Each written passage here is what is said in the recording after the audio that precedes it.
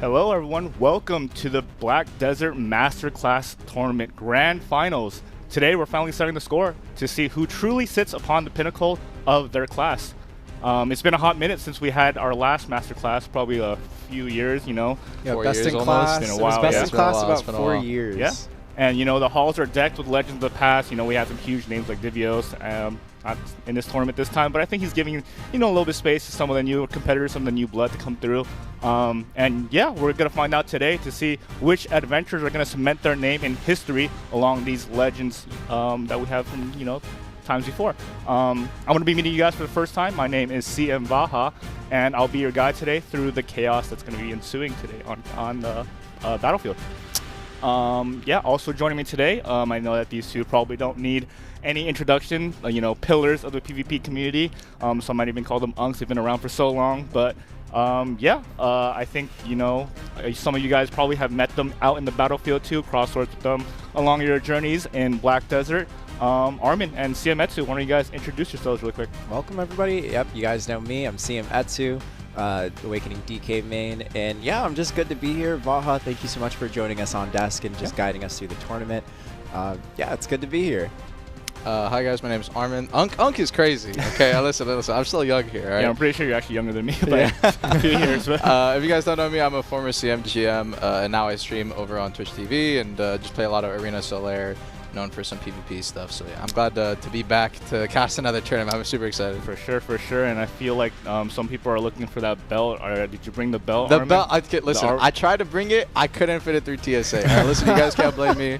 It's tough to bring, but I was hoping to bring it next time for sure. For sure. Absolutely. I'm trying to get a signature on mine, so I mean, you know, Yeah, if we got some time later. Okay, I'll take it. We could try. Yeah, but yeah, these two are, you know, very, very tenured veterans in the PvP scene, so they're going to be walking us through some of the play-by-plays today, analyze some of the plays, and highlight some of the key moments for everyone to check out while we have these really high-octane matches that we have for the Grand Finals. We're going to be going through the first half of the bracket here. There's going to be a ton of classes, of course. Every single class is going to be touched upon. I can't wait for the Shai matchup. It's going to be really fun seeing those boomerangs fly. Yeah, let's go ahead and hop into the overview for the program if we have that ready. Wisdom. Absolutely. And as you guys can see, it's going to be a whole cacophony of classes today. I'm going to go ahead and read them through. We have Deadeye, Sorceress, Warrior, Sage, Valkyrie, Berserker, Nova, Lahn, Wukong, Witch, Striker, Mystic, Shai, Guardian, Wizard, and last but not least, Drakania. So we are also going to have another day coming up tomorrow. There's just so many classes to go through, especially with the ever-expanding roster of Black Desert. I know that you guys might be some very hopeful adventures for some of the new classes that are coming out on the horizon. Cough, cough. But yeah, I'm glad that everyone's here to join us for the matches today. Let's go ahead and hop into the rules.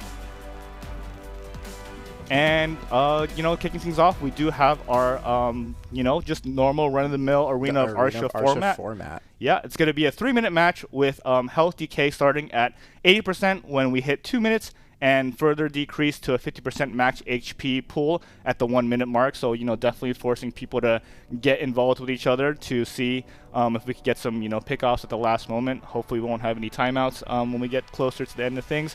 And as always, the barrier will be kicking in around the same time as the HP decays, shrinking smaller and smaller, just like I said, to make sure that we get some action on the screen. Yeah, it's going to change things up a lot as we get towards the end of matches. For sure. I can't wait. And they are going to be all playing on the Arsha gear set 3, which is going to be rocking a clean 375 AP and a 435 DP. It might be a little more gear than me, actually, with this Arsha gear. It's crazy. And yeah, as you guys all know, this is no mystery. It's going to be a 1v1 tournament, you know, class mirror matches. And yeah, we're just here to find out who's going to be the best.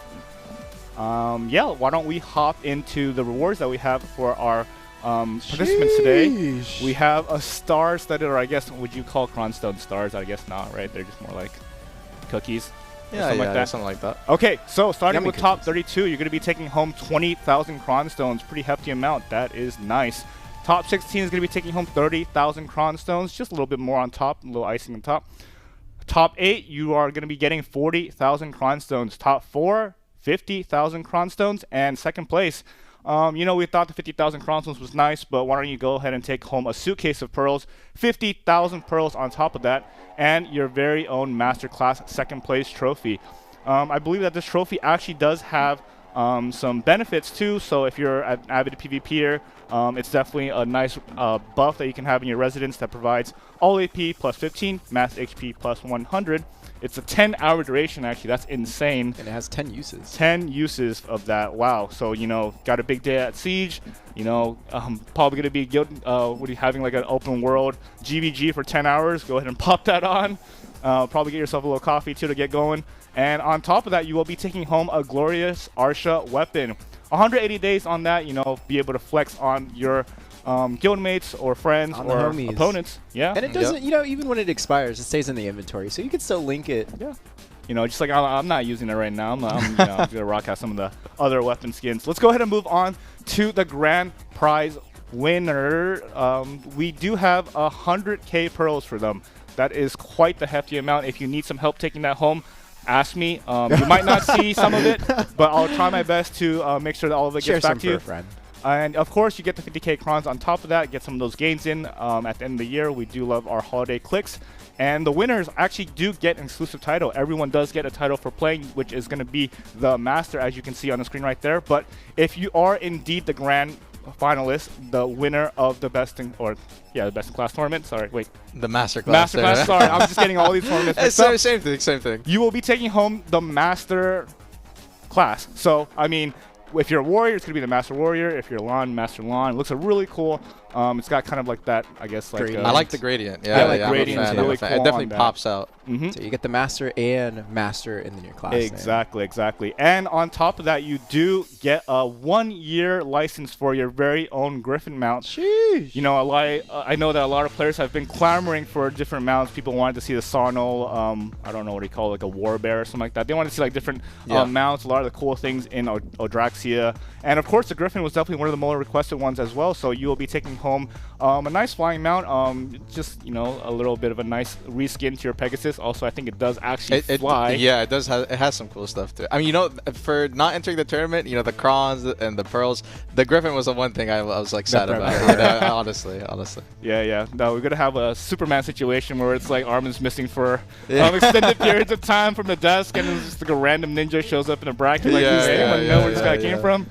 But yeah, super cool mount. I wish I could bring that home myself, but yeah, that's going to be going to the first place winner. On top of that, as mentioned before, you will be getting the Masterclass first place trophy. It's going to be the furniture item once again. Super massive buff for 10 hours, and you're going to have 10 uses on that. I believe it's the same buff, right, Etsu, if I'm not mistaken? Okay. Yes. And of course, your Victor's Diamond Ring. This is kind of just your championship ring. You know, you got to flex those titles on people, you know, be collecting those rings. So, yeah, be taking home one of those as well. Very cool to link people as well to show that you are indeed the best. And glorious Arsha Awakening Weapon, permanent. That's just in your bank forever. Yeah, so super cool. And yeah, so I'm pretty sure everyone is excited to get into everything. So with now all that squared away, why don't we hop into some of these matches? Right, yeah, I know the first one we have is Deadeye. Really excited to check this out. Hopefully you guys got to check out the EU stream earlier as well. I know they just ended recently. It was pretty early for us. Yeah, it was kind of hard to tune in. I heard it went well. I heard it was pretty hype. Absolutely. Yeah, some action-packed moments in there for sure. Right? Yeah. So today is the first day. We'll be heading into Deadeye. I believe that's going to be, we already have it on screen, Demolition versus DV McQueen. Exactly. So we have 2 adventures here, 1 class, nowhere to hide, and it's going to be all about timing, execution, and you know, just skill on full display. So with further ado, let's see what's going on. Masterclass Finals begins now. Absolutely. You know, I'm very interested to see how these this match is going to go between Demolition and DV McQueen. Yep. When I was watching some of the Deadeye matches in the earlier brackets before the stream, you know, it's always funny when you see 2 good players like playing against each other, because you'll end up seeing them do like the exact same skills like against each other. That's just the mirror matchup. It's just the mirror matchup, right? You'll see run and gun, back and forth, mayhem. But yeah, fun fact about these 2, they are always perpetually competing for ranked 1 Dosa.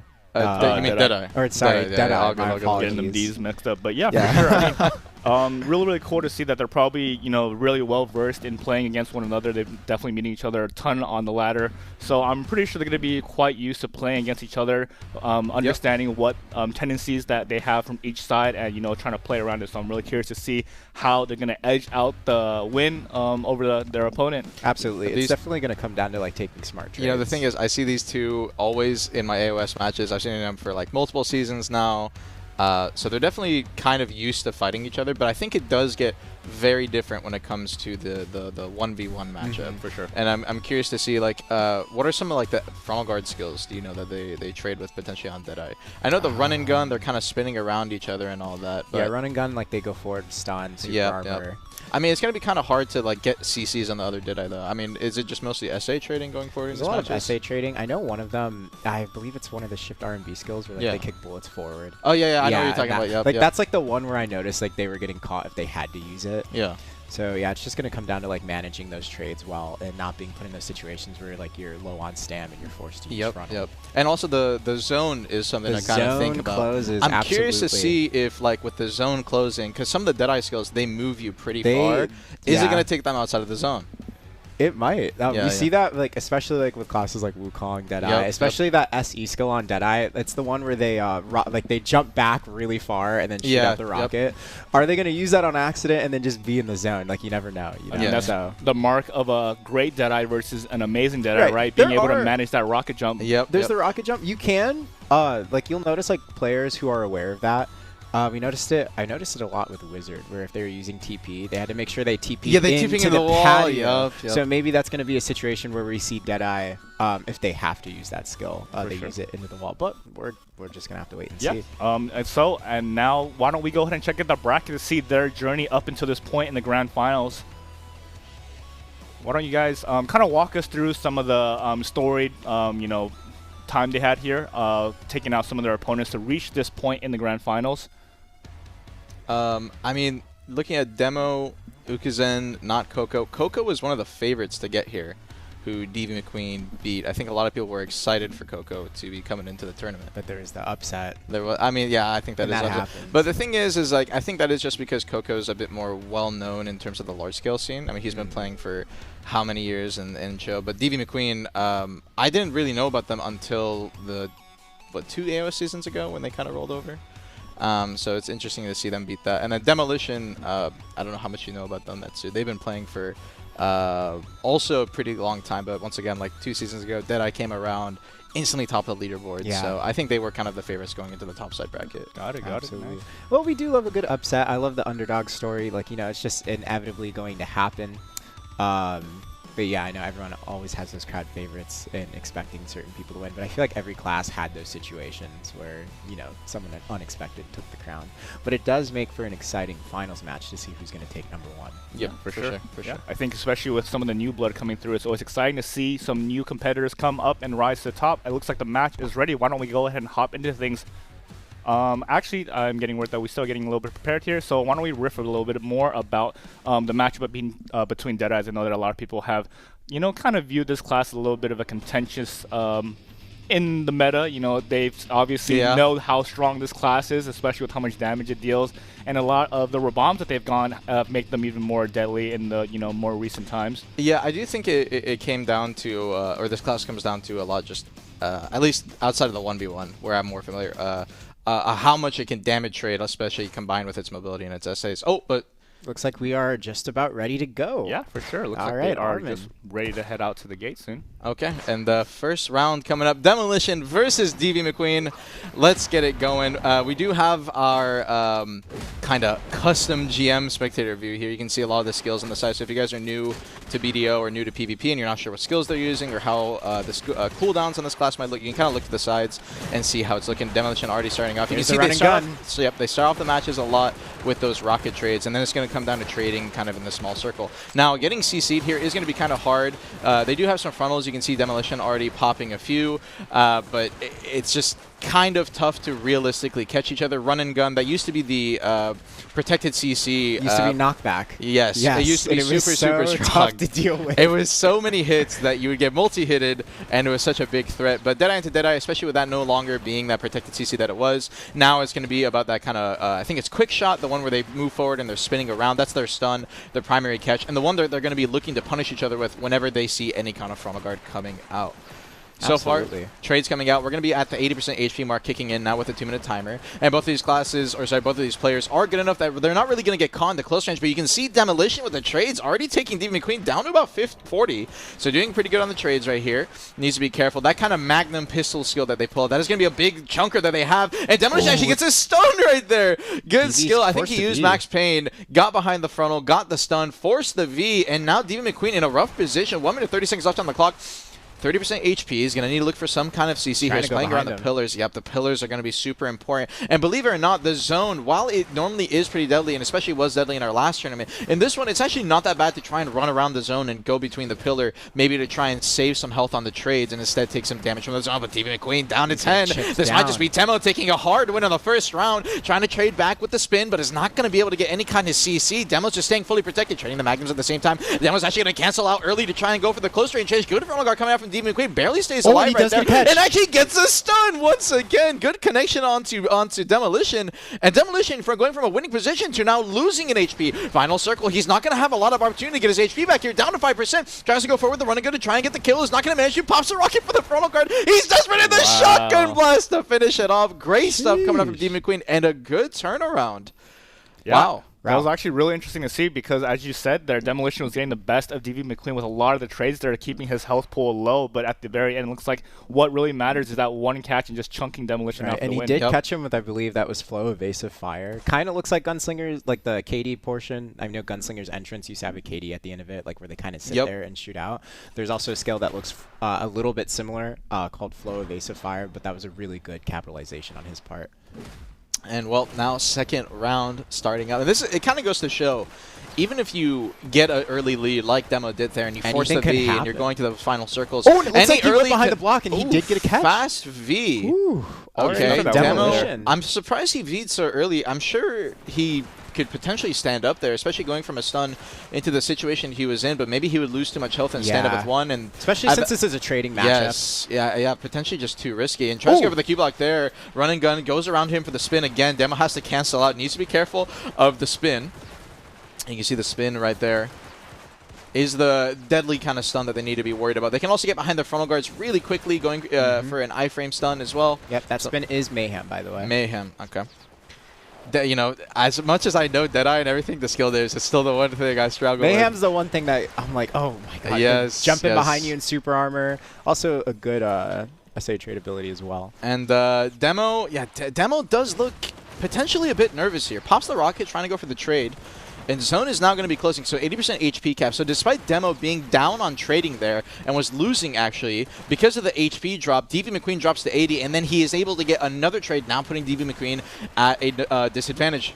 So that's the thing, as the timers tick low, and we may potentially hit the 1 minute timer here, even if you are lower HP, maybe say 50 to 80, the HP timer will just automatically even you guys out. Absolutely. So it can be just a strategy, so once you're low, just stall out as long as you can and play to survive. Going for the Q block right there. It's going to match a block a little bit. DV McQueen. Choosing good times to use frontal, by the way. Mayhem, no connection. Yeah, doing a good job so far. The Q block's good CC. Demolition, no V. Gets a secondary. Actually, a full combo. And there's the Magnum pistol. DV McQueen now up 2-0. I was not expecting this. Kind of a cinematic finish there with the just, you know, the very one-shot pistol shot. Absolutely. That was pure aura farming. A little Overwatch. It's high. Yes, sir. One thing I do want to note here from these two, they're actually choosing really good times to use frontal trades, although I say that, but each catch has been when someone was in frontal. You can see that as soon as someone's holding block at the wrong time, or the other one predicts that they're using frontal. Specifically, DV McQueen's doing a good job using running gun behind it, like like he's anticipating it. And you know, that's the thing when it comes to the Q blocks. A lot of people think that Deadeye trading, it's just pure SA 1v1. No one's gonna get CC'd, etc. They got a lot of super armors changed to frontal. Yeah, as I say that, another connection. Yeah, the thing is that they did get that, but realistically, they don't actually really need to use it. They can stay perma SA just as long as they want to, especially using a lot of their, I forget the name of the skills, like Mayhem and a lot of the connections that you can use from there. Demolition's going to pop his E-buff right here, yeah, Bullet Storm. And that's the thing, is it's not really a stamina issue or a protection issue. It's actually just they need to frontal guard to deny damage trade because they're on off timers. And Demolition getting back attacked right there. The back attacks coming in from Demon Queen have actually been on such good timing. He's trying to pop the rocket to try and survive, down to 30%. Once again, he has popped his E-buff here, so you can see he's doing a little bit of damage to Demon Queen. And opening out the HP. Actually, Demon Queen also needs to be careful because anyone can die here without being. And gets a stun of Mayhem to finish it off. A quick, clean 3-0. And actually way faster than I expected. DV McQueen is going to be your master Deadeye. That was not what I expected coming into this matchup. Wow, insane stuff from DV McQueen. I mean, honestly, just playing so methodical and knowing his limits, especially, or I wouldn't say, you know, overstepping bounds on Demolition's part, but DV McQueen just honestly just having control of the battlefield and, you know, getting those key pickoffs in those around the super armor, just being able to get that stun in or being able to just get that CC to, you know, find that damage. Absolutely. Like we said going into this, all of this was going to depend on who is able to take those trades better. You know, anyone can go into super armor trades and just going into your opponent, but it's trying to decide, is this the right time to use frontal into super armor so that I can try and trade into him without taking damage myself? But we saw in the situations where you end up anticipating the wrong time to do that, and Demolition would get punished behind his frontal as a result. I mean, that's all it is. And especially when you're in a mirror matchup for a lot of these newer classes like Deadeye-esque, the Ascension classes, I should say, the flow skills, they kind of connect into each other, and so you guys are almost mirroring each other. And once someone gets on a little bit of an off timer, I think DV McQueen, or like kind of with your skill patterns, just took the advantage there. And the back attacks, I think, was the back attacks really were going crazy. Yes. I'd be really curious to see the add-ons in this matchup. Whereas a lot of our other classes, although we can't see them, I'm pulling up or anything, but I'm saying I'd just be generally curious. You'd want to know if they're like similar, the same, which one had like something slightly different. It would definitely make a huge difference, and we're going to see this actually going throughout the tournament. There's going to be a lot of people potentially running plus evasion add-ons on DR classes like Deadeye, because every missed hit is that much of a difference in the SA trade. Yeah, when someone lives with like 10%, 5% HP, even 20 HP, it might have been that reason. Yes. Well, why don't we go ahead and bring up that bracket there to see what we have here. Looks like DV McQueen is just going to be your grand He's going to be the master of Deadeye. So congratulations once again. Oh, he got that Griffin mount. He's getting 100k pearls. 3-0 is nothing to scoff at. That was really convincing, and, you know, just really in control, like you guys said. I think despite it being a 3-0, I do think Demolition did play well too. It's just really hard to take those trades. And one thing before we get into this that I feel like it's as someone who's an avid PvP player, and you as well, Armin, like everyone on the desk, nerves are nothing to laugh at. When you're going up to when you go to perform, like a lot of us, and I feel like you've had this too, Armin, we're like, yeah, we can PvP just fine in front of an audience no matter how many people are watching.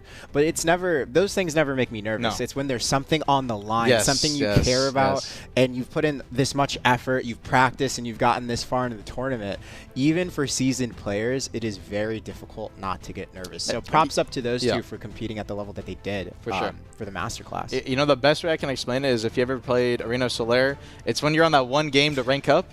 It's always that one game that's the hardest game, you know. And it's a reverse sweep, and there's one more round. It's absolutely. Tough. It is tough. It is tough. It is tough. So we're actually getting word from our behind-the-scenes production team that we will be going to a really quick break. I understand that some of you guys are experiencing some of the lower quality on stream, so we're going to really quickly fix that.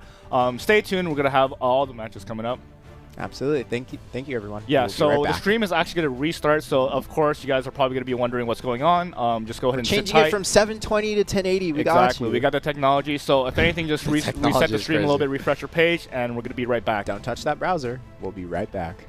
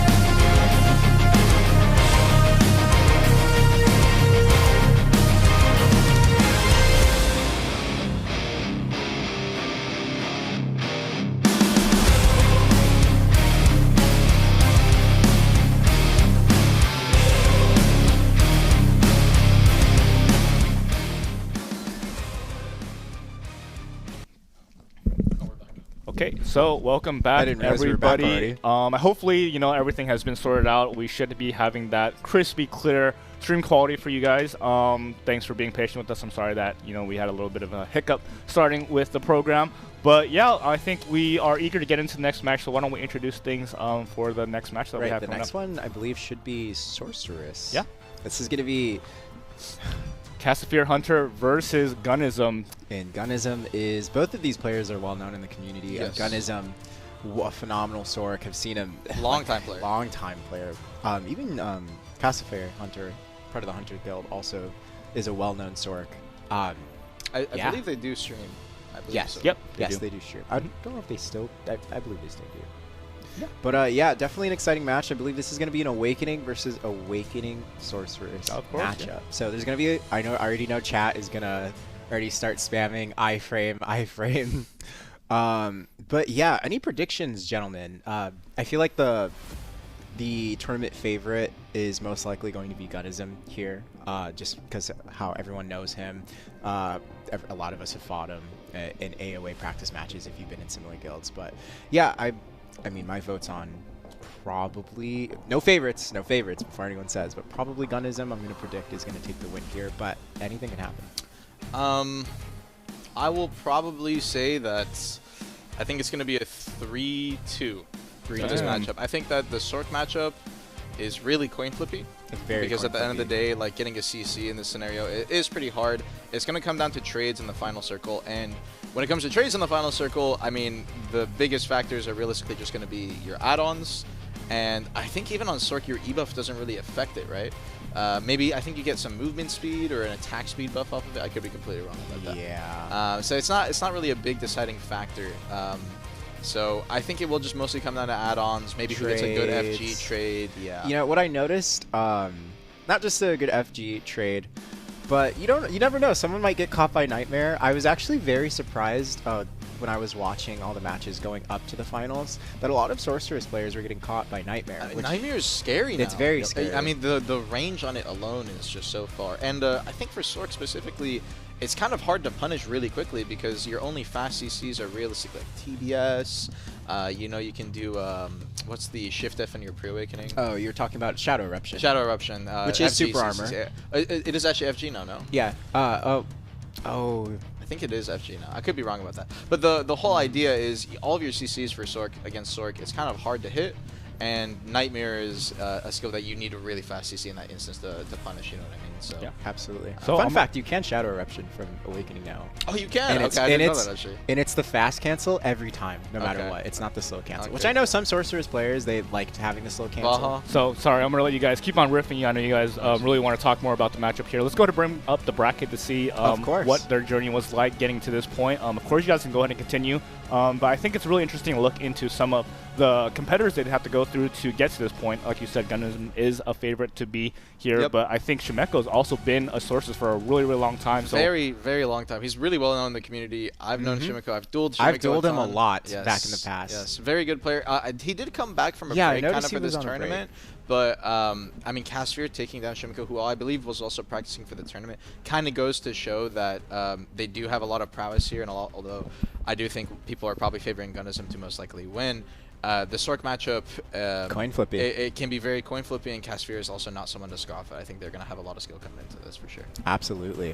So, right before we hop into things, I know you guys have shared a lot of things about the history of both of these adventures here. Who do you guys got for this match here? I know that the last one was 3-0. Hopefully this one will go the distance. Armin was saying 3-2. I think 3-2. He's got also, just for clarify, I know I think someone said in chat that they only fought like these players. There was more than just the semi-finals. We're just displaying that for the stream. Correct. We've had I think the bracket for Sorc was about like 30 people. Almost. Yeah, there was a lot of Sorc. Yeah, there's a lot of Sorc. Yes. So we definitely do have a lot of people, but we're kind of just only showing you guys the top 4, the semi-finalists. Absolutely.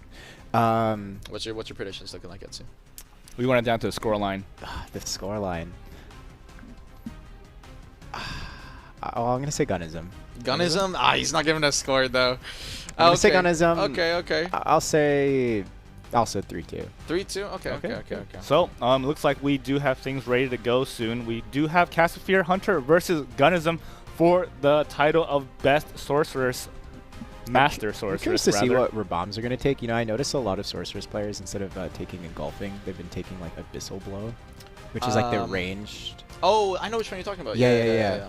I could see that, but I think that's.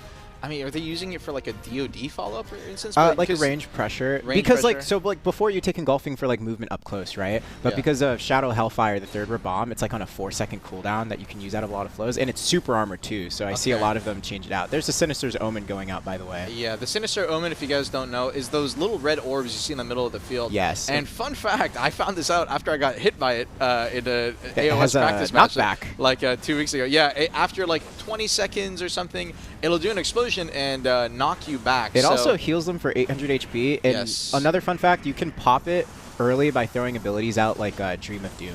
Yes.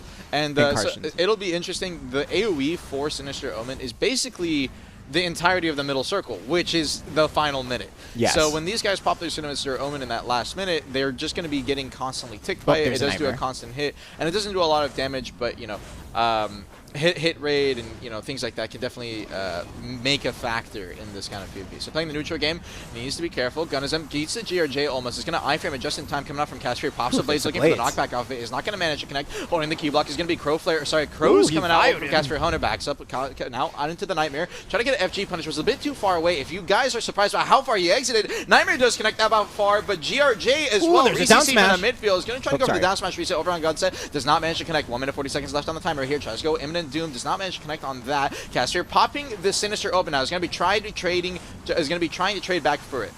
Pops the Blades. Playing the neutral now. C-swap. Gunism is going to take some pressure and aggress off of that. Pops the Nightmare. Looking for the knockback. Does not manage to hit it. Caster dips out just in time. playing the trading game very well. Just going to linger the SA. Gunism is alright. Yep, he's definitely lower. Going for the TBS right there. Caster just once again dodging everything she can. Looks like good damage right, right there. Pop the GRJ. Gunism traded a good iframe at the same timing. But he's still down on HP, but this is what I mean. Despite being Gunism down on HP, in 5 seconds, Caster is going to be matching, and they're going to be at the same equal health. So everything up till now has not meant much, and Vs are still available right here. Final minute, looking for the GRJ. He actually went for it, canceled out of it, pops a Sinister Omen on top of him. Castsphere holding the Swirling. No longer are you able to mouse move, so Swirling, that Magnus, definitely punishable using TBS or Nightmare instances, and we're going to see in this final circuit pushing forward. Try to go for the TBS bound. Castsphere does not manage to get hit by that. Backing up, good SA trade in the neutral right there. GRJ comes out. Gunism hits FG on the last second. Looking for the Nightmare CC, does not manage to connect. Now Castsphere still with Nightmare available. Pops the Blades, looking for a CC on a Gunism. Gunism just holding the SA. There's his debuff now coming out, looking for the Shadow Eruption. Does not manage to connect. Castsphere to try it. Could have gone behind it. No punish over on the Swirling either. Gunism taking some aggressive pressure. He's doing a lot of damage on a Castsphere. Castsphere, despite taking the lead for the majority of this match, is down to about 20%, and Gunism is just going to be holding the lead. It is very hard to CC on Sork, and he turns around the Swirling during the Nightmare so that he doesn't get punished and still gets the damage rate. That is a crazy, crazy amount of awareness coming out from him. And he's going to pop the Nightmare, and he still has V available. Looks for the Imminent Doom, a little bit risky. Could have just been playing it safe here, but he knows he's won the round 1-0, and Gunism takes the lead. Amazing I want to say, at first it was looking like it was Castsphere's favor, but like you said, as time goes on,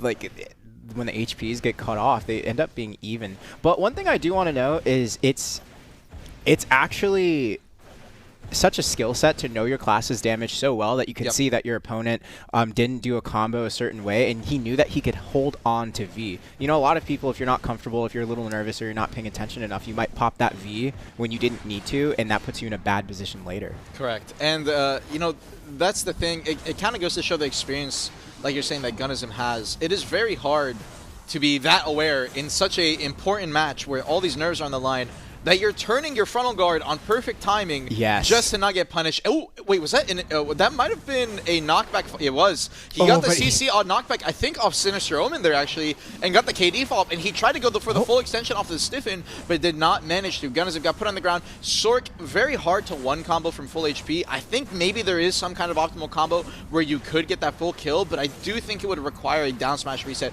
potentially, which all these Sorks so far, Castsphere, even in the last round, was the first person to get the catch, but once again was not able to finish the job with the down smash reset to get the kill, or at least, I suppose, force the V. So 2 rounds now, Castsphere gets the early connection, but Gunism standing, and 2-minute timers, they're back on even footing. That CC did not mean for much, and Castsphere needs to try and get these kind of later on as it goes into the round, where once maybe we're at 50% HP or even 80% HP, as we are right now, she can maybe get the kill. Yeah, and like you mentioned, just the discipline coming out from Gunism, just understanding his class's limits and always holding on to that. Oh, beat. Nightmare talking about classes. Literally, sorry to cut you off. The Blades got the connection, but Casphere did not manage to get the follow-up. Really good CC timing from the Blades. Blades, if you guys don't know on Sork Etsu, I think it just follows you. Kind of like a summon or like hailing on Tamer. It'll go to wherever you are, and even if you're in your V or if you're in your stealth like a Ninja or a Kuno, it will follow to track you. It can still track you. So needs to be careful exiting that Nightmare. Really good timing from Casphere. And you can see Casphere is definitely putting up a fight, sitting on the Gunism POV, playing the neutral right here. He was in C-swap. Casphere could have gone for a punish. Gunism is going to follow behind him with the, I think it's Stinger, the skill that kind of leaps you forward. Leap Stinger? Yeah. You can do Rushing Crow into Stinger. Rushing Crow into Stinger, and Nightmare coming out right there. Actually, funny enough, Nightmare, I think, has a potential to get a falling animation on some of these hills. Yeah, you can see right there. He's like a little bit higher. Yes, you're a little bit higher, so you have to be a little bit careful in that 2-minute timer. But now we're down to the 1-minute timer. Sinister Omen already out, put on the field. Castrina needs to be careful putting her back to it. And the Blades! Oh, but the GRJ is too late. He went for the full charge. Trying to not have shards to do the fast cast. Did not have charge to do the fast cast, and as a result, it's not going to be able to get that follow-up. Castier backs up, pops the Rushing Crow straight into the swirling, or sorry, not swirling, the Magnus, trying to get the FGs off. It's not going to be able to. Playing the neutral Shadow Eruption one more time, turning it back, goes forward with a little bit of a fake that out. Was clean. Did you see that fake out? Yes. She went forward, backed up, went into Nightmare, and then got the FG punish, and it looks like Gunnison was not ready for it. Now forced to V. 15 It's going to lose seconds some health off of it. We're going to go down to HP trade potentially here, unless Gunnison gets caught still again. has their One of the V. GRJ, he had to cancel off it because in the Sinister Omen knockback! We talked about it. It ended up happening. Gunnison down to 5%. Yep, just going to he Nightmare. cannot get the CC. The Nightmare comes out to save her. Wow. We were talking about Sinister Open. The catch of the knockback is actually genuinely if you're not a threat. paying attention, yes, if you turn your opponent, you know, we were hyping up Gunism, but something we're noticing from Cassifer, they're doing such a phenomenal job finding those catches. They're just struggling a bit confirming those kills with a long extended combo. But if they keep this up and go for smarter trades, they have a really good chance at taking the win here. Yep. Cass is... You can see we're already 1-1. This matchup is very, very close. Any small mistake can realistically lead to a loss. And Casphere, I think as you were about to say, playing you super well so far. Absolutely. What are some of the things you're kind of seeing her do? I'm noticing a lot of utilization with Blades, just leaving them out and trying to, you know, wait until it goes behind their opponent. Once they're in front, I'll try to send it back onto them. And like you said, playing around Sinister's Omen and trying to get those catches with the knockback and benefiting from the heal. They're doing that very well. Yeah, and I think compared to the past, you used to use Bloody Calamity like for an instant kind of heal in the neutral game on Sork. But we're not really seeing it. But you were not really seeing it. Is there any reason for that? Maybe just probably because it's just too risky. Yes, I could definitely see that. I don't think the damage trade-off is worth it anymore for like what you get. So it's just better to keep yourself safe. Oh, we did actually see a Bloody Omen coming out. Yeah, coming out from Casphere, but Gunism had already exited the Nightmare, so was not able to go for a punish. Needs to be kind of a risky timing. So we're going to have to see how it goes. Playing the neutral game, Shadow Leap, engulfing Shadow. He's going to be playing for some kind of connection, but there's a chance Gunism's trying to just You can see Gunism's skills on the right. He's using so many, but oh well, I guess Cass, it's not updating. Definitely not as aggressive, I would say. Oh, here, he gets caught by unless he gets caught by the Blades. 80% HP. Like we said, those Blades forced are the V, and he uses the Blades to see where she's coming out of V. Maybe going to go for a punish out of the V. No. Just pops the Sinister Omen. He's going to get his main position in the midfield. Resetting, holding the Crows. Casphere could try and just SA linger them, maybe get her... I think it's not a bad idea to kind of just linger your SA in the Crows. After all, you're going to get SA damage rated, but the HP is going to drop regardless. And you're regenerating stamina. So maybe good to kind of get a little reset, maybe even a bit of a mental reset, because nerves are such a factor right here. GRJ trading into the Crows. Needs to be careful. Nightmare comes out from Gunism. Weighing it out, backs up. Holding the Q block, Night Crows. Shadow Leap is going to reset with a Sinister Omen, pops it down.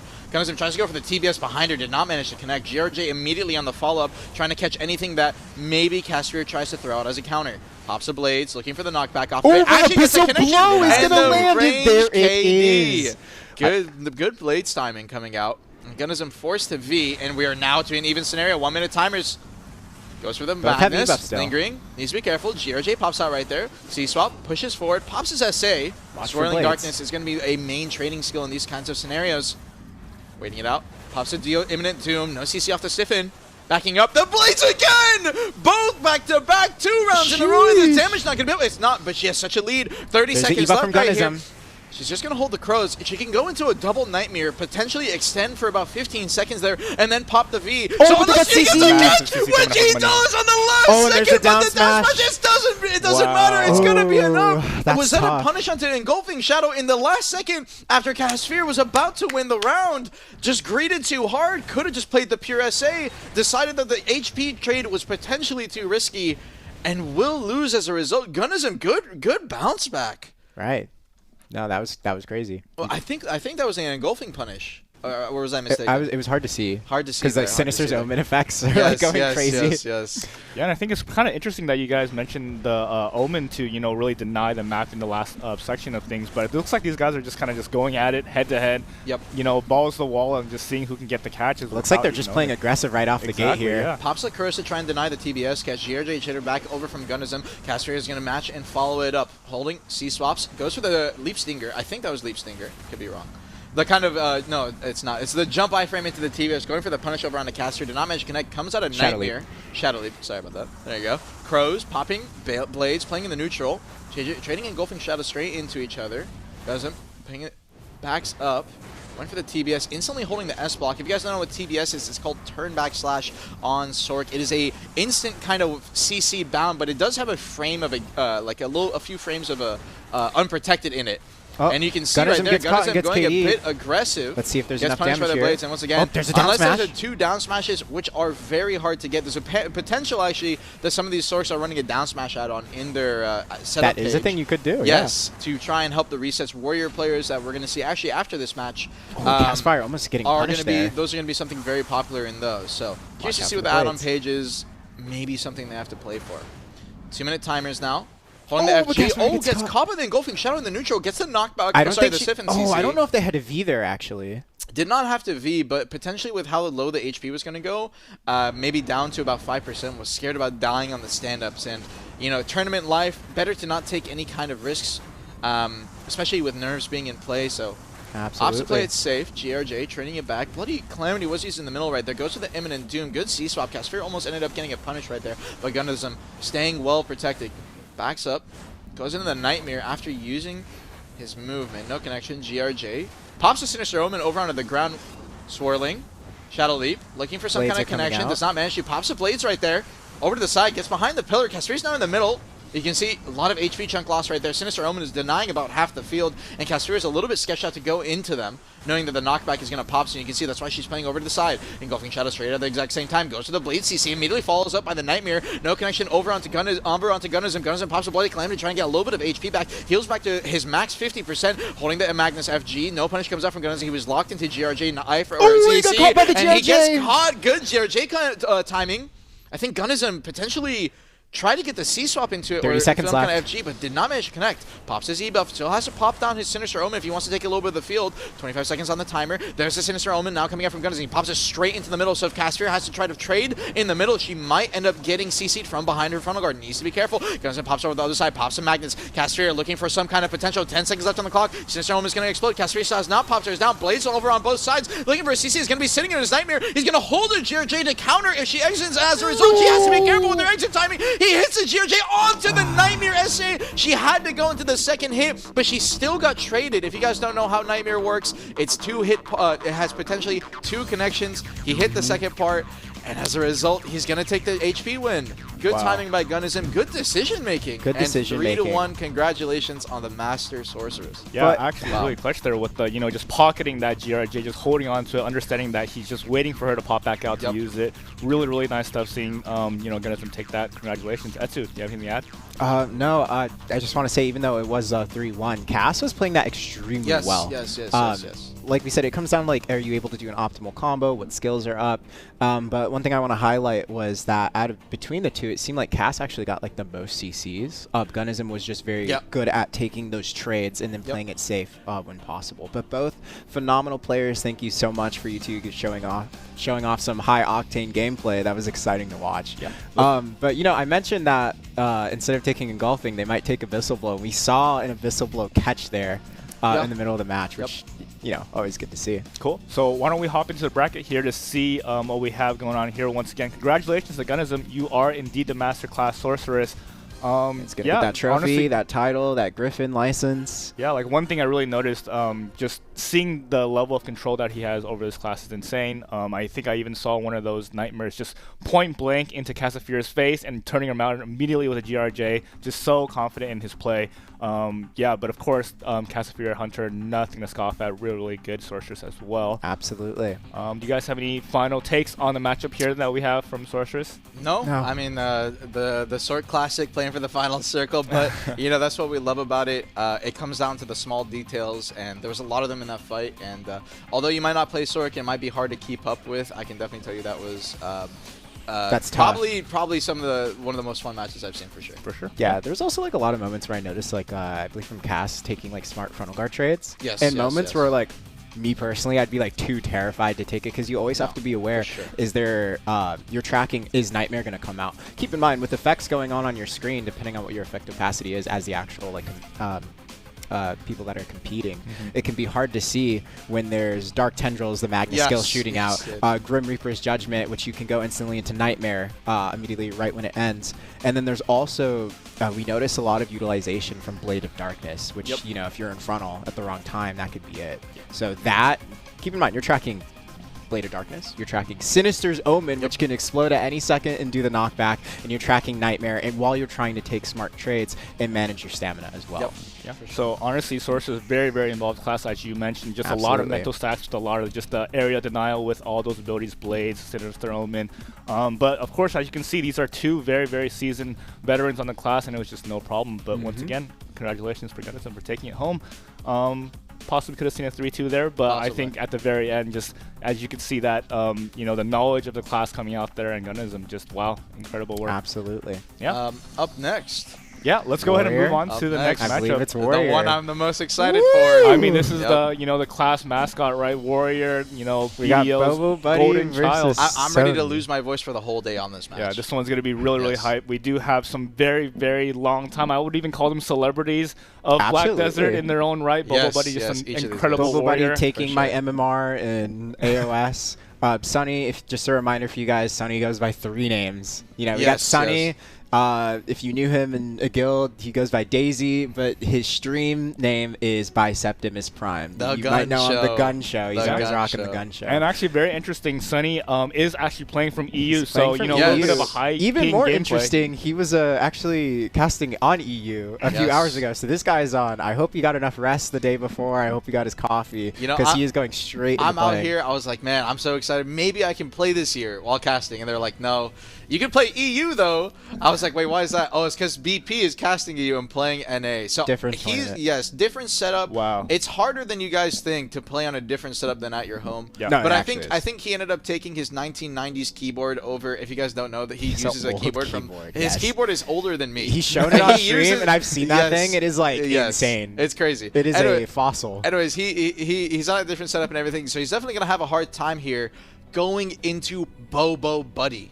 Bobo Buddy. Again, Bicep is playing from EU. His ping's a lot higher, which means you have to play a little bit different. You have to definitely play more predictive than reactive. I mean, but on both sides, though, right? Especially for Bobo Buddy, just adjusting to that ping difference, it too. can be tough for the other person. You just have to expect, like, let's say you're fighting someone with very, very high ping. Just be aware that, you know, if you get a catch in their movement, you might want to delay your follow-up CC in case they move a little bit. That is really the only instance where having a high ping can help you out a little bit. In every other regard, I've played on 10 ping, 30 ping, 100 ping, and I've even played on a 210 ping to Korea.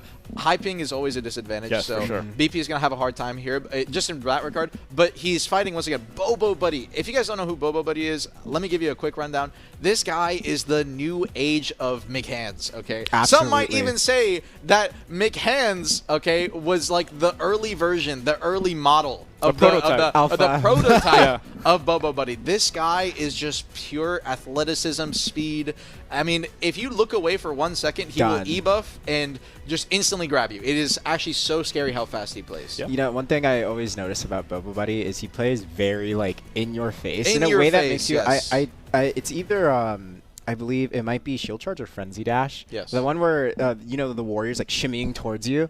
I notice a Bobo Buddy does that a lot directly into someone's face. And it's really scary because when you're fighting a grab class, you know, the one thing on your mind, especially as someone who doesn't play with the grab, you're trying to trade into them, but you're scared because of the grab. And especially like in the Warrior v Warrior matchup, having another warrior shimmy to your face that aggressively when you're only iframe, I believe head chase, or It's only head chase. it's only head chase. You're only iframe being head chase. If you burn that because he's too close, then after that, it's like, oh, now he knows that whatever ability you do next is going to be frontal. It's going to be super armor. That's grab this whole it. matchup. That is this whole matchup. Yeah. That's So also why you see. Sorry, I'm going to let you guys continue, take but over, we're going take to hop over. into the bracket. You guys go ahead and continue on whatever you guys want to share about these two Absolutely. classes. Bobo Buddy took out Excalibur. That is a warrior I used to duel at VA before as well. he actually Very is good. a bit of a VA player. I forgot Also about that. Smoked, which if you guys know him by his Twitch handle, aka Liger, also another hardcore BA rat that I remember like for over like 10 years now at this point. Like the dude's always been there. But yeah, Sony and Bobo Buddy definitely fought their way against good players into the finals. So I'm looking forward to see how this is going to play out. For sure. Let's get some predictions coming up from you guys. So Liger actually was Biseptimus's training partner for this tournament, and afterwards, And he was fighting him. yes, and Biseptimus was apparently losing majority to Liger in BA and their practices, but in the tournament he stepped up. And so that's the thing about BP. He does not falter to the nerves. He falls to the level of his practice. This guy, this entire past 2 weeks, has been doing like I think a practice almost every day, couple of hours, 3-4 hours, alongside his streaming, by the way, where he already plays Warrior.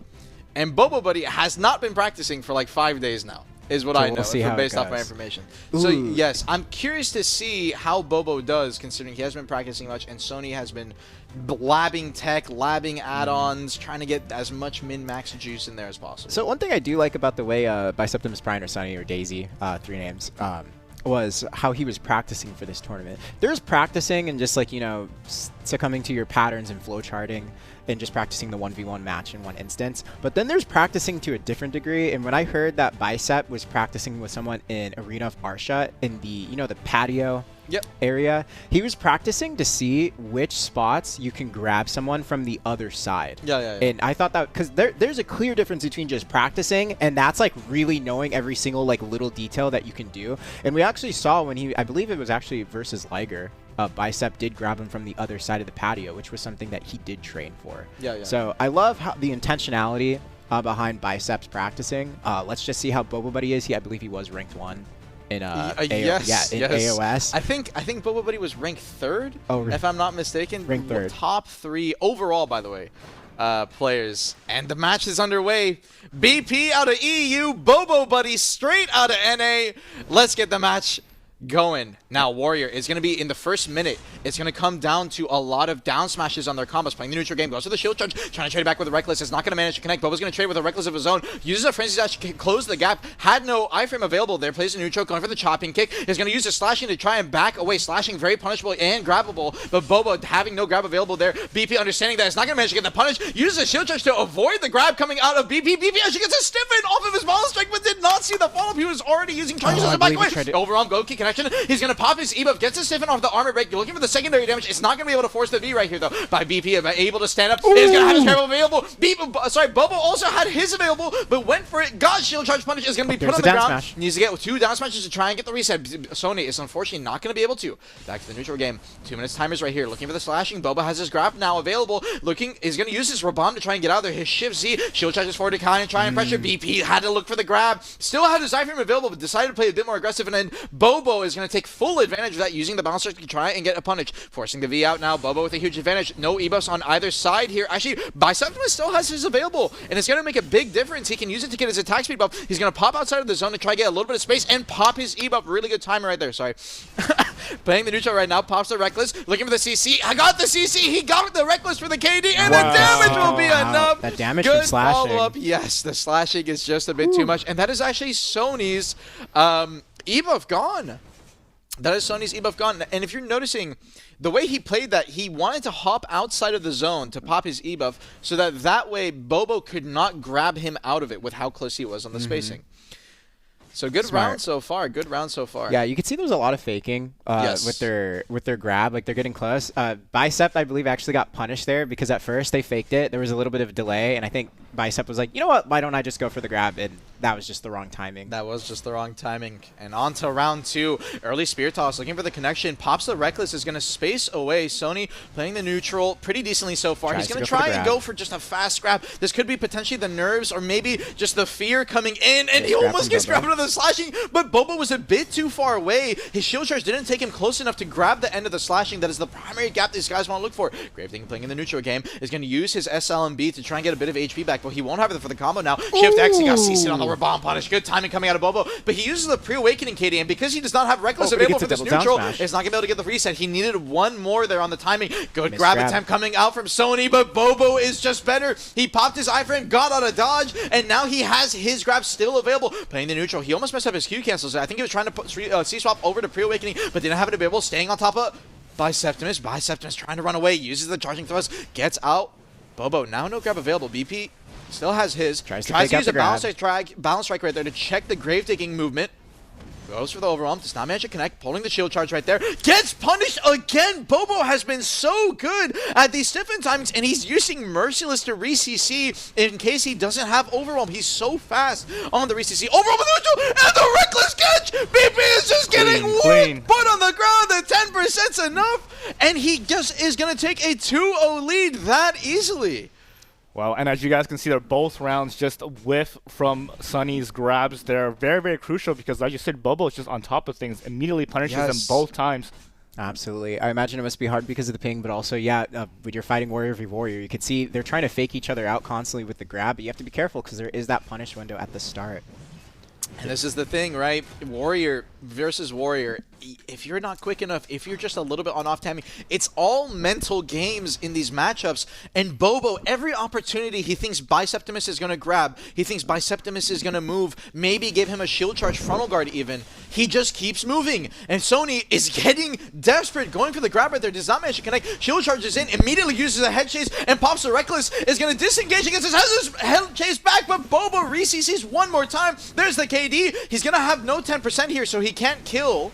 But the down smash will make Sony lose a lot of HP. He needs to reset, trying to get his HP back. Going forward, he's trying to go for a fast frenzied grab. Shield charging. He's just trying to check in case Bobo goes for a grab, but he's just holding it. And Sony has to pop his head chase off cooldown there. And there's no the E-buff iframe from available Bobo. because Bobo is just pressuring him with CC after CC and not throwing his grab. Bobo is playing this so patient.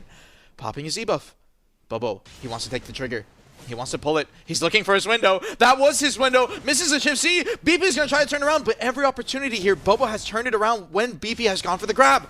Playing the neutral, goes for the solar flare. Shield charge, holds a Q block. Bobo backing up, already burned his head chase after him. He doesn't have it available. Shield charge one more time, but closing the gap. Looks for the spear toss. Does not manage to get the CC out that, but the Reckless looking for the KD. He's going to manage to use his frenzied 10% force to V. Good combo coming out of BP, and that is the BP tech for this tournament, using the shift Q to get the re-CC when you don't have Reckless available. But Bobo, he's not out of it yet. BP still needs to win this round or his tournament life will be over, and it potentially might be Is it. he going to get down smash? Off the overrun. The Reckless just needs a 10%, and it's enough. Wow. Bobo, buddy, a quick cut. Clean 3-0, and he will be your master warrior. Wow. I mean, honestly, no one expected that. Just Bobo Buddy, complete mastery over the situation there. Sneaking around BP's back there, just literally flip him like a burger there. That was He really insane. did flip him like a burger, for sure. Yeah, and I mean, like you said, BP did definitely put in some practice around the terrain, you know, playing to his strengths around the map, but Bobo was just not phased. Always really challenging him. Yeah, as you can see, I think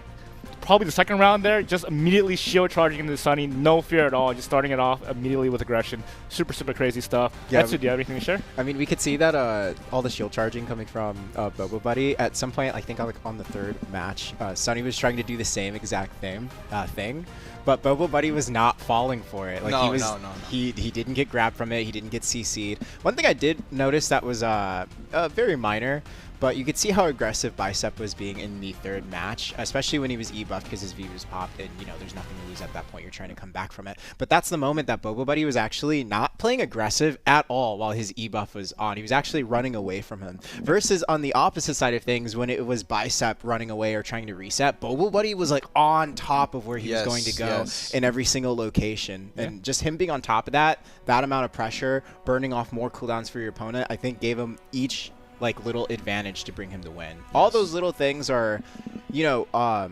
stack up, and they create those scenarios where, you know, when you're watching another game and people are like, oh, this guy, how is he smurfing in Challenger? And I feel like it's those little details, those little advantages that really bring things together to give you the win. I think it was all about the patience with the grab. Absolutely. About how Bobo played.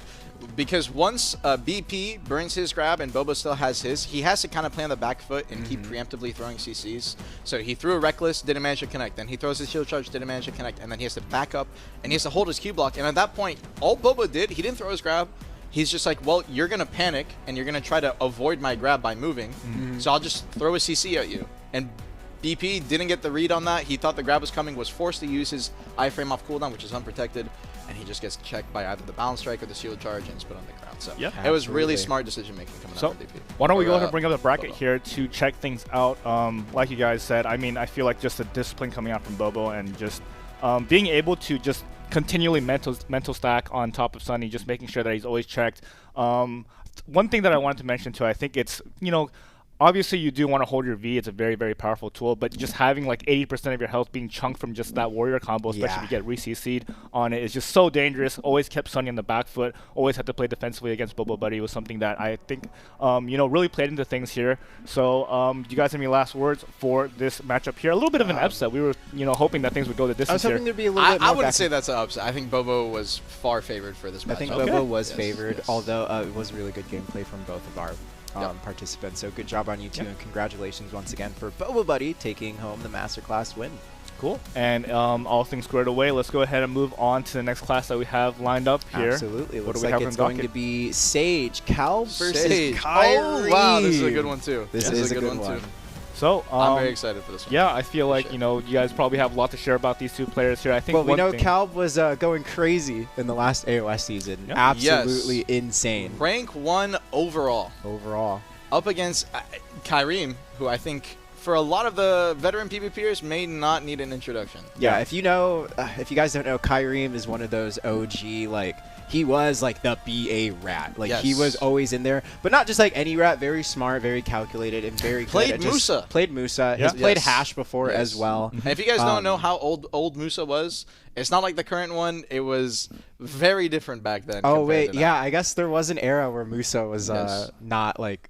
Not just a perma essay, yeah. you know, it was a very like good timing. You had to get really precise CCs. For sure. For sure. But yeah, both really skilled players. What are our predictions for this, gentlemen? Armin, why don't you start things off with the predictions? Predictions. I think I don't know. I'm going to say for this I one out of... don't know. Yes, Like, I really actually don't know. Unfortunately, I didn't get to see a lot of Kareem's matches going into this tournament. I casted the top side bracket where we saw a lot of Calb. And I was like, yeah, Calb's just going to win this whole thing. He fought Zethian first round, and he just stomped him like 3-0. Wow. And I think he only lost his V once in that matchup, so Jeez, kind of hard to say. Calb is a very, very good player. He's a loud one. Yeah. He's been playing a lot of classes too, just to get practice. And Kyrie, though, he's on the same footing. But I just don't know where that footing is in terms of Sage. Exactly. In my opinion, I think Calb is favored to win this matchup just because he has... In my eyes, I've always seen him as a Sage player, but I think Kyrie, in terms of overall skill from every class perspective and game knowledge, probably has a bit of an edge over Calb here, and I wonder if that'll be enough to edge him in terms of like maybe the class mechanics. Yeah. Absolutely. You know, when you play other classes too, something that I notice is some of those like techniques that you learn on one class starts to become like they start carrying over. For example, like you might play, for example, when you were Armin taught me like Awakening Ninja at one point, and because I was a Sork and DK player, I was playing Awakening Ninja, but I was playing it kind of like playing those it like a classes, Sork and a DK. which made other players playing on that same class, if we were doing like mirror 1v1s, they're like, this is so weird. Like I'm fighting my own class, but it feels like I'm fighting like an iframe class too. So we don't know, This guy's just in disguise. yeah, but we don't know if like maybe that playstyle difference, or there might be different gameplay patterns from Kyrie that might help him out here. Sure. But again, Cal being a phenomenal player, and you know, in previous AOS seasons. Yeah. I think, why don't we go and look at the bracket really quick here? I'm going to let you guys continue. We're going to want a prediction from both you guys, and, you know, just quickly look at some of the players that they have to overcome to get to this point here. Oh yeah, right. Definitely not a bot fighting Calb. I believe definitely not a bot. He's played more than. I Sage. primarily know him as a Sage player. And the thing is, for Sage, I think he primarily plays large scale. But this season in AOS, he's actually doing really good. I think he's rank 3 overall right now. Dang. So he is definitely a strong player. But Calb still decimated him. Calb is Calb. Calb is Calb. Calb is You know, good. He's him. He said you might be getting pretty good this season, but remember, I held the rank 1. So I'm me. I'm me. And Kyriem, I'm going to be honest, the bottom side bracket for this tournament had some decent players. I think Tist was on there, is one of the players, but I'm not 100%. But Kyriem definitely had a bit of an easier run. And that's not to downplay Kyriem. I still think he's insanely good. But I definitely think that Calb had a lot more of the favorites for the tournament with Zethian and a couple of other guys on the top side. Can't say it's scripted. And definitely, I can't say it's scripted. He had definitely had a lot of harder matchups that he had to go into. So I'm not too sure how the matchup is going to play out. I'm not too sure if I can give a prediction. Just a quick thing from Muffin Tops in chat, by the way. That was not the full bracket. Just we're just showing like the few ones before, but there was certainly way more in the brackets. Yes. I definitely think that Calb is going to be the favorite here. And the match, we're going to get underway. Early ebuffs coming out from Calb. Kyriem is actually going to hold his 2 minutes 50 seconds. Impaling Flash trying to go over the CC. Impaling Flash, if you guys are not a Sage player, is going to be the most important CC for these Sages. And Calb, it might look like he's BMing with these walk-ups, but he actually understands that Kyriem cannot get a punish on these timings. And Kyriem trying to get out right there is going to get CC'd by the SF, put on the ground. Extremely low. And now, already 30 seconds in the game is going to be forced he to be, lands and he the just grab gets out the of read. the Impaling flash. Flash gets the grab on Kyriem's movement coming out. Oh my god, it was so quick. It was less than 32 seconds in. Blinked. Calb already taking round 1. Holy. I mean, Kyriem did not use E-buff at all there. No, yeah, just in commanding fashion, just immediately Impaling Flash is over. Hey, I see you right there behind the gazebo. Right, I got you in my hands. Yep, and Armin was talking about Impaling Flash. It's the one where they teleport through the other opponent. And just a reminder, not only does it teleport you through them, it is also a KD and applies slows. It's a knockback. Or sorry, knockback. Yeah, but Impaling Flash is going to be the primary skill that these guys want to use for their neutral game. And Kyriem this time around is going to start off with a Lightning Prison, training Impaling Flash at the same time, goes into the Shift LMB, is going to be lingering his essays, waiting out Divine Execution, is going to get to the opposite side. That is a grab potential punish window for Calb to look for, but it's kind of hard when he spaces away like that. Coming down, and that's exactly the punish you want to look for. Did not manage to connect, actually. WQ, Flow Judgment, the flow for Divine Executioner is grabbable by the Sage, and it looked like it connected, but he was just a bit too late. So despite the skill definitely being a punish window, very hard on the timing. Kyriem trying to look for a grab over onto the Flow Judgment coming out of Calb as well, but it was just a little bit too far away. Divine Executioner is going to space away. Calb is coming in real close, holding the frontal guards, looks for the SLMB, no float connection right there. Tries to go for the grab punish again. Once again is going to end up missing. Kyriem this time did not even move. Calb just ended up whiffing it, holding the S blocks.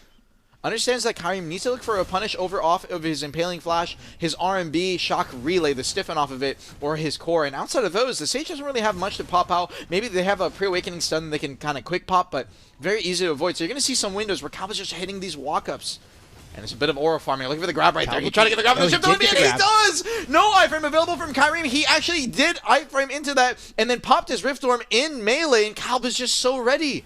He's just playing slow, looking for the grab timings. He popped his reset. Actually, Calb popped his reset coming out of the V so that he could try to grab Kyriem on the same time. Kyriem playing outside the zone, not really taking a lot of damage. You can see the zone burn is not high enough that he needs to really worry and kind of give Calb this advantage of playing this space. He'd rather play to just not lose, try to go for the grab. The Pre-Awakening Rift Gen is going to save his life. 1 minute, 20 seconds on the clock right here. Holding the Lightning Prison, comes down, is going to use a WQ over on the opposite side. The Flow Judgment managed to get the slow on to Kyriem. Kyriem is going to be noticing that right here, and he uses Magnus in the Pre-Awakening because he knows Calb has no grab available. Gets the Shock Relay after getting behind him using the WF. Good CC timing. Gets the Siphon. The flow follow-up. Calb now coming out of V. Kyriem needs to take his advantage right here. He's going to be popping his E-buff. Going straight into the Impaling Flash. No connection. Calb already burning his Rift Chain iframe. Still has another one available if you guys don't know. Awakening Sage, Rift Chain iframe from Pre-Awakening. Only a 4-second cooldown. Pops debuff now over on Calb. Calb's debuff will last a little bit longer. 45 seconds left on the clock right here. Kairim's going to be the first one in, trading the impaling flashes. Calb's going to be going second. He's going to have it a little bit later. Look to the grab timing coming down. He's going to use the flow judgment. No grab coming out from Kairim. Kairim is going to disengage. Pops the Divine Executioner. This might be an HP trade right here. Impaling flash one more time. Looking for the CC. Wow. The zone. The shock relay punish and the float to instantly kill him. Kairim, unfortunately, he tried to space away going on the zone, but Calb was just a bit too quick with the shock relay. Got the CC behind his frontal guard and will take the round. Yeah, and I think even coming out from Calb there, as you said, Kairim is trying to play the outside zone there, just buy himself a little bit more space, but Calb immediately just gets behind them, even playing that to his own advantage and getting behind Kairim probably a little bit out of his vision and just drawing a line right through him and just, taking all that damage there. Really impressive. Absolutely. This matchup, it's really, really tough for Sage into Sage just because you want to S-block, you want to play this neutral, but Shock Relay, a 3-second cooldown unprotected, but keep in mind you can cover it up really fast, stiffen. And essentially, it gives you like a pseudo block jump. So anytime you use Spear Bolt, that's the Sage's WF, it kind of teleports you through your opponent, and you can instantly follow up with a CC behind the frontal if they're lingering. And it's going to be the biggest punch these guys are looking for. That on top of Impaling Flash, another CC that goes through your frontal guard. You can use Divine Executioner and then instantly go into another Impaling Flash so you can kind of space away and then come back in. There's a lot of dodgy situations these guys need to be careful for. 45 seconds in already. We've already had a couple of grabs thrown. Divine Execution is going to get to the midfield. Calb disengaging. Still has Full Judgment available if he wants to pop his Iframe. He's going to use his Impaling Flash instead. He holds SLB and Kairim is ready. Gets the grab. Looks for the combo. ECC. And he messed up. Tried to go for Upsurge into the damage follow-up and did not get the re-CC. And as a result, Calb will get out. Really bad timing is going to give Kairim kind of a bit of a disadvantage here. Both players just going to be holding their S-blocks, resetting. Divine Executioner. Calb can look for the grab on it. You saw he pre-grabbed. Calb burned his grab on that. Kairim was actually trying to bait it. He threw it into him intentionally, but canceled out with the LMB. Divine Executioner, if you don't know, you can land at any point in it by hitting LMB, and it'll take you straight down. So kind of can use it to fake your opponent out. Kairim actually is going to get hit by the Divine Executioner from Calb right there. And Divine Executioner, when he landed on somebody, is going to have a slow attach. Calb now with grab available is going to be looking for the pressure over on the Kairim. Has Impaling Flash. You can see he's S-blocking, holding it. Kairim's going to be the one using Impaling Flash first. Calb still has his available, holding it, SLMB, looks for the punish on the Kairim, does not manage to connect, went for the grab using his C's, and Calb is going to return the favor, but Rift Chain Iframe is going to save Kairim, now grabs out of the picture. Reset still available though, and Reset, if you guys don't know, is a skill that Sage has both on a Succession and Awakening that resets every kit, every cooldown, including ebuff in their whole setup, but it does not reset their stamina. Playing the neutral game, there's the Rift Chain, goes over behind the pillar, Calb playing in the middle, goes to the SLMB, does not manage to get the flow. Kairim goes straight into the Divine Execution, trading back to Upsurge. The damage is going to be really high, and you can already see it. Kairim lost about 20%, but gets CC'd! Good connection coming up from Kairim, forces a V out of Calb, and Calb now coming out of V in the corner. Kairim's not going to look for the grab punish and selling. Instead, he's going to use Divine or Impaling Flash once again, goes for the shift LMB, goes for the grab opportunity, uses his Flow Perfect Judgment to disengage. It's straight into Divine Execution, but he's taking a lot of damage from the zone. Calb is already back up to 50, and Kairim's only at 20. He pops his ebuff as well, but Kairim is just losing too much HP. He needs to try and reach it here, but I don't know if he can with 20 seconds left. The only way that Calb loses here is if he gets punished, but Kairim just too low. The Impaling Flash is enough, and Calb 3-0. Yeah, I said it was hard to predict Kairim. I wasn't sure where he was at in terms of level. Still played really great, but the way Calb played, it was just... Calb was very in his face the whole time, but also you could tell that Kairim had to play like a little bit more on the back foot once he realized that... Or sorry, Kairim had to play on the back foot once he realized Calb was going for those grab punishes, especially on a Flow Judgment, I believe, when he's coming down. We saw like every single time he was going for it. So Calb definitely showing why he was the, ranked 1 Sage. Yeah, for sure. So let's go ahead and bring up the brackets there. I'm going to let you guys continue, of course. Absolutely. But yeah, fighting an Awakening Sage, a class that moves around a lot, has tons of damage, and the grab, it's a lot to track. It is a whole lot to track for both opponents. Yeah, and like I said before, I think it's just so interesting to see both of these stages playing outside of bounds very, very well, being able to manipulate that space, especially with all the iframes they have going on there. Absolutely. And just being able to space each other.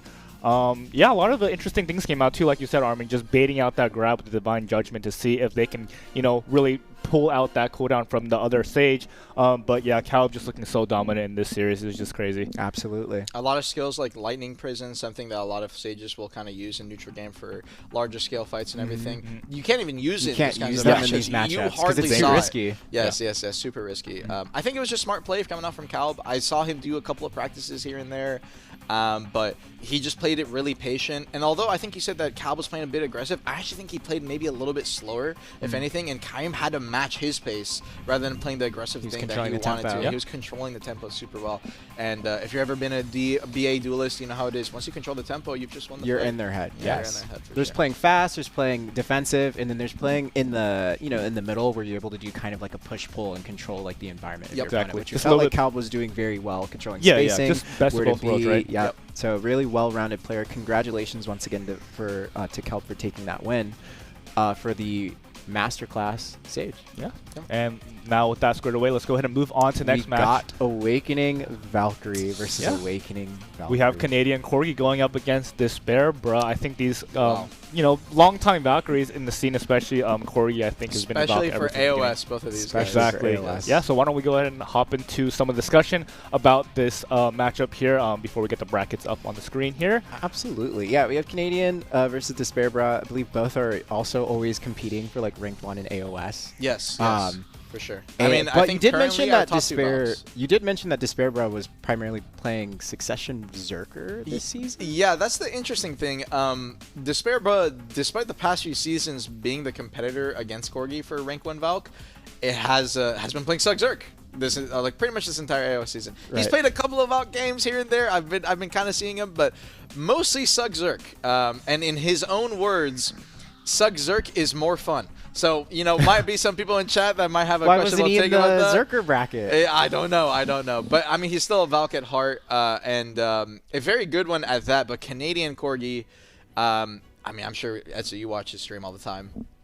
Really good player, yeah. Yeah. One thing to note here, as this is AOA, things are going to play out like a little bit different. Valk, as you know, very tanky class frontliner. Most likely, we're not going to be able to see them one combo each other until the 50% HP cutoff mark. Yes. But yeah, it's going to be interesting to see how this plays out. Let's see if they get any punishes. I know Valk has that jump skill where they jump forward. And we'll see. We've seen like a lot of punishes leading up from the previous matches on that ability. So it's just going to depend on who is able. It might be similar to Warrior. Who's going to get that grab first? Yep. And I think Valk PA definitely is going to play a big factor in these, alongside I think the heals as well, right, Baha? For sure, Heals, yeah. PA. Like you mentioned, Valk is just your all-in-one switch knife. You have all your tools there. You have the protections as well as the heals. And the vacuum. And the vacuum. Exactly, yeah. Something a lot of people forget about. So for sure. I feel like this class very benefits from a defensive style of course, play. yeah. Yeah, but I think maybe there might be a little bit of aggressiveness coming out from both sides. Do you guys have any feelings about maybe how they will basically play a little bit more aggressive, or do you think these are more defensive players on their? I saw like through like the matches that I could watch from the previous brackets, they were moving around a lot around each other, and there is like a lot of quick burst movement in close quarters for Valk.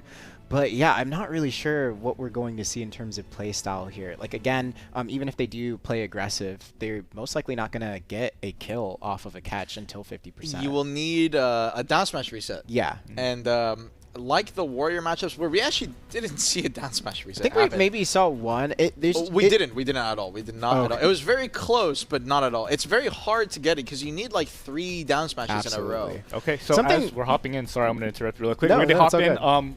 Let's get some predictions coming out of you guys, and then of course you guys can riff a little bit more into the start of the match. Canadian Corgi's my prediction. I will, Corgi has been spamming muh in my chat for like 2 weeks now, intentionally trying to rage bait me. No so I'm bias. I'm No gonna say bias. Despair Bro wins here. You just let him win by it saying that. Like, you let him know he's in his head.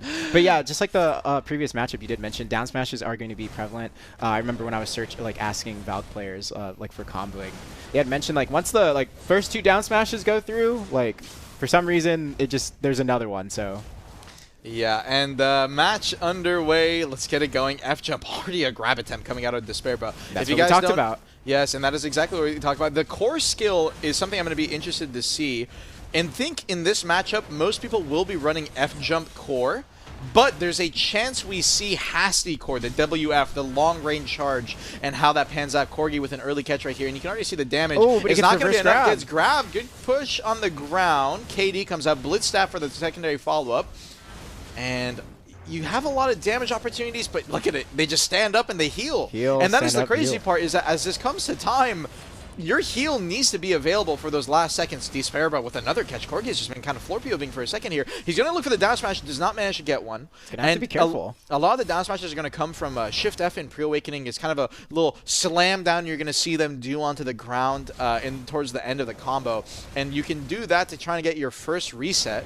And the vacuum coming out over Despairba on the end of the F jump. He did not have grab available just yet. Despairba going a little bit too close. Corgi's going to manage to get the grab. Follow-up onto that Terra Sancta, the SRMB. Does so much damage, and there's a shift up, and he looks for the follow-up of the Divine Judgment to get the down smash reset, but he does not manage to. And if Despairba got down smash, there was a chance that he would not be able to V, and Corgi would have killed him, but he's going to greed. And does the greed pay off? Pops the vacuum, does not go for the grab, went for the spear bound, did not manage to connect.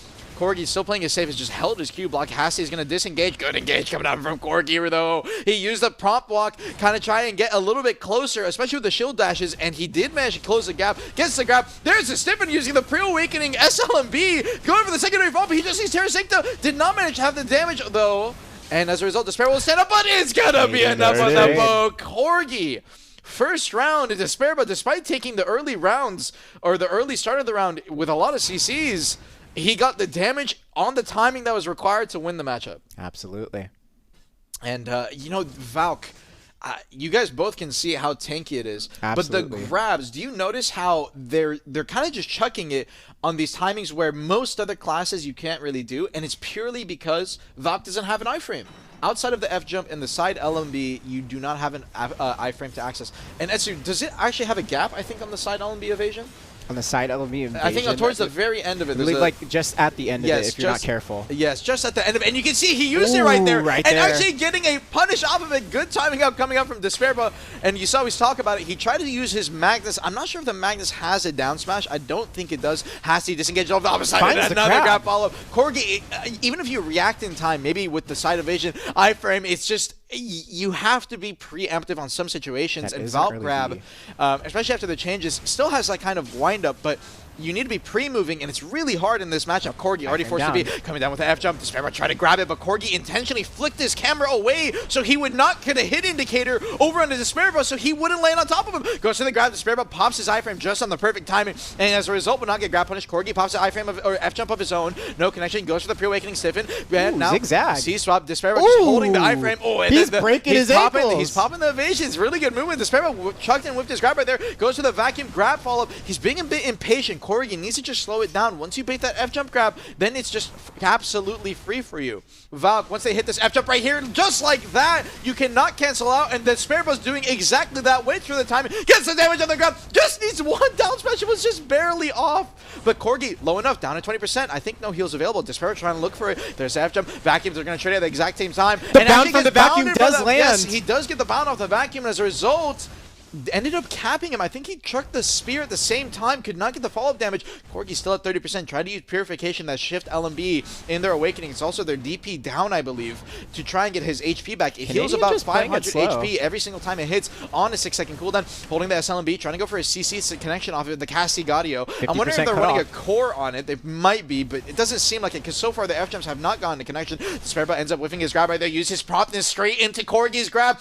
Good connection coming out from Corgi. Comes in. HP now coming in. Corgi, I think he just preemptively popped his PA. He did. He popped his PA and tried to go for the aggressive push. No. It might have been his E-buff, actually. Just popped his E-buff. Going forward, Despairba trying to go for the SLMB. The Stiffen in the Pre-Awakening. That isn't FG. Pops his SA heal. Corgi almost got the grip on the end of it, but he would have been SA healed regardless. Gets a CC over on the Corgi. Off the bound. Look at the damage. And the 25% BSR to finish it off with the DPS. Good follow from the Despairba. The 25% Terra Sancta does so much damage. That was clean.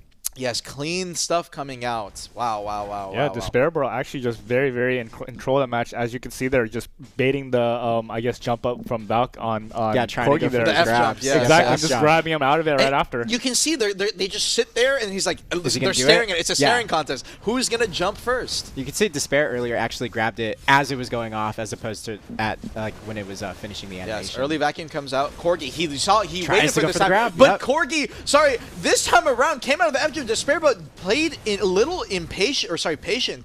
Too much patience. Drop and combo. when you come out of the F jump, you can actually instantly, the side evasion I was talking about, you can instantly use that. But it's a game of mind games. If the other Valk knows that you're going to instantly iframe out of the F jump, he can just instantly CC you on the gap at the ending of it. So definitely need to be careful. Just a trade of grabs right here. Both players still have their PAs and heals available when they're standing up, and you can see Corgi instantly stood up, popped his heal. They don't have enough damage to get these one combos up. Vacuum comes out. Despair's going to use his iframe to kind of space away that evasion. And we're going to get a bit of a reset. 2 minutes, 10 seconds. I mean, dude, so far, actually, I'm pretty hyped up for this match. This match is going crazy close. 2 minutes, 10 seconds. I was a bit Stare worried about down. seeing the Valk. I was like, man, maybe they're too tanky. Maybe they can't do enough damage. And we are definitely going the time, but they can still kill at this 100% HP mark in any instance. F-Jump's going to come out. He's stuck in the middle of the vacuum. Ooh, Corgi was looking for it. Despair Bro opted to keep spamming his iframe and not eat the grab combo and instead eat the bound combo, in which he thought maybe would do less damage, but still lost about 80%, but it doesn't matter. Stands up, pops both of his heals, 2-minute timer. He'll have his heals just before the end of the match. Goes to a grab over on a Corgi. Corgi spaces away with the iframe. Comes down for the F-Jump. Despair Bro, no grab available. Understanding that, pops his vacuum on top of it as well. Looks for the Grippertons right there. No connection. F-Jump now coming out of Despair Bro. It looks like he is maybe running the core. Just wants to get behind Corgi. Corgi popping the shift R&B, sitting and lingering the SA. Gets his DP buff up as well. Add-ons are going to be super important here. I'm curious to see which skills these guys are using for their add-ons. Potentially using the SLMB for add-on connection. Castigadio. CC right there. Comes out of Corgi. Uses the promptness. Follows up the KD.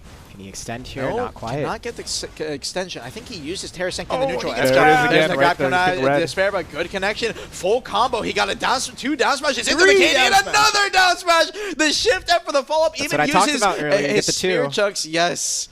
And Get now two, you get a big Corgi one. out of V. He doesn't have his heals for another 15 seconds, so he Oh, can't heal and he off of gets it. grabbed. And he goes up at 2, goes up with the F, Despair with a grab. The KD follow-up 2-1. Holy. Despair taking the lead. Corgi, I think he's playing too aggressive. Yeah, I mean, especially as you can see, 2 times in a row, they're just being picked out of the sky when he jumps down. Yep, It's they're just getting too picked out of telegraphed F-jump. for sure, and I think he probably has to pull back a little bit and play a little bit more methodical. You know, the smart thing that they could actually do here is when the zone ticks in, just because of how Valk works with the heal, they could actually sit outside the zone, even at 20%, tank like 10, maybe 12% of their damage loss, and then just pop a double heal before coming in right there.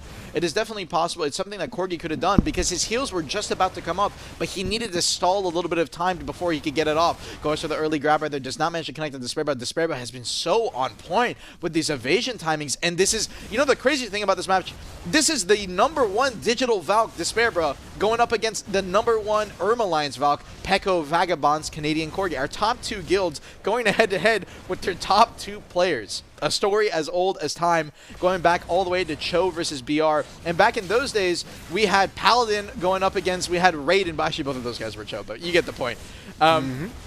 In the neutral game, though, so far, both these players have gotten some grabs off. We're just burning through the heals early on. And he actually got the double down Forces smash V out reset. there, yeah. Got the shift F, got the extra down smash, forces the V out of Despair Bro. I was not expecting that, actually. And Despair Bro, heavy on the back foot now. He needs to buy time. Because the chances of him getting double down smash reset here, very rare. Spams the iframe, avoids the grab as a result. Every single time he thinks that Corgi is going to go for the grab off the end of the vacuum, which Corgi is doing every single time. He pops a vacuum, especially after the F jump when Despair Bro uses it. Despair Bro is just going to keep spamming his evasion iframe. Keep spamming his evasion iframe. If he times it correctly, high chance he avoids the grab, and a high chance that he will avoid even potentially the bound from the vacuum.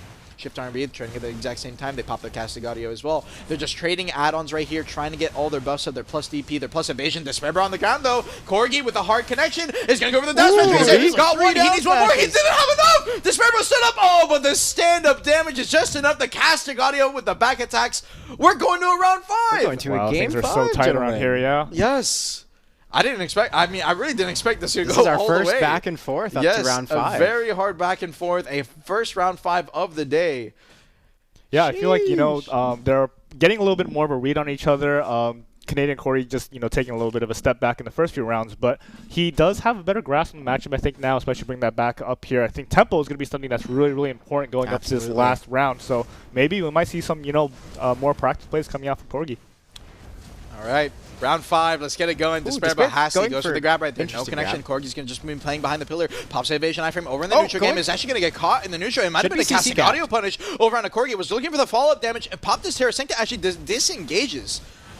He was CC capped. Yeah, I think he definitely CC capped and didn't want it. Understood there's no point to greeting more damage in this matchup unless you can get a full kill from the full HP timers. F jump comes out of Corgi. There's a vacuum coming out of Despair, but he's going to space him away with that. Corgi just popping his iframes in the neutral game. Was worried about the grab connection coming out of Despair, but that grab came from downtown. The vacuum over from Corgi just before he gets grabbed. As a result, will peel him just a little bit. So no down smash reset potential. Corgi, the last round, good Spirit Toss coming out from Despair, but they're just trying to CC check Corgi in case he uses his evasion iframe to try and close the gap. No connection. There's a vacuum. One more time, Despairbo is not going to have it available now in the neutral game. Hasty came in at Corgi. Despairbo tried to get a grab over on the end of it. F-jump coming out of Corgi now. Despairbo, he's trying to close the gap on you. What's going to be your option? Use the evasion iframe first, then into the shield chase. Backs up off of it. Corgi is going to reset as well. Understanding that Despairbo's grab is coming up just in time. Gets behind the pillar. He's trying to set himself up. There's the vacuum. He's going to be the first one popping and coming out of Despairbo. Corgi tried to insta-punish the grab, hoping that he would not expect it, but Despairbo is right on his toes. Gets a first CC. Looking for the damage follow-up. Pop the Hasty right there. The Blitz Stab as well for the follow-up damage, but no down smashes. I believe Blitz Stab has several down smashes connected to it, or it might be air smashes. I'm not too sure, but it is a key component of their combos. Not really a neutral type of skill, and Corgi with the grab. Despairbo just insta-Vs. I mean, that grab was looking a little sus there, almost magnetic. Oh my god, he tried to iframe out of the V, but the spear for the long range. Does he have the damage here? No, he might not. I think he had Terra Sancta over in his blast combo and still didn't have it up. There's going to be an SA heal, so I don't think that he can get the kill off of Despairbo trying to go for the damage. No, it was his E-buff. Corgi caught in the middle of his E-buff animation. Will be enough damage. Still has heal and PA available here if he wants to. Sorry, specifically PA. Corgi is going to come out, pops his PA. There it is. And now as a result, Despairbo still went for the grab connection onto the F-jump. Great iframe coming out from Corgi. Goes for the Hasty, went for the grab. Despairbo chases away with the shield chase. No grab connection. Corgi's going to have the first. Sorry, Despairbo's going to be the first one with the grab available. Vacuum already burned out from Corgi. He's not going to manage to use it here to try and peel himself. Backs up out of the zone. Using the line walk, goes forward, pops a promptness, looking for the zone. There's the vacuum. Great enough timing coming out from Corgi, and now Corgi has the first one available with the grab. Looks for it. There's the side dash out of it perfectly. It was on the same exact window. No punish. Oh no, Despairbo just popped his 25% in the neutral. I don't know why. Maybe he wanted it for the little buff that it gives you in terms of the AP, but it may not be worth it. He gets the SLMB step, but he gets caught at the same time with the core. But on the ground, he can't go for the damage. Oh no, Corgi, his one window he was looking for. See the nerves are really taking over. Despairbo is playing really aggressive. We're down to 50 seconds. He's only going to have his grab in the last 5 seconds. Corgi's the one with the grab available. Goes for the F-jump. No connection right there. Backing up. F-jump now used from Despairbo. He's not going to have it to try and avoid with his iframe. Went for the Spirit Toss over in the neutral game. Down to 2. Down to 1. And the damage Despairbo wins off of 1% on the last tick. Hit Corgi as he backed away.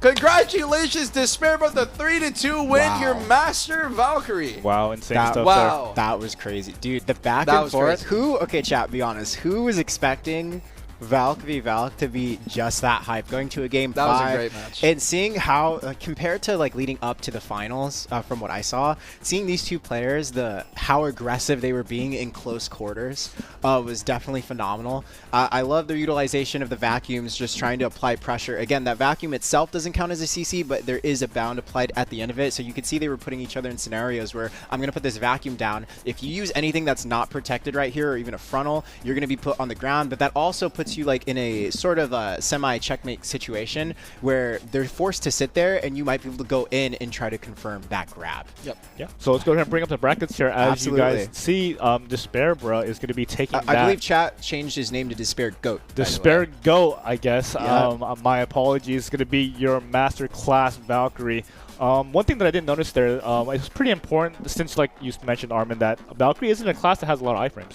So they're really having to play, it's almost like a card game. Just if you have your F-jump, then how am I going to answer it? If you have your vacuum, how am I going to answer it? And seeing a lot of the evasion dashes coming out from both Valks, you just saw Despairbo was like skating on. He was skating around him. That last iframe he popped up with the grab. On the grab, it was insane. Yeah. Yes, that was definitely insane. Like we saw like with a Warrior Valkyrie, it's almost like because of the sheer fact that they only have the one iframe, they actually are playing very sporadic in front of each other's faces, just trying to bait out the grab and just try not to be in one singular location because, again, you don't want to be grabbed, you don't want to be chipped from behind, so they're just constantly moving, and it was very exciting to watch. So, again, congratulations to Despair Go. And Going with I new said name it, immediately. Despair Go. Yeah. And also, thank you so much for competing as well.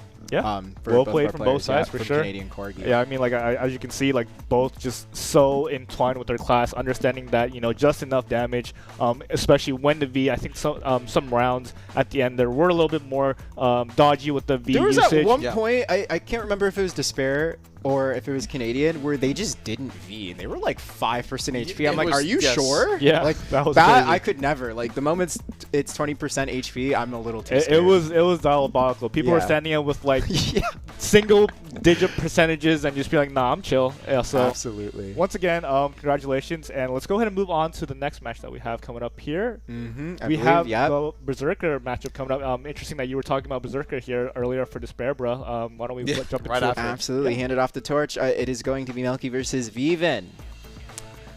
And looking at the bracket here, I think that getting to this point here, Milky definitely had to jump over a hurdle. Danny Destroyer. Fight Danny, and Danny is nothing to scoff at. Danny is a phenomenal Succession Berserker player. I believe, correct me if I'm wrong, Armin, is he strictly still playing without Beast Form on Succession? So last season he switched it up and he used Beast Form for a little bit of it, but this time around for this tournament and actually the last Best in Class, which he won the trial Best in Class, so he has the Gosu title. So former winner, kind of came to defend his throne. This is also technically trials.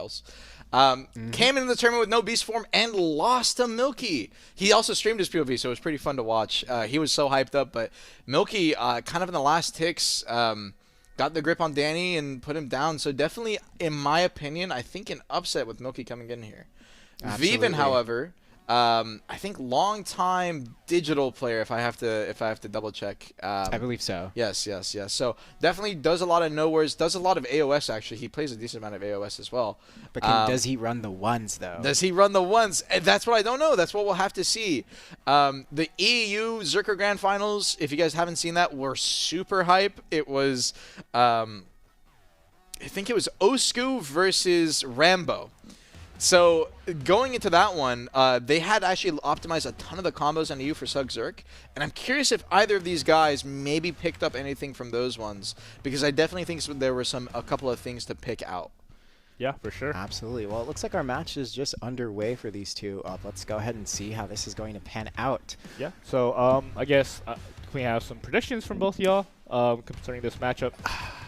I'm gonna go with Viven. I think, in my opinion. Why? I've just played with him more.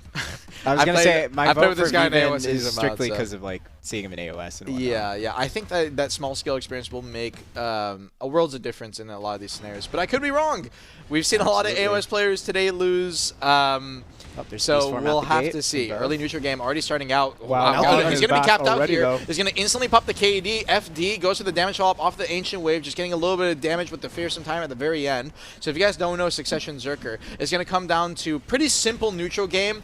Lava Piercer, their little spin, and so their little SA run forward. Weakling Hunt with that knockback FG, which you can get caught in, which is their neutral game DP buff. And as long as Weakling Hunt, the little FG dash forward, this one that you just saw on my screen right there, as long as that is permanently up, the buff from it, it is a plus 30 DP neutral game DP buff. So at these 100% timers, they can't really kill each other through that. Their plan is try to make the combo as long as possible, especially off of a grab setup, and that way the DP buff will wear off. So anytime you guys see these guys potentially land a grab on each other, either using E-grab or Shift E, Rock Smash, they will try to extend the CC for as long as possible just to wear them off.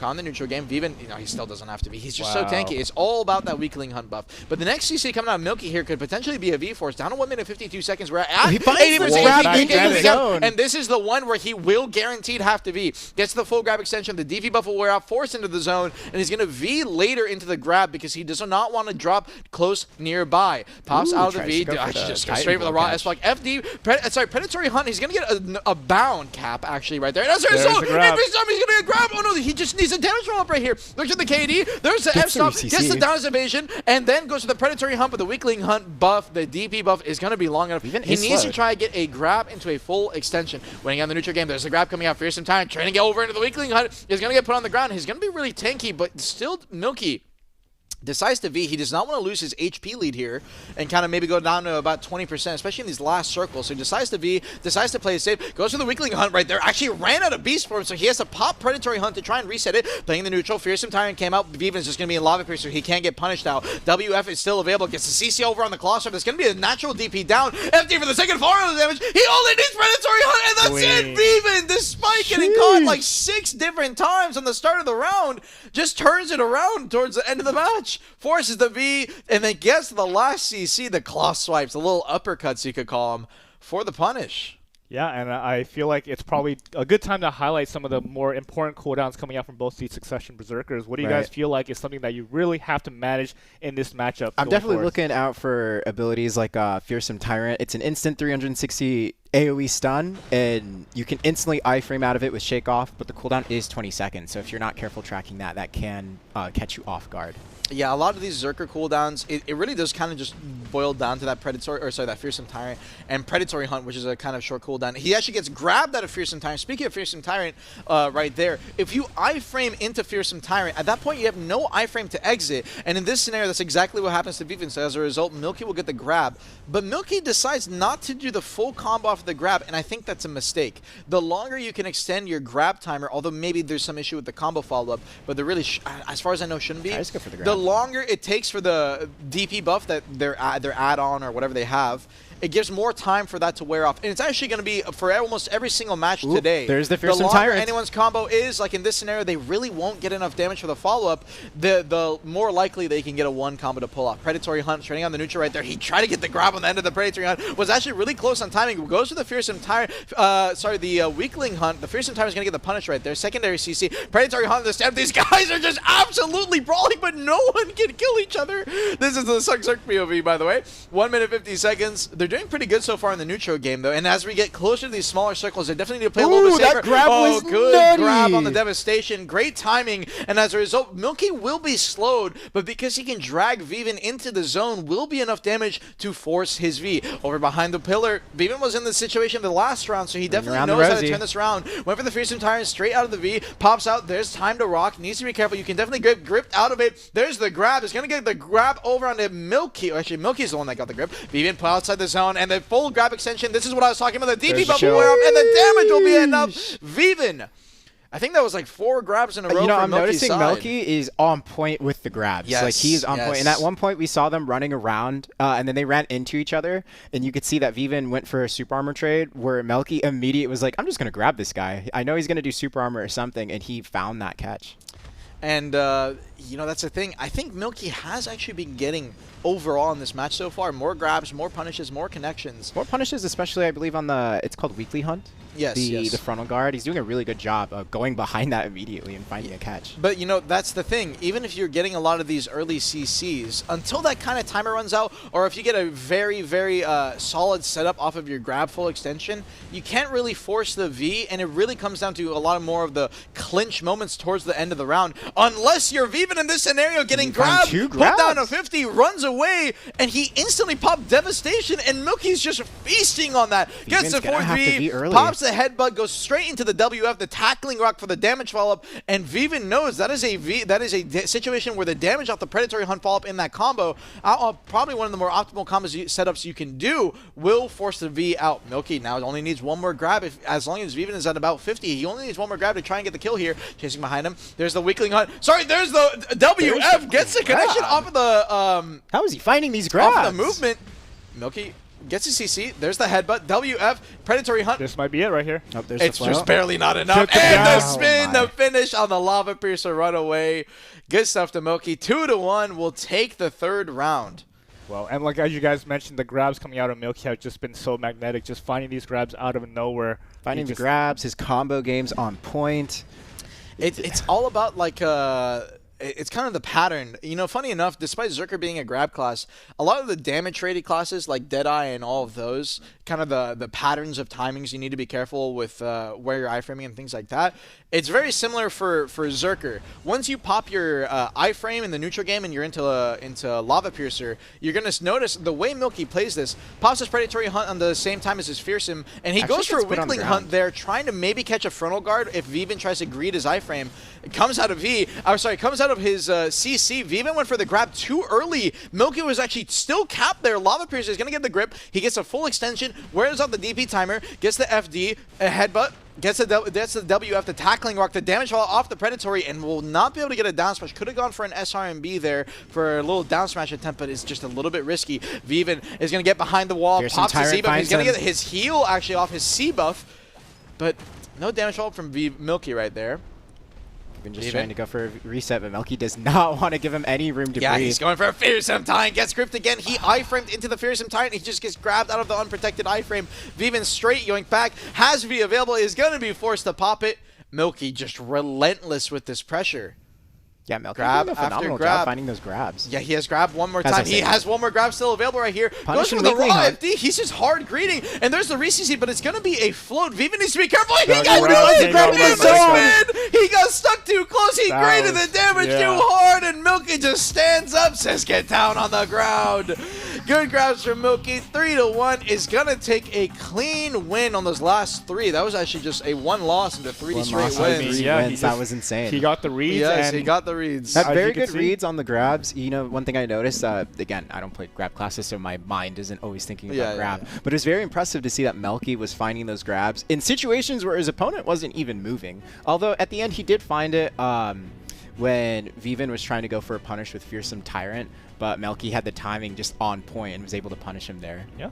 But yeah, we mentioned earlier paying attention to that cooldown for Fearsome Tyrant is going to be important, and it seemed like Milky was able to track it really well and use that to his advantage. Yeah, and I'm not really sure about that last play. They're just being like totally in no man's land and going out there to just try to force a bit more damage. I think he was hoping maybe the zone damage would be enough to force the V. It was gung-ho for sure, though. It is Zerker HP pool. Yeah, you gotta be no way. Zerkers are really tanky. They have high HP. I do respect the play, and once again, congratulations to...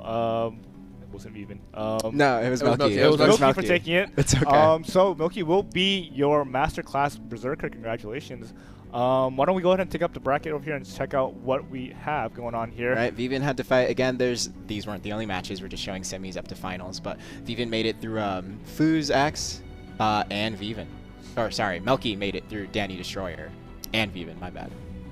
But yeah, phenomenal gameplay from those two. I mean, you got to be a beast to take down Danny in the first place, and it kind of showed. I haven't heard of Milky, but I'm definitely going to keep an eye out for him going forward, especially with that title. That is pretty sick. Absolutely. That indeed.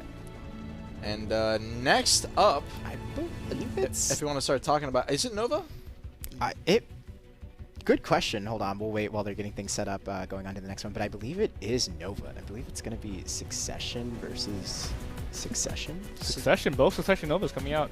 We'll have to see. Let's go ahead and see what's going to come up here in a bit. Yeah. But thanks for being patient, everyone. I mean, I feel like since we do have a little bit extra time here, we do have a little bit of a preview into what specs our Novas might be playing here. Why don't we walk through why maybe Nova Succession has been a little bit stronger in the recent years compared to Awaken? I know that a lot of people... Well, Awakening lost, I believe, a lot of protection over time, and Excel got changed a lot. Versus, Succession, I'm sure we've all fought Succession Nova. They have the block. Yeah. They can sit.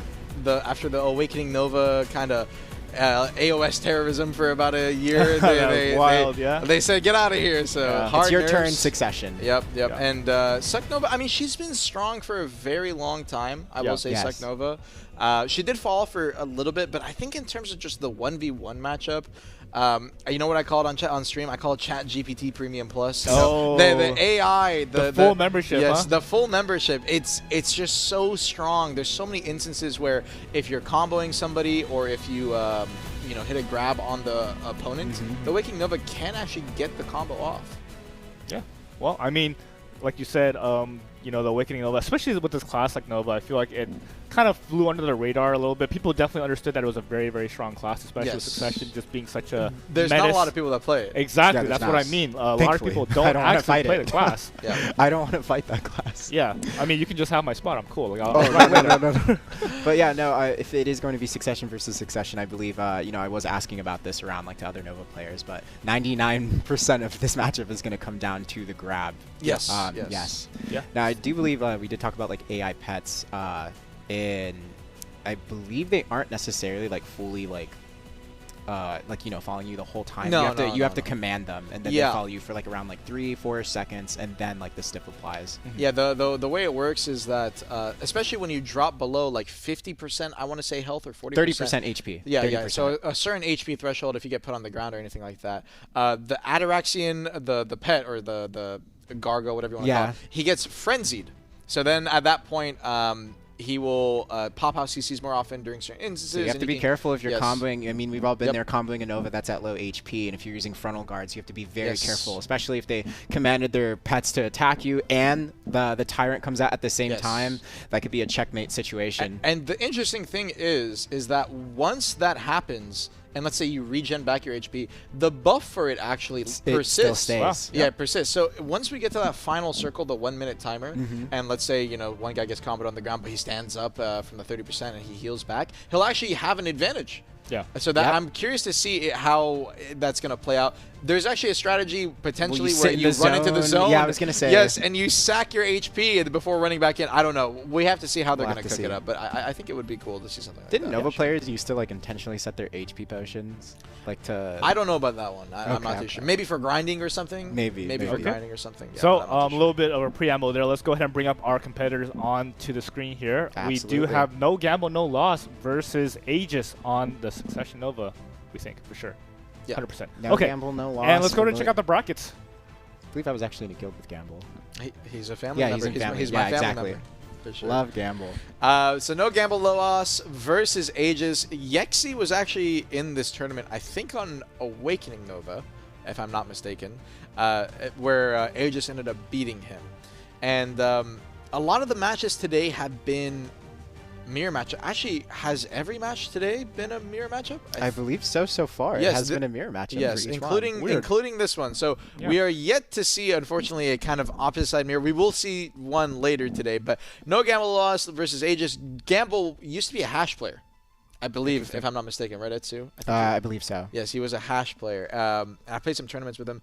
Aegis, did you manage to find out anything about Aegis or anything like that? No. Okay. So I'm not too familiar with Aegis, but I'm curious to see what they pull. I do recognize their name, however. Yes. So definitely a long-time Select Nova player. When I first saw this initially in the brackets, I was like, oh, I know who this person is. So Absolutely. I do know Gamble is notorious for DP memeing in Uncapped Wars and trying to do cheese setups with his Nova in Guild League. So he would play full DR stack and try to like wall Shais in and Criminal stuff. Yeah, just criminal behavior. Let's Wait, just say those coming Discord from comms. you know, We told him to swap off. If you're saying that's criminal behavior, you you know, I know, recall something, listen. PvP 100, DP Ninja, I don't know, bleeds. Anyways. Sorry, I just had to. Yeah, so remind as we're going to jump everyone. into the match very soon here, let's go to get some predictions from y'all coming out. I mean, it's going to be quite a slower paced match. I mean, that just goes without saying.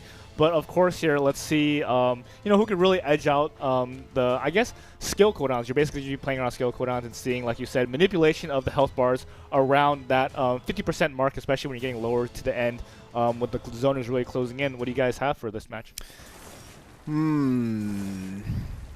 I'll go with Gamble, but that's purely like a knowing it. Gamble. Early grab. Early grab. That's the stiffen. He had to wait out the soldiers before popping his frontal guards on the ground right more there. like an 8v8 so right this is here. the thing about Suck Nova. They have something called a freeze reset. So in these wow. instances, despite getting the grab early, he can freeze reset Aegis and force a longer Wait, combo and just no stood there V! Wait, I just didn't expect it. No V! Aegis just dies! Off the grab at the start of the round. Okay, so let's explain the freeze thing for anyone that doesn't know. Right. You know, I was actually asking about this to Volcorn, and he was like mentioning like, you know, best in slot like freeze combo. It works by running away, so you're out of the pawn range. Then freeze, it has insane range. The dash close, and you can use super armor to tank the stiff hits from the enemy pawns. But yeah, Then you can do an entire combo unprotected until enrage. But enrage only starts 1 to 2 seconds after hitting 30. Oh, so there's the grab coming out on the WF. So yeah, Ooh, that's careful. the thing, right? So Ooh. the freezes when Ooh, they reverse come out, grab. The grab coming back. they have a decently long cooldown, but they should have it almost every round. So all you have to do is hit a grab. You force the freeze. Yep. The freeze gives you enough time to stall out until the CC timer has reset, kind of like how down smashes work. But in this instance, it is literally guaranteed. And as a result, Gamble's going to use it to force Aegis' V early. And it seems like Gamble, compared to Aegis, who hit the grab earlier, has actually been practicing the combos a lot more, just to try and min-max optimize what scenario can I guarantee to get the 100% he does get kill. punished in his grab. He's going to get the stun off of the SQ. No secondary connection right there, though. Gambus is going to be resetting, pushes forward, Quartoms. Weighing out. There's a command opening. He's just going to be using that to try and get a CC opportunity. Basically, every 3 seconds, 2 seconds, you can command your soldiers using a hotbar skill to try and force the stiffen. Those are those little soldiers hitting Gamble right there. There's the CC. There's the freeze. And this is what I'm talking about. Now, no V available on Aegis. He is going to get the stun right here, gets the secondary CC. He's going to get the KD on the ground, and the damage volume will be enough. Gamble just 2-0. It's as simple as that. One grab, one freeze reset, and Aegis not taking advantage of the window that he had, and Gamble's just going to take the lead. Oh my. Gamble. Yeah, I mean, like, I feel like Aegis is kind of just overstepping his balance, just being caught so many times there in front of Gamble, especially without bringing the V on that first round. I think, especially in the second round there, it looked there was a lot of damage coming out of Gamble, but, you know, just not really sure if you had to be there at half HP there. I think no, he did. This combo that Aegis is doing is, I think, that Gamble's doing is a 100% optimized full damage combo, because he's doing the same setup every time. You're going to see it. He's going to get the CC on the ground. He's going to get the freeze. He goes for a little bit of damage stack. He's actually debuffing him here. Waits for the freeze to end. He's going to get a stun first, and then he's going to get the stiffen into the KD, and it's a guaranteed kill or a V. So he has every time. It's the same combo. He has optimized this. He has ran this in BA. He has practiced this.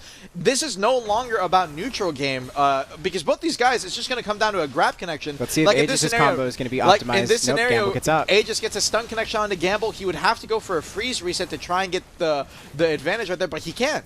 All of this comes down to is that Gamble is just a master comboer. This guy has this, he and knows this is his class. A lot of these tournaments, right? This is the thing about a lot of these tournaments. People don't realize this. Master class tournaments, AOA tournaments specific, even the last best in class tournament that we've seen 4 years ago, and even the ones we're going to see later as we go on in today, it comes a lot more down to your combo rather than anything else. And Aegis is going to get a grab right there. Goes for the CC reset. I think he's E-buffed. I think it almost looked like he down smashed Gamble. Gamble's just not going to risk it. Goes out of V. Gamble Gamble went a bit too aggressive. As we're only going a bit too aggressive. Oh, no. Way too fast in the secondary CC. Aegis could not get the damage follow-up. And Gamble has another opportunity here for the stun of the SQ. Just pure neutral game. Aegis says, I don't care if you have combos. I just have better neutral than you. Yeah, a little bit overzealous there from Gamble, I think, stepping up in his face, especially jumping out of the V there is just like, you know, your dinner served up on a silver platter. I don't know about that one. You also have to be careful. You know, I feel like the scariest scenarios to be in is when you're up 2-0. And you think, well, I can't lose. I have such a lead. But the other guy is in the zone of, well, I have nothing to lose. I better Giga lock in, and that's it. So what it seems like to me is that Gamble spent a lot of time practicing combos, and Aegis is playing a lot better in terms of neutral. As I say that, he does get stiffened, but so far Aegis has not gotten caught out of anything except grab from Gamble, and Gamble is just playing purely for that grab. There's the freeze. Once again, there's the combo freeze. He's going to wait out the timer. There's the stun. He's going to be on the ground. He gets a stun on the wake up. He gets a CC. And the reason this combo does so much damage, by the way, and forces the V, is because Suck Nova, his DP buff is wearing off. The combo is long enough that any DP buff that Aegis has is going to be gone. And Aegis is now one grab away from losing his tournament life. This is it. That's it. He just needs the secondary CC. That's the freeze. He's going to get the damage reset, and all of that practice is going to pay off. Optimization, the brains, believe it or not, can sometimes go a long way. He gets CC by the time from the direction, but he gets a CC. But he's going to stand up and grab him again. And there we go. And then he goes back, and he's going to get CC. Only needs another CC right here. And there it is for Gamble. 3-1. Let's go. The gargle is not going to be enough. Gamble when in purely off optimization. Congratulations for being the Master Nova. Absolutely, yeah, and like you guys gentlemen. mentioned, just flow charting almost, you know, just He really practiced that I mean, that's combo. practice, man. That's practice right exactly, and you know, I think just standing in there and you know getting grabbed twice, you know, you have to be ready for something like that. Yes, Especially, yes, I think yes. if you know the guaranteed combo is going to come out, maybe you want to play a little bit more safe. Maybe use your V a little bit earlier if you want to, you know, conserve some of that HP bar. I don't know if it would matter if they V'd earlier. 'Cause I like, think again, he did once V that- earlier. He actually. did try V to pretty do early. Yeah. You know, what I think the problem was, though, you saw you're right. He did play kind of a bit too close. He definitely could have tried to play to run away. But that is also one of the disadvantages of the Suck Nova versus Suck Nova matchup. You don't have a lot of protected movement outside of like one skill to space away from another Nova. They can use their dash off of cooldown, their long distance one, but that's where the pets come in. He can just stiff them from range. Yeah. So Absolutely. it's just it's hard to make that decision in the moment, and I don't know if Aegis was expecting that.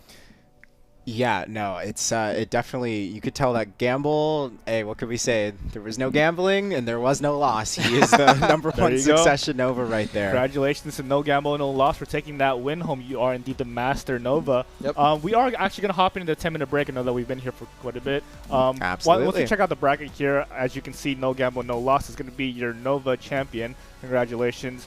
You know, let's give a little moment for everyone to freshen up. You know, maybe grab some snacks if you Use want the to. restroom. We'll be right back in around 10 minutes. Yeah, around 10 minutes on the clock. We'll see you soon. Yep.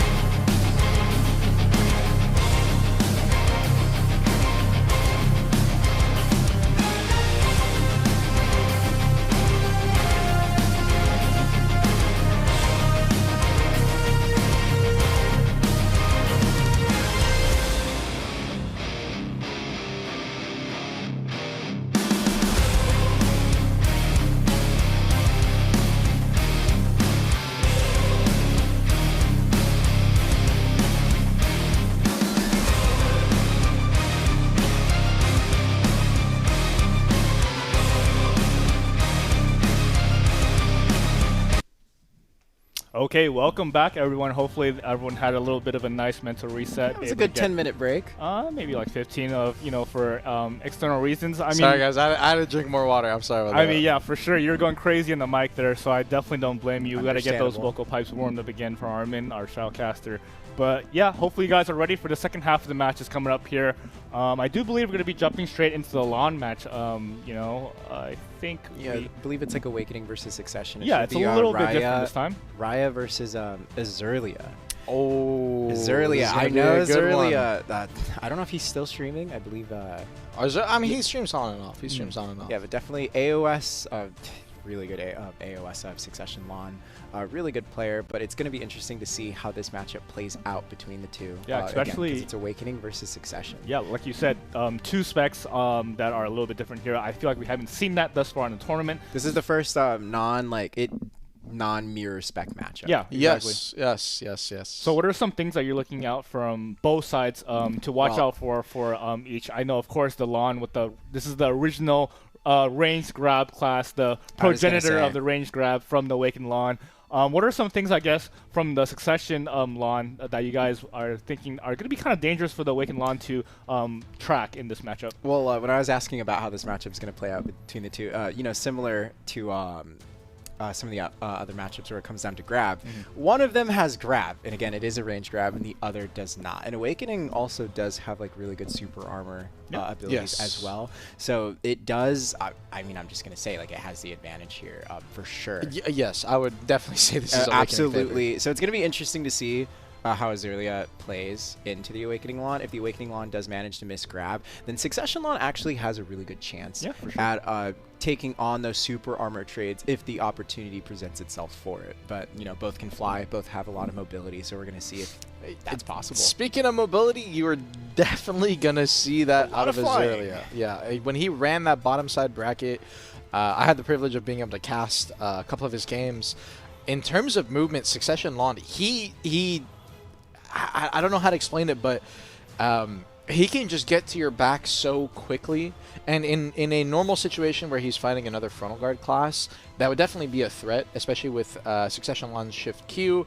It's their protected CC, pretty much their only protected CC they can, that's SA, that they can check out. And it's a movement ability, so you can use it to get behind a frontal guard. But on the other side, he's fighting Raya on Awakening, which, like as you said, primarily super armor. Primarily super armor, has that range grab. I was asking Ham about this, if you guys know Ham, Succession Lahn. And he was saying when it comes down to this matchup, beforehand, it would have been like 100% Awakening every time. But again, Armin, you mentioned earlier in the tournament that ever since the grab rework changes, adding that wind up, it actually gives Succession an opportunity to punish that. So there's a good chance that we might see a Succession Lahn win here today. Yeah, I think the way that Azurlia has to play this is that he has to use skills like Cymbidium, like his Salpuri, and he just has to constantly keep throwing out those CC threats. Otherwise, he will get grabbed up. And you kind of saw it already in the Warrior matchup. You saw it in the Valkyrie matchup, where those grabs are kind of so prominent in their neutral game.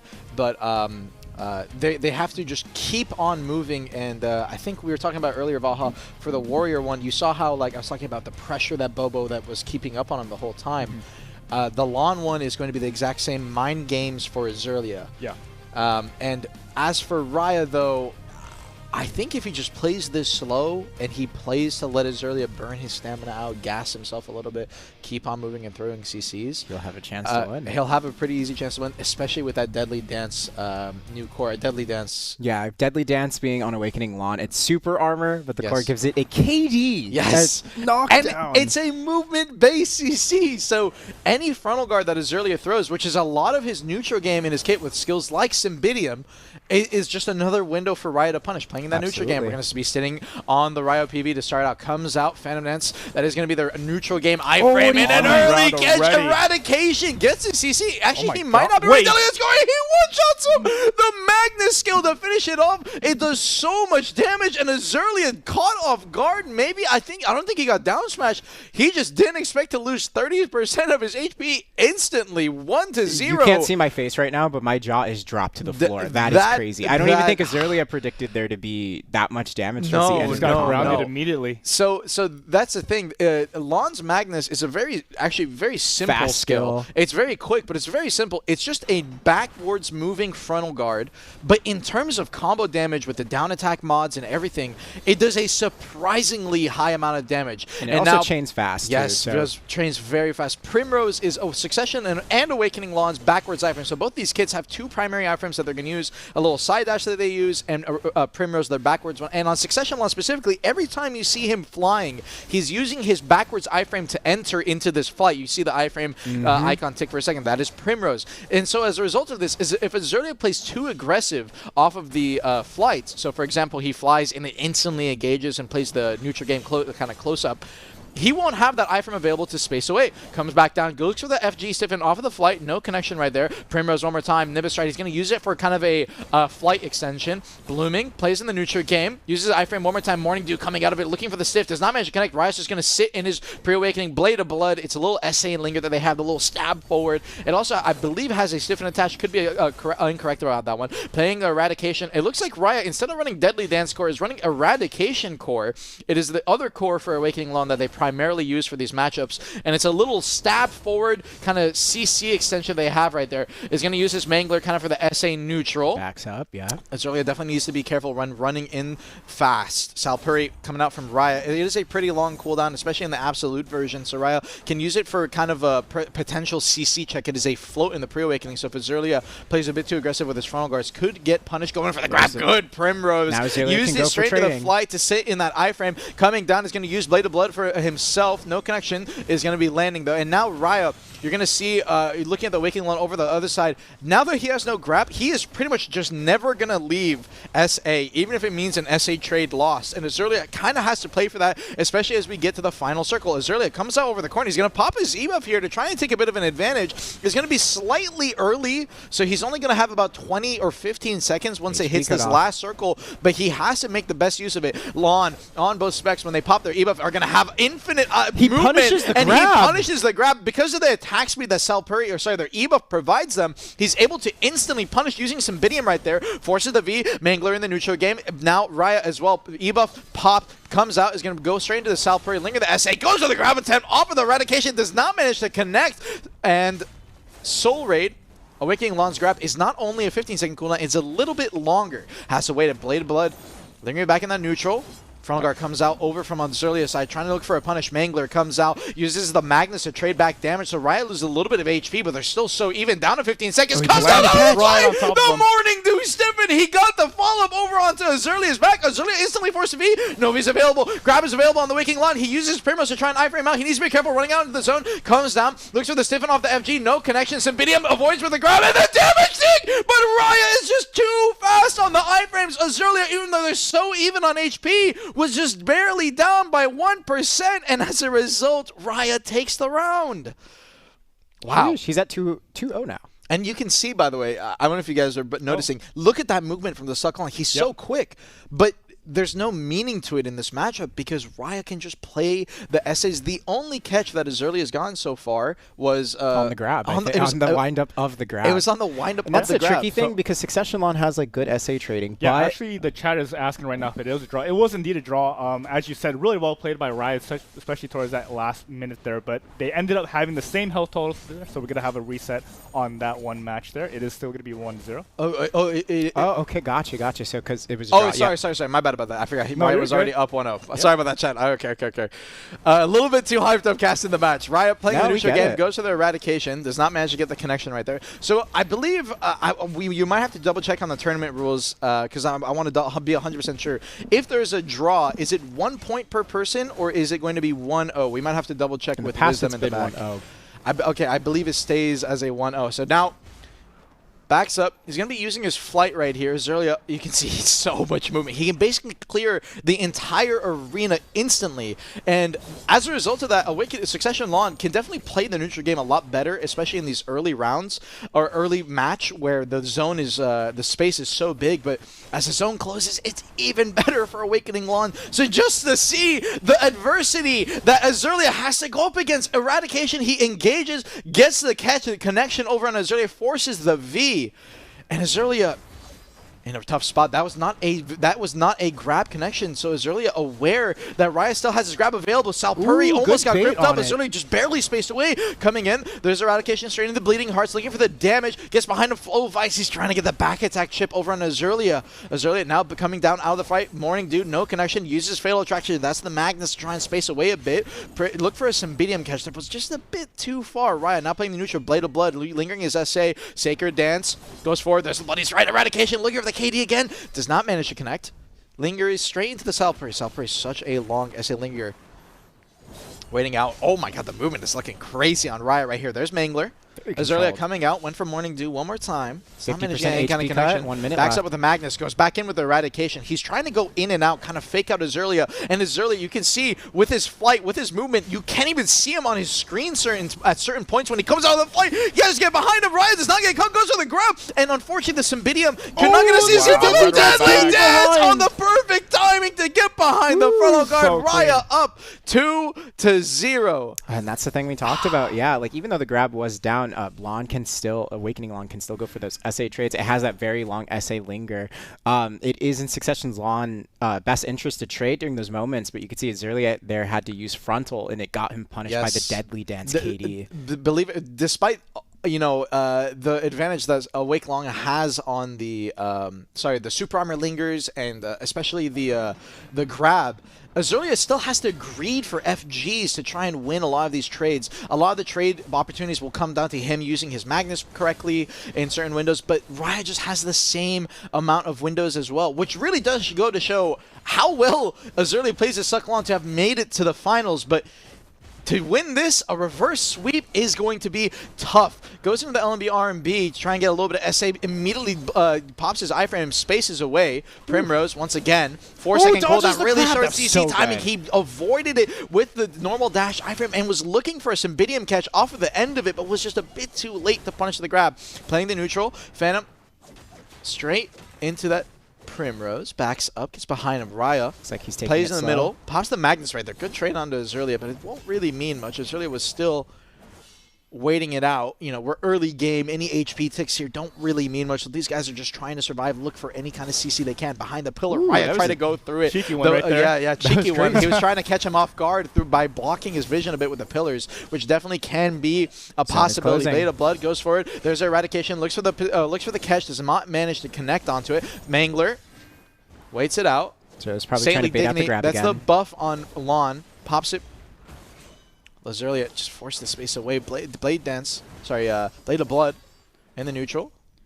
There's a Cymbidium. If Riot goes for a grab in that frontal guard Cymbidium timing, he will definitely get CC'd. There's a couple of hits of connection right there. Eradication, he actually could have gone for a grab attempt, but Azurlia was trading into it. You can immediately go kind of from Eradication, that core skill, straight into a grab if you want to, but is definitely kind of scary for the Sucklon, but he did not opt to. 1 minute 15 seconds. He's been looking for this window, but that SA icon, this Awakening Lahn is just so protected. He has no windows. He just has to punish the grab or play for HP. Coming down out of the flight. Is going to land. Flies through the patio. Yes. He needs to be careful. There's the Eradication. He backs up off of it with the iframe. Was hoping that Azurlia would maybe check a Cymbidium right there, which he actually did. And Raya, as a result of that, off the back of it, tried to go for a punish on Azurlia's landing. Did not manage to get the grab connection. And now, once again, with no with no grab available, Raya actually goes for the Bridal of Despair right there. The FG, Azurlia could not get behind it, was not in his flight already, so he couldn't use Morning Dew to punish. Coming down, Primrose flight does not have Morning Dew available this time around, so he just lands safely. Waiting, Morning Dew looks for the stiffen connection. The stiffen connection did not manage to connect. Raya comes down with a Morning Dew of his own. Waiting, Mangler went for the grab, I think. I'm not too sure. No. He still has it available, and there it is. But Azurlia tried to punish immediately. He was so close. He went for the little dash forward. I believe it is a stiffen. He actually forces the V right there. 10 seconds left. This might be it right here. Down to 10 seconds. Azurlia has the lead. He still has V available. He needs to not take any kind of damage, and he gets the punish! Raya getting caught off guard. Azurlia with the connection, 2-1. Azurlia might have a chance at pulling it back. Hey, it could be a comeback. I wasn't able to see how Raya got caught initially on the first connection. It looked like he missed his grapple, was still safe. I think it was just damage. He just took straight up damage to the face and had the V standing up there. Yeah, potentially. And Azurlia playing might this have a chance matchup, here. he's playing this very well. Like we Yes. said, you could see he's playing very careful because of that range grab pressure. But one thing that I'm noticing throughout this match is Azurlia is doing a good job landing in front of Raya, using one skill for like half a second to try and bait out the grab, and then immediately dodging and going back to evading. Backs up. There's the Morning Dew. You can see he's using it on every single start that he can. Primrose, furious. Came in with a Salpuri. That was his protected SACC right there. He was looking for a connection. Did not manage to. I believe it is also their attack speed buff. I might have to get corrected on that one by chat. But Azurlia, through the Sucklon, he can actually go through the pillars on certain instances to try and space away. He wants to play this as much as he can for time. As long as the timer keeps going down and he is not getting caught or being forced to lose his V, as you can see with how safe Azurlia is playing, then he will slowly get into a position where maybe he can get a punish on Raya in those closer instances. Coming down, there's Eradication. It goes straight into the Mangler. Azurlia is already going to be in Primrose by the time he's even close to him, so Raya can't go for any kind of punish. Still has grab available, though. But Raya has been playing it very patient with his grabs. I think we're only seeing about one grab every 30 seconds so far coming out of him. We're looking for GPS metrics here. Yeah. I mean, believe it or not, it actually does matter in some of these instances. For a lot of these matchups, even for Kuna. Oh, speaking of grab, try to go for it there. Finally, Azurlia now understanding that the grab is going to, you're going to see he's going to play a lot more aggressive, playing in the neutral. Fatal Attraction comes out from Raya, is going to space away with the frontal guard. Bleeding Hearts backs up. Primrose is going to space to the opposite side. Grab is now once again available, so Azurlia taking a little bit more of a backseat. He's going to look for potentially another stiff and catch out of the flight. Raya tried to predict where he was, but actually just chucks it. There's a chance Azurlia didn't see that, so he might still play safe. Looking at the SA Blade of Blood in the neutral game. No, it looks like Azurlia still understands that he has no grab. So it seems like he did see it coming down, blooming on the other side. Raya goes and challenges it with a little bit of taunting death. Eradication. Lahn skill names very edgy if you cannot see it already, but that's just part of the kit. Goes in. He actually tried to go Eradication straight into the grab. That's exactly what I was talking about, but he does not get the punish over on Azurlia's side, nor does the grab connect. And now they're just trying to hard damage trade. Raya was holding the S-block right there, but he is losing the trades. Azurlia doing a great job, and Raya's just going to V.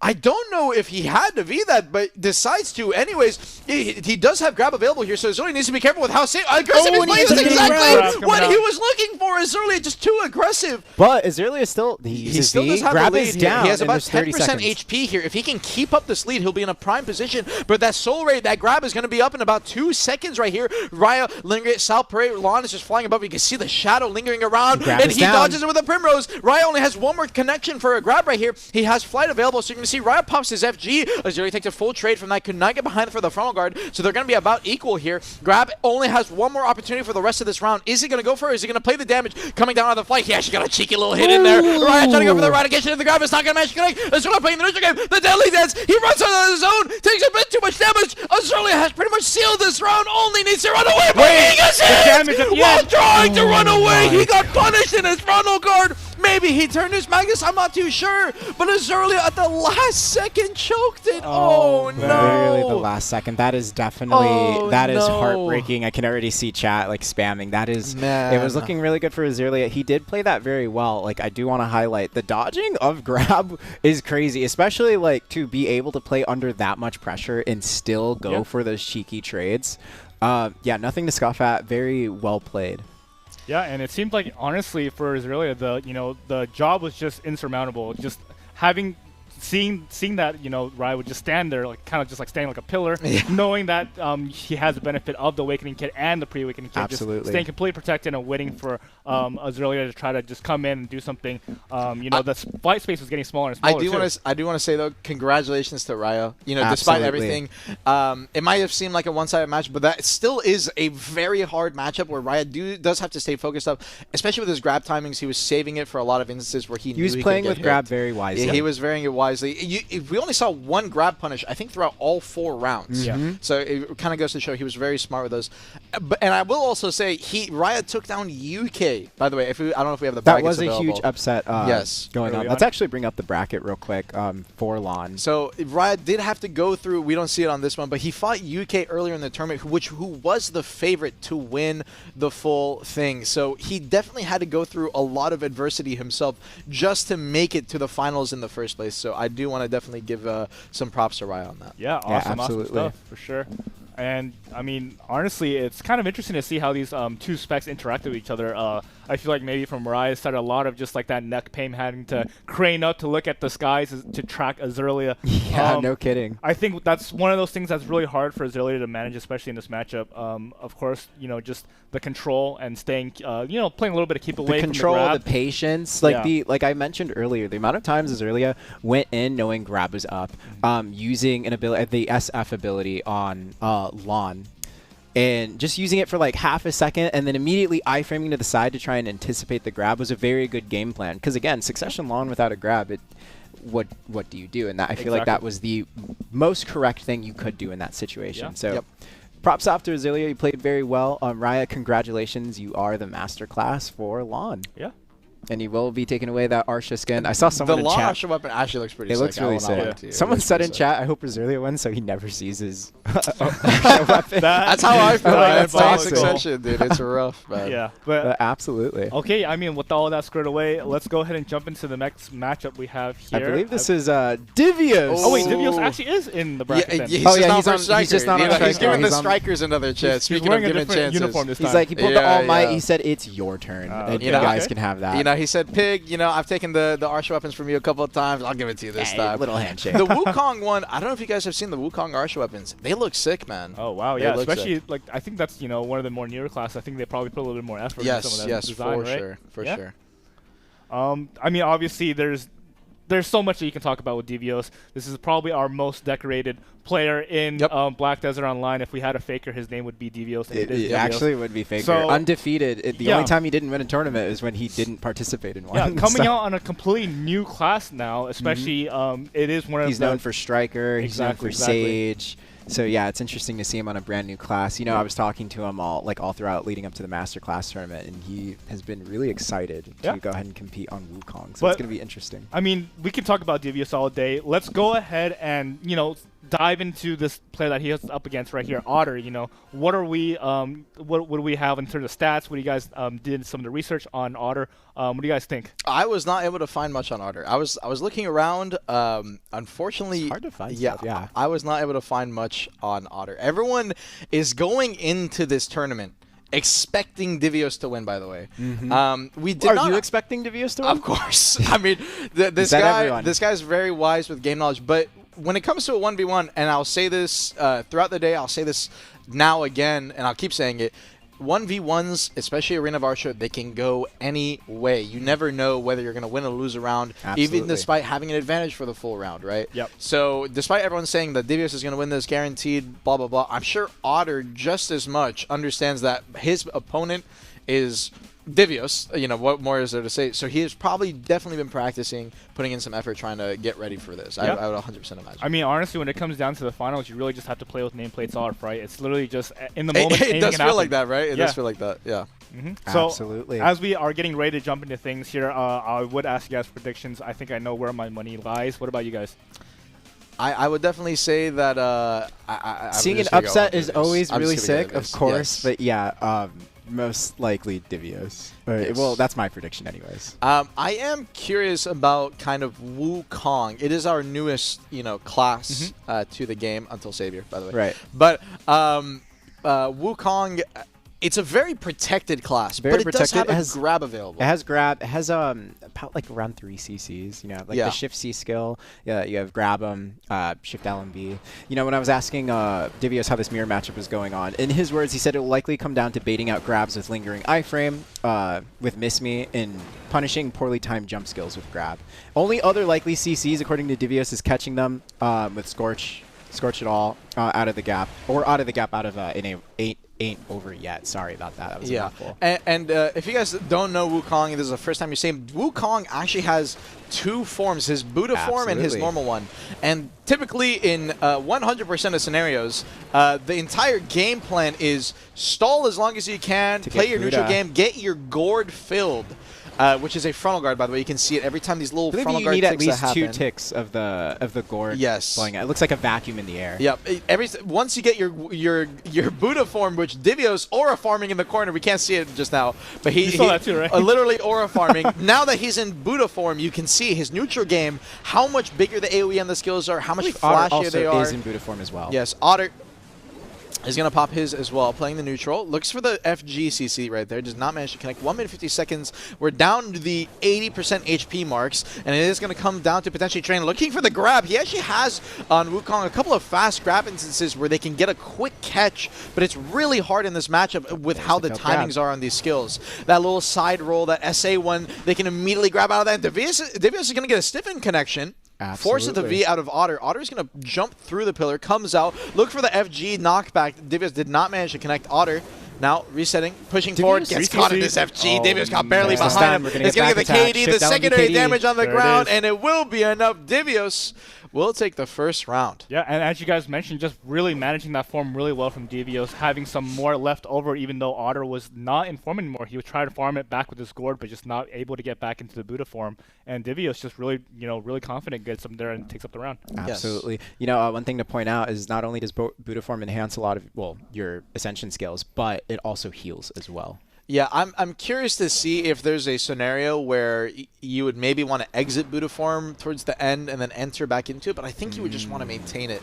The heal could be very useful towards the last circle for some kind of cheese play, but I think it's too hard to manage that in this kind of neutral game. And Otter, the grab. Speaking of managing the neutral game, going for the grab, I've seen way more grab attempts coming out of Otter than from Devious. That could just be we're sitting on this POV. I'm curious to see the Devious POV a little bit. Otter trying to space away, pushing forward, Scorch it all. Goes for it, and then speaking of grab, that's exactly what hits. Gets the KB off of the knockback of Extend Longer. Jumps down, Heaven's Pivot. It's going to drop all the damage he can and go straight into that flight. And a little bit here. Yeah, Wukong, when he enters one of his flight skills, he actually leaves a little clone on the ground. And you can hit it, and you'll think it's him. It's kind of like a fake out. So I'm curious to see. There's Buddha form. I mean, these guys play each other's class, so they know how it works. Otter entering Buddha form now. Yeah, nice. Fighting some trading. Huge heal coming in. Yeah, big trades coming out right here. He's going to space away. He's going to smash him to kind of space back and gets grabbed again. Very mobile class, just to mention, when I was talking, looking out for it. You can see that they're moving around a lot. Wukong is a very mobile class. It doesn't... Gets gripped actually. Otter, good connection right here. He's going to look for the combo. Stretch further. There's the full extend. Impale through. He's going to try to drop the final bits of damage with the Buddha's finger, but will not manage to connect. Devious now just going to space away. He needs to get his HP back. He technically won't have to V another connection if he can get his HP back to about 80%, but the trades are actually going really in Otter's favor. But keep in mind, once again, 50% HP timers. Once they get to this point, it will just even out, and Otter really needs to be careful once we get to there. He will be in one combo territory, and Devious is kind of playing for that. Going into that Rabomb, and he gets the grab timing! Oh my god, that was super clean! If you don't know how Wukong's Rabomb works, you go into an iframe, float into the air before landing down with SA, and it kind of works like Valk's F-jump or Sage's flow judgment, where you land down with the SA and there's a small window to grab, but it is actually really hard. You can kind of camera turn while you're in the Rabomb a little bit, move out. Devious now entering that Buddha form. We're going to have to see how Otters is managing to keep up. Pops the gourd right there. He might have managed to get a few ticks, and he will just re-enter the Buddha form. So we're going to get a heal up. Buddha form 1v1 at the end here. Devious needs to make sure he doesn't run out. I'm not too sure how long it roughly takes, but 40 seconds is quite a long time. Playing in the neutral, using those SAs, went for the knockback right there, did not manage to connect, coming down with a little pole smash.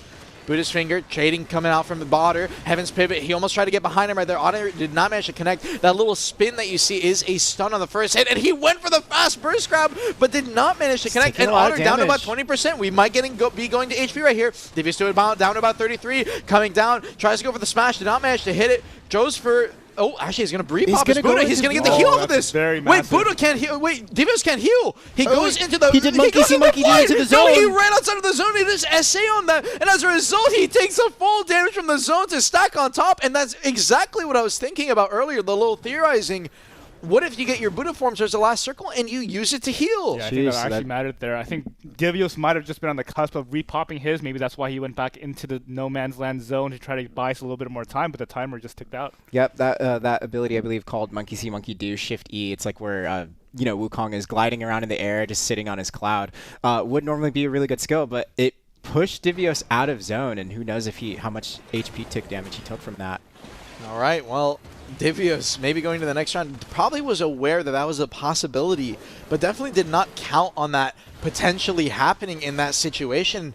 And despite having a massive lead, once again, we've seen it time and time again, you can have a massive lead early in the round. You might be the first one to force the V out of your opponent, but a couple of missteps and that can turn sour very quickly. And now, we're basically just playing a best of 3 now, a first to 2. We're evened up. Playing in the neutral. That little miss me, that little side hop they do with the SA. Yeah, it's the iframe is miss me, and then like the SA is like miss me again. Yeah. Buddha's Finger coming out with the damage. They do have their Buddha forms, I believe, popped right now. Oh, actually gets stunned by the little hit. He's going to do the knockback through the stun follow-up. To bits. Because of the knockback that Wukong has on his little pole skill, the one that he thrusts forward, you can actually get a big damage extension. And now here's the Buddha form coming out from Otter. 2-minute timer. Zone will close in a little bit, and Otter, he just good timing, and this is going to be zone damage. Divios will be forced to V. Good V. So Otter now with a has his Buddha form running and a V lead. Divios immediately trying to wake up grab. He was hoping Otter was going to play a bit too aggressive. Coming down, Buddha's Finger pops it. Miss me again. Trying to move out of the way, make sure he doesn't get grabbed. Otter only needs one more grab here to potentially get the kill. I'm not sure if 80% is doable, but maybe with enough cooldowns and a full extension could be possible. Divios trying to wrap behind that frontal there. Impale comes out with the Buddha's Finger, backs up. About trying to, you know, range each other. Goes for the gourd in the neutral right there. 1 minute 15 seconds, looking for the stretch further. Did not manage to hit. Divios hits it with the spin. Oh. There's Monkey See, Monkey Do. Yeah, Monkey See, Monkey Do. He ran into the pillar. Oh, into the side. Coming out of wow. Early V. And it's going to force the V out of Otter, and we're in an even scenario. Next V will be a kill off of a clean combo. Otter just immediately goes to the ground. Him in the air. Puts Divios on the ground. Wait, is this combo optimal, though? This combo might not be optimal. It is 2-1. The damage is enough. Wow. Just the instant grab. Otter is leading, and Divios is down. Who would have expected this? Don't count him out, though. There's still a chance for him to come back. But yeah, who would have guessed that Otter would be taking the lead on these fights? I mean, Otter came out to play that. I was just grab after grab from Otter, just connecting, you know, just putting pressure on Divios. Very, very unexpected. And, you know, just finding that damage, finding those Vs early on, and just putting Divios' back against the wall. Absolutely. Correct me. Well, I don't know if you guys were able to see. It looked like Otter actually grabbed Divios as he was like jumping in the air with the ability, I believe it's called Impale Through, where they're just in the sky. So like really good grab from his end. Yep, you can see Divios playing it patiently, trying to get the gourd. He does manage to find the grab on the Otter. He's going to go for the follow-up. Is he going to go for crush to bits? He definitely looks like he's optimized this combo without the Buddha form. But again, it can only do about 70% from max HP. But it did guarantee him getting his Buddha form now. So he is in Buddha. Otter trying to also get his Buddha form. He's going to activate it. There's the heal. And that heal, it basically just negates the grab that Divios hit. Otter looks for the KB right there. Did not manage to connect. Divios was looking for some kind of punish, but was just a bit too far away. Flying Nimbus. Otter's going to space away. Miss me. Upheaval. Gets out. Heaven's Pivot just for that little big AoE damage dump that you can trade at the same exact time. They're trying to upkeep their Buddha forms right now as well. Looks like Otter is going to end up exiting, so he will need to enter back in here in a second. Divios still in it. Miss me again. Stretch further, coming down the trading at the same exact time. That Buddha's Finger, once again, that big AoE, the Heaven's Pivot. You can see it's all the monkeys kind of landing at the same time. No CC attached, though. Oh, good gourd hit. Actually, that very good gourd. Yeah, that ended up hitting Divios. I think Otter will have his Buddha's form to enter once again. He's kind of waiting on it right now. Weighing out, there's a trade. Close. Maybe waiting for potentially an HP loss, or maybe wants to see if Divios is going to enter into his... although Divios, I believe, is already in it. He is already in his Buddha form currently. Waiting out. Scorch. Miss me. Bashes forward. I think he's looking for a grab opportunity. He was. Doesn't Otter find it. Gets a read on it. 1 minute 20 seconds. Impale comes down with the Buddha's Finger. He has not been going for the big SH trade. Understands that Otter can just go for a grab opportunity on it. Gets the spin. No, did not manage to connect. Otter just spaces away, but he greased too hard. Ooh, he went for the Pierce. He got hit by Crush to Bits. You don't usually get hit by that standing, Yes. so good catch from Divios. Really good catch from Divios. That pierced through that little knockback, the range one. It is FG, so Divios just barely got behind it. And now Otter with no V available. Still. Ooh, the grab does not land. Frame back from He Divios. finds the stiffen and he from gets behind. a stiffen, the CC and the V. And now it's 2-2. You know, Wait. I'm only seeing Divios go for like it's with spacebar on Wukong where like you dash forward. It's a partial iframe, unprotected at the end, but it is a stiffen. And Divios grabbing behind, taking with advantage that. of every CC he can go for. Sheesh. Most likely, I'm guessing in this scenario, Divios is keeping a good track of the CCs that Otter has in terms of cooldown, whether it's Pierce or any of the aerial mobility. It is 3 that he just has to cover for like the CCs. Yeah, so. he just has to cover for the CC. So as long as he's keeping track of those cooldowns, he can definitely use that unprotected stiffen a lot more aggressively. But guys, this is Divios. This is 2-2, match 5. This could go either way. This is a historical moment. Playing the neutral, goes for the Early grab. grab It's not going to coming manage to out. hit it. Otter's going to space back. Miss me again. Divios goes in. Again, just get the gourd bottle. He's going to instantly pop his Buddha form. He wants to take full aggression right here. Is okay with running out of the Buddha form later in the match because he can just pop it for the heal. I do Holding suspect out that there, Otter scores does the have little his spin, by now. goes forward with the Pierce. He's going to follow up with the movement. Impale goes for the down damage with the Buddha's finger. He's going to get a little bit of chip, but does not manage too much. Otter went for the grab right there. Did not Tries to manage go to connect. behind. Spaces away with the stretch further. Holding off. Divios upheaval once again, trying to close the gap. And now we're going to get a little bit of reset. Here we go. And Pierce from the long range went for the FG just in case Otter tried to go a bit more aggressive. Otter Otter misses misses the grab again. Divios is just spacing this perfectly. Ooh, Wukong grab that was range a is good not the grab biggest. attempt. Grab attempt. Oh, he gets caught by the Scourge! Secondary CC. He's going to get the KD. Is this going to be enough, though? I don't think so. If this was just a few seconds later, it would have been 80% HP timers, and Divios would have been in a hard threat range. And now, there's a bit of farm. We're back to neutral. V's still available on both players. Scorch goes for the stun, did not manage to connect. Upheaval is going to use it to space away. Otter's just trying to get out of dodge. Gets the gourd bottle off. He's still playing the neutral. Goes to the grab, and he gets it on the stretch further. As Divios was just barely closing the gap. Otter got the grab, but the secondary CC was not there. You have to be fast with the Crush to Bits, or else your opponent's going to get up. Maybe a little bit nervous on the combo. It can happen. You're on a round 5 against Divios, but Divios, just in as precarious of a position, this is the closest he's gone in a lot of tournaments that he has played. He's going to pop his Buddha form. Divios is still in his. Waiting out, comes down with the Buddhist finger. Could have maybe went for a grab opportunity right there, but he's going to space away. Otter does not want to play it too aggressive. Pushing forward, goes to the grab, did not manage to hit. Good iframe, comes out, pierce through, goes to the long opportunity, grabs his impale through. Divios pushed on the ground. Just needs a secondary CC. Is going to go for the damage with the impale into the Buddhist finger, but it's not enough. The combo is not efficient right there. Only did about 40%, and now we're down to the 1 minute timer. So if it was just a little bit later, it would have been enough with the knockback. He got the CC, forced the V. And Divios with the V advantage. This is huge. 45 seconds. If he gets an HP lead, Otter will not be able to trade it back. And he's using his Buddha form early. Divios playing in the neutral. He's not in booty just yet. Goes for the grab right there. Actually, he is in Buddha, sorry. Waiting out. Comes down with the impaling. There's a Heaven's Pivot. Waiting out. Miss me. Needs to be careful.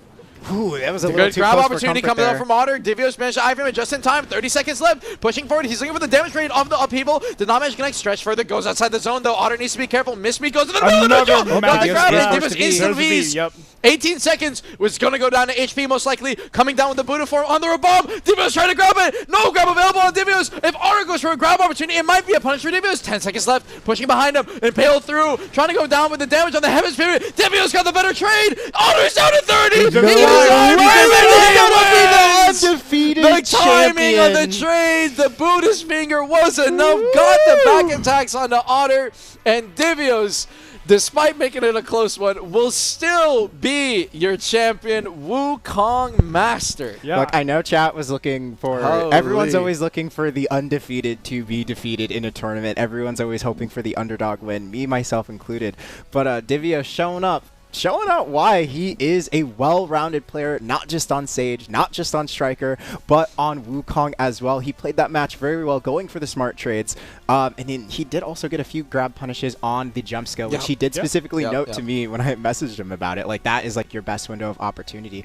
But needless to say, I know we're hyping up Divios. Otter played that so crazy well. Well, I almost believe, did Otter get more grabs? He definitely did. He definitely did get more grabs than Divios.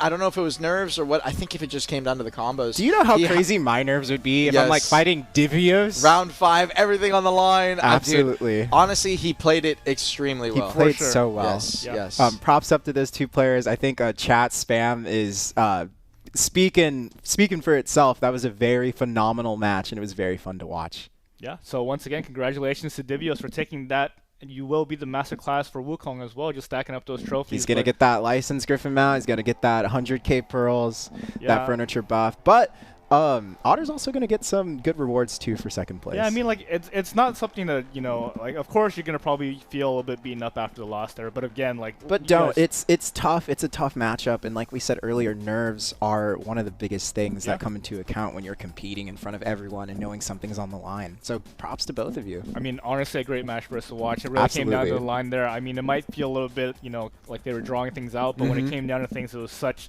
high octane, especially towards the end there.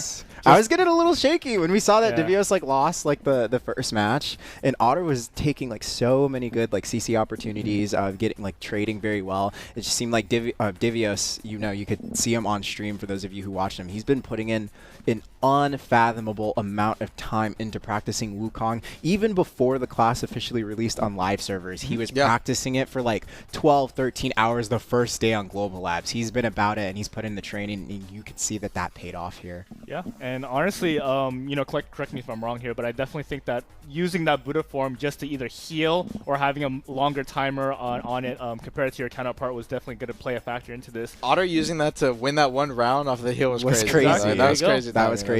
Yeah, and especially with how Divios was using it, you know, switching things up round to round, either popping it early on to put under pressure and or just holding it in some of the latter rounds just to have it for sure when you're coming down in the last HP limit. It's just very, very pivotal to how the match is going to play out. Absolutely. Yeah. Yo, can we talk about how many times I can't remember if it was Divios or sorry, my mind's drawing a blank right here. Otter. Or Otter.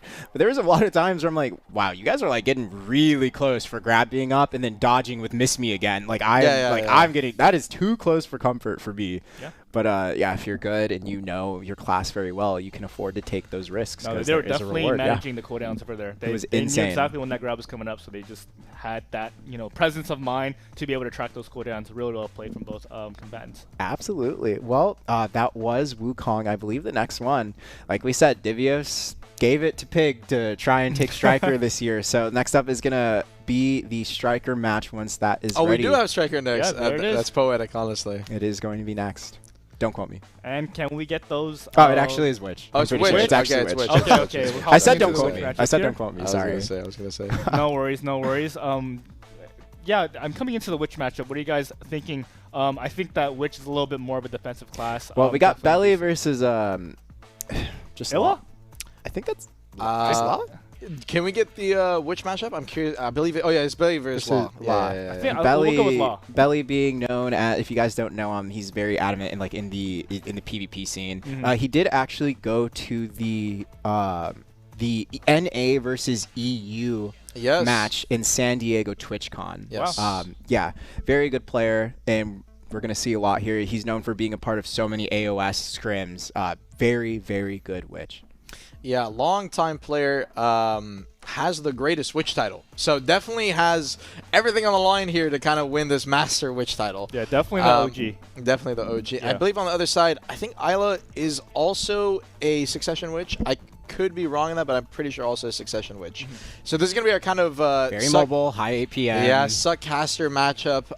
Suck Witch, if you guys aren't familiar with how it works, is going to be a lot about trading. You know, got a lot of improvements recently with their SA dashes, their mobility. So they've had a lot of scenarios where they can stay mobile and avoid grab classes. But when it comes to the damage trading, it gets a little bit more tricky, a lot more technical, using things like Blizzard, your frontal guard meteor, using focus meteor, etc. All while trying to dodge slows. All while trying to dodge slows. Yes, because once you're slowed, and if you're slowed, your opponent's not, you really feel it. Like that can mess up high your cancels. voltage, for example. Yeah, high voltage is a hard hitter. Yeah. For the longest time, I remember that skill, especially with the range that it has. Getting hit by that once, boop. Yeah, and I believe it's hit scan too. Yeah. So you need to very much be quick on the reactions and very preemptive with a lot of these scenarios. Belly actually, although it doesn't say on this bracket, fought Domfang to make it to the finals, and a lot of people were predicting that if these guys were on different side brackets, the finals would be Belly versus Domfang. So we had that match early on. Belly won, I believe 2-1, or it may have been 2-0. Kind of Domfang, I don't know if it was nerves or what, but really showed that he was the best Succession Witch, and those two guys, absolute titans. So Isla has a lot to deal with here in terms of who he's fighting. For sure. And Absolutely. as we get the match ready to go into, the things here, what are some key cooldowns or like very big openings you guys think will? Well, we did mention we definitely have to look out for high voltage. High voltage. High for sure. voltage is going to be more of like a trade scenario. It'll be really hard to punish, but if you land that slow, you have a big advantage for a couple of seconds. Got it. Blizzard. Blizzard. Yes, you cannot mouse move Blizzard now that mouse move is gone. Although I'm trying to remember if you could before. I believe you could, but you can't mouse move anymore. So Blizzard is going to be an opening for these guys to punish, and you will see those in the neutral game trades. Looks like we're starting off here. Any other specific skills, Etsu, that you think we're going to be looking out for here? I mean, TP tracking. TP tracking for sure. course. PA, how they're going to use in the neutral. So we're going to have to see. Bolide is going to be the main succession skill that these guys are going to be using here. If you guys don't know how Witch or Wizard works, you have an option between two prime skills actually to take.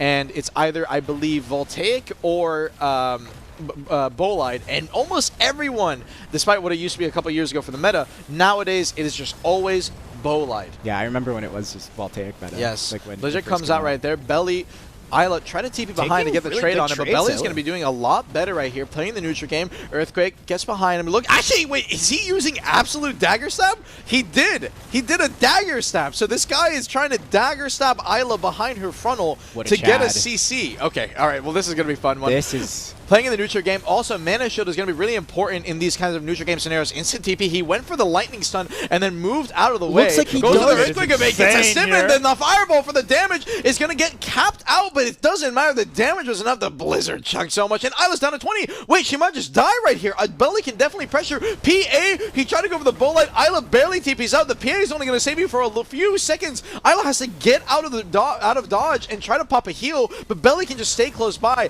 Has no more TPs available, though. He played a bit too aggressive with it, but Isla will manage to heal. That was a close one. Playing the neutral. There's the Blizzard. Waiting out. Lightning goes for the residual as well. Earthquake movement. Frigid. Plopping in the neutral. Belly just holding out that frontal guard. Lightning. Waiting it out. There's Meteor. Went for the trade. Isla TP'd in as well. Went for the Lightning. Did not manage to connect. So his backs away. Bolide is going to be on cooldown right here. There. Good connection. Belly gets a CC. And it's going to be a quick, clean 1-0. Double C. Two instances of CC where he's just playing so clean, he just gets the FG punish every time. You know, not only are we seeing Belly with the dagger, which is crazy, something we're noticing constantly throughout this matchup, Belly's doing a phenomenal job at just trying to anticipate where Isla's going and going constantly behind, trying to predict that frontal. He is BMing so hard with his dagger stabs, by the way. The dagger stab the chat BM noticed is too. not He something... actually killed him with a dagger. Dagger stab was already BM back in the day. Dude, I've not seen it in years. I saw him do it in between the TPs once. I was like, did he bet dagger stab? Yeah, intentionally. And he's just intentionally using it. What am I? This is the BA rat. If you guys don't know who Belly is, this guy's been playing battle arena matches for so long, fighting literally every single class, not just witches. You know, this is the kind of stuff he's been known for. So just pulling it out and showing it off in this instance.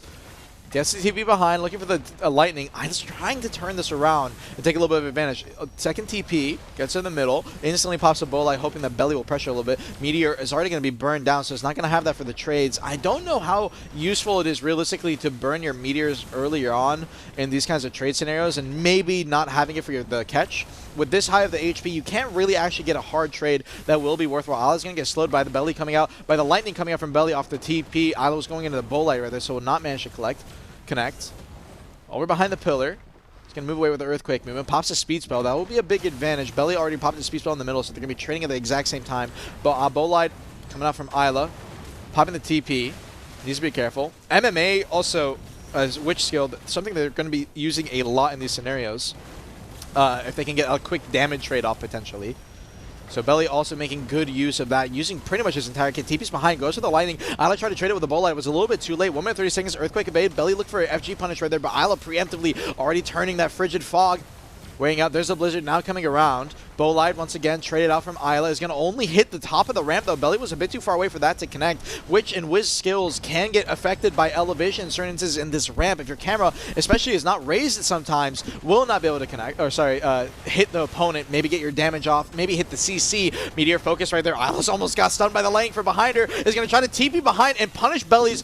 Blizzard will not manage to connect. Belly's going to be, or Isla's going to be hugging the pillar, so the FG on her Blizzard will not get CC'd. Pops a PA for the trades now. Belly's going to be playing over on the bottom of the ramp. Is going to pop the heal right there off the end of the PA to try and get a little bit of HP back. Belly still has his Pearl, or his Protect area still available though. Isla's going to be TPing over into the pillar. Belly TP's over in the mid right there.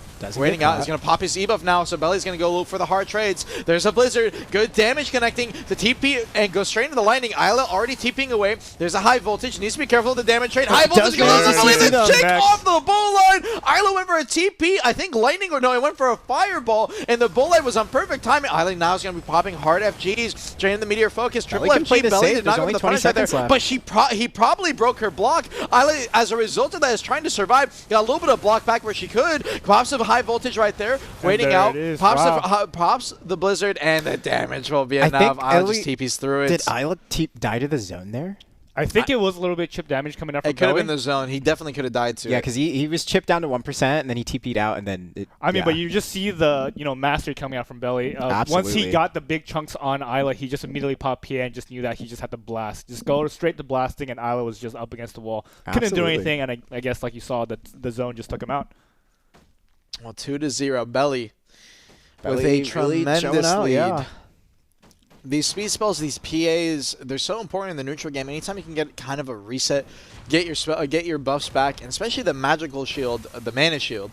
If you guys don't know how it works, it trades your mana for a portion of the damage reduction you can get on your HP pool. Yeah, it makes you tanky, but it does not last permanently. You do have to kind of get it back up, and it will be down for a small period of time. So you will notice the instances where they have their mana shield up, they will feel tankier in the trades, and when they don't, speaking of trades, got the TP behind the Blizzard, got the stun, the KD follow-up, V's out, did not need to V. I'm very surprised she did there, but was maybe worried about the follow-up trades. Yeah, I think a little bit of nerves there, but I mean, final round. Pops the mana shield, sorry, the mana absorption to try and get the FG onto the bow light. Double TPs to chase over after Isla. Yeah, now you can see just Belly is the Blizzard. They're getting there a little bit of frontal guard out where she can. The slows are so important in this matchup. Earthquake evade comes out of the bull light. He's going to trade into the high voltage. Belly's going to trade back with the high voltage as well, so neither player's going to get slowed off the end of that. Mana absorption, TP's behind. Earthquake evade is going to come out from Isla. Waiting out. There's the bow light trade. Trying to look behind. Roll evasive movement. Magical evasion. Now SA on the first kind of move there. Once again, Earthquake movement. Advantage here. Waiting out. There's the Blizzard. Isla's going to trade the Blizzard as well. Belly did not go for the TP in that instance. Isla actually instantly followed up with a lightning CC. Did not manage to connect. Waiting out. There's a frontal guard. High voltage. Isla's sitting outside the zone. Goes to the TP. They trade bow lights at the same time. Belly's preemptively bow lighting Isla's TP. He's hoping that she goes for a lightning. So he's playing very smart here, keeping good track of his cooldowns, of Isla's cooldowns. Waiting out. Remember, Isla no V, Earthquake evasion. Belly's just mirroring. He's just keeping his spacing, and Isla, as a result, is missing a lot of damage hits. Belly outside the zone, though. It's double TPs outside from inside the zone. Goes for the bolt light, trading at the exact same time. There's a focus meter. Belly will take that damage as due to being in his SA mobility. Looks like Earthquake evasion. Waiting out. There's a high voltage. Belly uses his mana absorption to try and block the damage. Earthquake evasion is going to get over behind the pillar. Pops his lightning instantly. There's his mana shield now. So Belly will have his mana shield for the time being of this last minute. Isla needs to try and get hers up as well. Waiting out. There's a Blizzard. And he TP's behind. Almost got punished on his Blizzard, but Isla's going to take a big chunker instead. Attack. The E-buffs are going to be in play right here. Goes for the focus mirror. They're trading the FGs at the exact same time. High voltage on the same instance. Both their blocks are going to be running pretty low right here. Goes for the TP. Goes for the Aqua Jail explosion. Yeah, a little bit of damage, but Isla TP'd out just in time, gets behind, and the lightning damage will be enough. The damage trades are just way too smart from Belly. It's a fast 3-0, and it's a clean play. Your greatest witch will keep that title and will also become your master witch. Congratulations, Very Belly. well played from Belly. Like I said earlier, Belly was doing a phenomenal job. Just it felt like he was in Isla's head there, constantly going, like, following his TPs, not burning his first, except when we saw the double TP up front, but he had good spacing there. But constantly when they were doing trading, Belly was doing a good job TPing behind Isla's frontal, and you could even see some situations where they were in a trade fest. Belly was anticipating a frontal guard to pop up, and instead of continuing that trade, he would TP behind Isla, versus where Isla wasn't able to keep up with that pressure and do the same back. Yeah, the presence of mind was just there for Belly. You can definitely tell how tenured this player is. Yes. So much knowledge under his belt on the witch class. Yeah, like you said, it just definitely felt like Belly had Isla's number. Wherever Isla was running to, Belly was already there. Already there and going behind. Exactly. Just pre-casting and also looking for Isla's back. Just all pressure. I think especially with the witch matchup here, it might seem like things are a little bit slow just because they're, they kind of just have to throw damage at each other the whole time. But you could tell the whole time Belly was just one step ahead. One step ahead. Always having his cooldowns, especially the really big ones, the heal and the PA, always ready to just dump. He wasn't burning them after. first either. Exactly. He was waiting for them for the right time.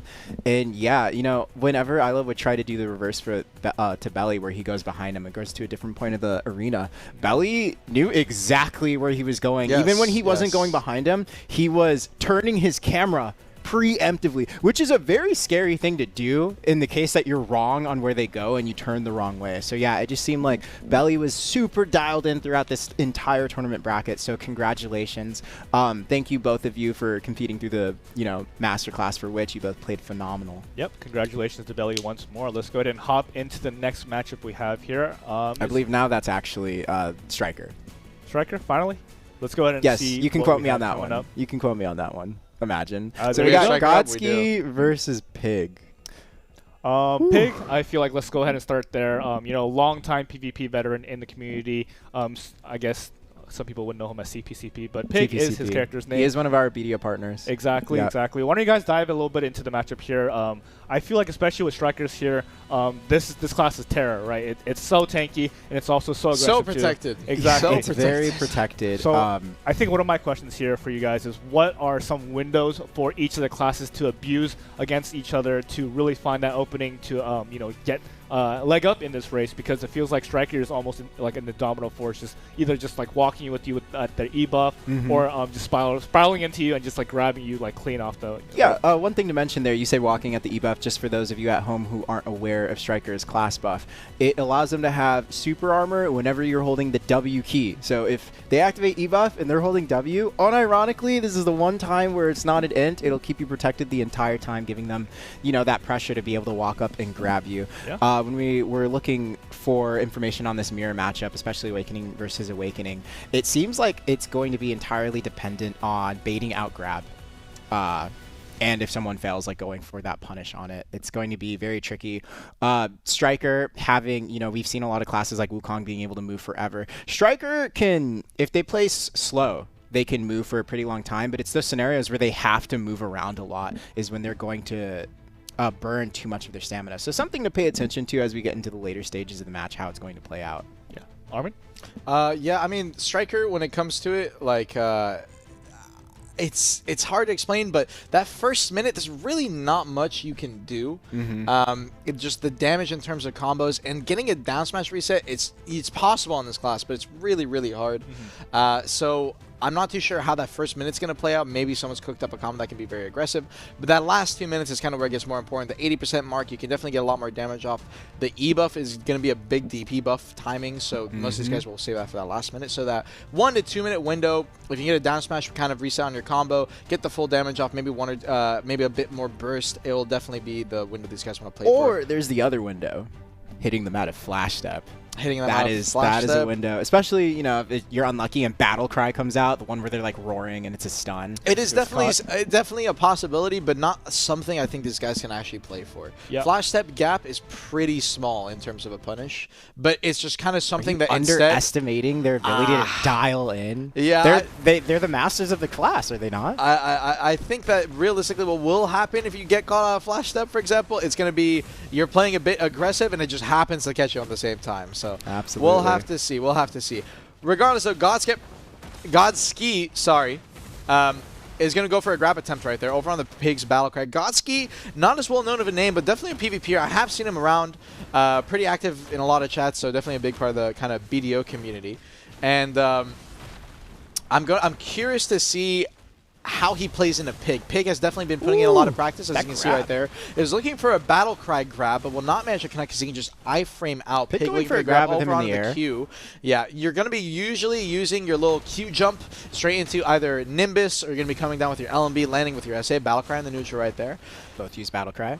Yeah, battle cry trading is going to be pretty much the majority of this class in this matchup. The AoE is basically big enough that if you're from the midfield, you can land on the whole area. Goes to the CC off the Q jump, get a follow-up. will not get the follow-up. Most of the time, if you get a CC off of the kind of Q uppercut, you're not actually going to get a very optimal combo at all. Yeah, I believe if they're full HP, they're going to need a double KD and you combo. can see right here, he's going to get the down smash. He's going to get the KD grab. This will only do about, I want to say, like 10 to 30%. It's kind of hard to get a full trade off that. And if you commit too hard to the damage, the striker can actually wake up and just throw a grab on you. 1 minute 30 seconds. And now we're getting kind of in the threat zone. Playing the neutral game. Goes to the spiral cannon right there. We're going to have a Nimbus landing over on the opposite side, coming out from Godski, playing that neutral game, the Echo Spear, that Shift Q, the Clone TP. You can grab the startup of it, you can grab the ending of it, but it is a little bit more risky on the ending. The startup is kind of what you want to look for, is iframe, so if you're a bit too late, can get avoided. Battle cry in the neutral. Pig's not going to go for the grab on it. Godski tries to go for that WC, that little dash close, straight into the grab, the Ferocious Assault. Did not manage to get the follow-up on Blaze over in the neutral. Waiting it out, goes for the mass destruction right there. Does not manage to get the CC off, and actually gets a grab punish. Pig on good timing, and we're down to the 1 minute timers. That 50% HP is now in play, and Pig, understanding that he had the advantage where there could have killed Godski, had to force his V. Godski comes out the E buff, instantly pops his V. I think maybe a bit preemptive, but he wants to take advantage where he can and try to force Pig's V. But Pig still has his E buff available. He's going to pop it on these last few seconds. Battlecry comes out. He tries to go for the Ferocious Assault into the grab. Pig is already ready with the iframe right there, though. Backs up, coming back in. Looks for a Spiral Cannon window. No punish to be had right there. There's E buff not coming out. Ferocious Assault. Battlecry gets a stun. The damage will be enough. Even if he doesn't kill right here, which he probably will, the HP would have been enough. Great Battlecry connection. Godski getting caught in the neutral, and Pig will take the first round. Absolutely. And I know maybe some of you are wondering why don't they grab each other out of Battle Cry like a little sooner, but you do have to be careful because that it has 2 stuns, one at the start, one at the end. So you only have a little bit of a window before your opponent tries to predict your grab and dodge out of it. But yeah, Pig just showing up, doing a really good job at the trades. But again, ladies and gentlemen, that is the first round. So let's go ahead and see how things play out on round 2. Yeah, and this round 2 coming up, it's going to be important because now Godski's 0-1 will have to try and turn this around. That 0-1 scenario is always the scariest in my opinion in these AOAs. Because the second you go 2-0, like if he loses this, your match point, your momentum your nerves, the momentum is so much, it's just too hard of a mountain to climb. Everything's a mental game. Yeah, I'd say that the 0-1 is more important than the 2-0, because once you're 2-0, you got nothing to lose. But the 0-1, then you're creating a mountain for yourself, a heavy mountain to climb up. Pig try to go for the grab right there. Was hoping for the leg drop, but it not managed to get Battle Cry. It's a grab on the Battle Cry. Yeah, Godski did not have his iframe to cancel out of. He's going to get the Echo Spear combo here for the full dam. Battle Cry to end it off. It's not going to go for the down smash. Will ensure 70%. So now this is a waiting game. Pig is going to look for another connection and is willing to play it more aggressive into it during this timer, because if he gets one more CC while Godski's low on health, he can guaranteed force his V in that window. Meanwhile, Godski, even if he gets a connection onto Pig, while maybe Pig goes for a gamble like the grab right there, Pig is not going to, he's not going to be forced to V regardless from that 100% HP scenario. So it comes out to them essentially being equal. And now, 80% time, this is where we're getting a little bit more of a threat range. He's going to use Ferocious Assault actually to avoid that grab. Really good movement from Godski. Wow. Good stuff right there. Oh, but he Valkyrie gets comes stunned out going first, right big in. stun. CC. He did not manage to get it. That's a shouldn't be knockback enough to combo kill. off the Echo Spear. This combo is the max damage and the fully optimal combo. Pig tried to pull this out kind think of he might earlier have in the lived with a prelim low brackets. HP. He had been practicing it, but he ended up messing it up a few times. But it looks like he might have perfected it. Gotski forced a V off of that. He's going to come out of V. Instantly, the Valkyrie Nimbus landing coming down from Pig is going to use the SQ to try and go for kind of a little bit of a neutral game. CC pressure, leg drop over in the middle of that Valkyrie. Understands that Pig cannot grab him on that timing. Pig gets his attack speed buff off that crouching wolf, resetting, comes back in with the spiral cannon, weighing out. There's the battle cry. He's trying to pressure Gotski in case he tries to go for a grab. The Q connection, it's gonna be outside the zone. The spiral cannon's there for the KD, and the follow-up damage is enough. Pig 2-0, Yeah, just taking a methodical. huge lead. Pig is showing up and playing everything perfect. He's finding those grab opportunities. That was disgusting getting that into the zone. I wonder if that would have been a full kill, most likely, but in the event that it wasn't, that being in the zone, pretty much sealed Godski's fate. Does he have a chance to come back, though? Like we said, the 1-0 is already like, oh man. 2-0 is like, well, I got nothing to lose. So maybe his, his buff will come through, the O2 buff. Yeah, we'll have to see. And Might have been a misclick there from Godski. He V'd on the gate open. He doesn't need V. So you can V before the gates open, and when the gates open, you will re-get your V back. Does he? Because it's still I think showing in a moment, no, yeah, you do if you pop it before the gate. But in this instance, because he V'd, but He might after need it the again gate soon. opened, no, He he might won't- need it. He'll be fine for okay, now. okay. Now in a threat scenario, Vygotsky, no V. I think he was trying to C-swap on the round start and the nerves. The little That's fat why my finger. C-swap is on mouse button, not the actual keyboard. Oh no. Yeah, Gotsky speaking needs to of be V, careful. though- Down to 40. Next connection could be a death for him. Pig's combo can guarantee about 80% health. Gotsky playing for his tournament life. Next CC will be death. And the There's the leg grab jump! right there. He gets the grip! It's down to Pig doing one combo. The somersault for the bomb. The battle cry to finish it off. It's going to be enough. The mass destruction into the battle cry. Pig is going to be your winner. And he will be taking a clean sweep. Yeah. Wow, And, that was crazy. I mean- Unfortunate for Gotsky. like man, you the guys said, I nerves. mean, like nothing was really supposed to happen before the last minute with the 50% life pool totals. But just Pig being able to force out the V from Godsky early on, of course, it's not going to amount in a kill. But just having that peace of mind that your opponent does not have V. I don't know really if Pig allows him. even knew that Gotsky didn't have his V though. Well, I 'cause it mean, was just in off general, screen. like just Because it all was the at the actions, start, just always yes. forcing his V early on, always keeping Godsky in the back foot, and that just allows him to be so much more aggressive Yes, because you have that one absolutely. tool that your opponent doesn't have, and anything that you would want to try is basically free. Yeah, no, that was, not much more to really say there. Pig played that beautifully. Yeah, that was crazy. Yeah. Well, Whew. Well, let's take a look at that bracket. Yep, Pig is going to be the master striker. Divios just handshaking, like saying, here you go, it's your turn. But still, congratulations to Godsky for making it to second. Those rewards will also be juicy for you as well. Yeah, the torch has successfully been passed on. I mean, definitely earned well from Pig himself there. Played that completely controlled. He had the ball in his court the whole time. Some, flashes of greatness from Godsky, of course, but Pig just, just showing through the practice, as you said, the combo for the max damage coming through, being able to land that on Godsky. Perfected at the end, yeah. perfected then. Yeah. So once again, congratulations to Pig. You are the master striker, and we will be moving on to the next class that we have. It's going to be the sister class, Mystic. Yeah. And this is good. This. Fun fact about this. We got Kairos and Multi-Melter. And do you guys know that originally these two mained Dark Knight? These are not even OG Yeah, Mystic they're mains both at all. OG DK players. We got defectors out Yeah, here, no, huh? they're both, but they both beat the Mystic bracket, getting up here. Fun fact: Kairos is a newer Mystic player, but even then, he's made it this far. Multi-Melter used to be in a guild with him. He has won the best in class 4 years ago, as well as the best in trial. So it's unrivaled DK. unrivaled DK. Yep. Will he be best Mystic? Well, yeah, definitely. We'll have to see. I know both these players. They're both pretty really well. good players. They're both really good Yes. players. Fun fact, Multi-Melter does play from EU as well. We have a Yep. lot of high-ping EU players showing up on NA and still putting in work.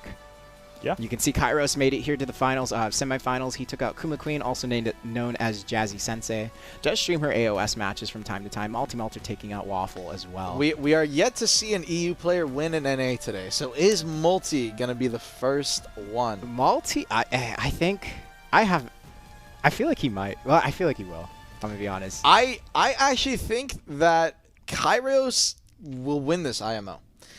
Just because I've been seeing this guy playing in NA AOS. I've been seeing him putting in the hours. He's been getting a lot better. And I don't know how, necessarily the 1v1 matchup goes. But in terms of Mystic skill alone, just on the Awakening, he's probably the best Awake Mystic I've seen come out of NA. Wow, yeah. So, in all these years. So I'm actually going to be rooting and favoring Kairos to win this out personally. I think most people do have multi winning. I think a lot of people are saying he's favored, but I think Kairos has the chops to pull this. For sure, especially, I mean, that, with, like you guys said, these guys were both really big on the DK, making that swap over to a new class on Mystic. I mean, you could definitely see why it stuck for them right there. Definitely performing really, really well, and that's why they're in the finals today. Absolutely. Well, looks like things are about to pop off. So and we do have Awakening Mystic in here, correct? Yes. There's a lot of interesting skills about it, like that self-PA. Both these guys, Mystic players, if you guys don't know how Mystic works, it is a very SA-heavy class, just like Striker. Heavy. But good mobility when it comes to the neutral game, they have something that Striker does not have, and that is the vacuum. And now, keep in mind, they have 2 vacuums available.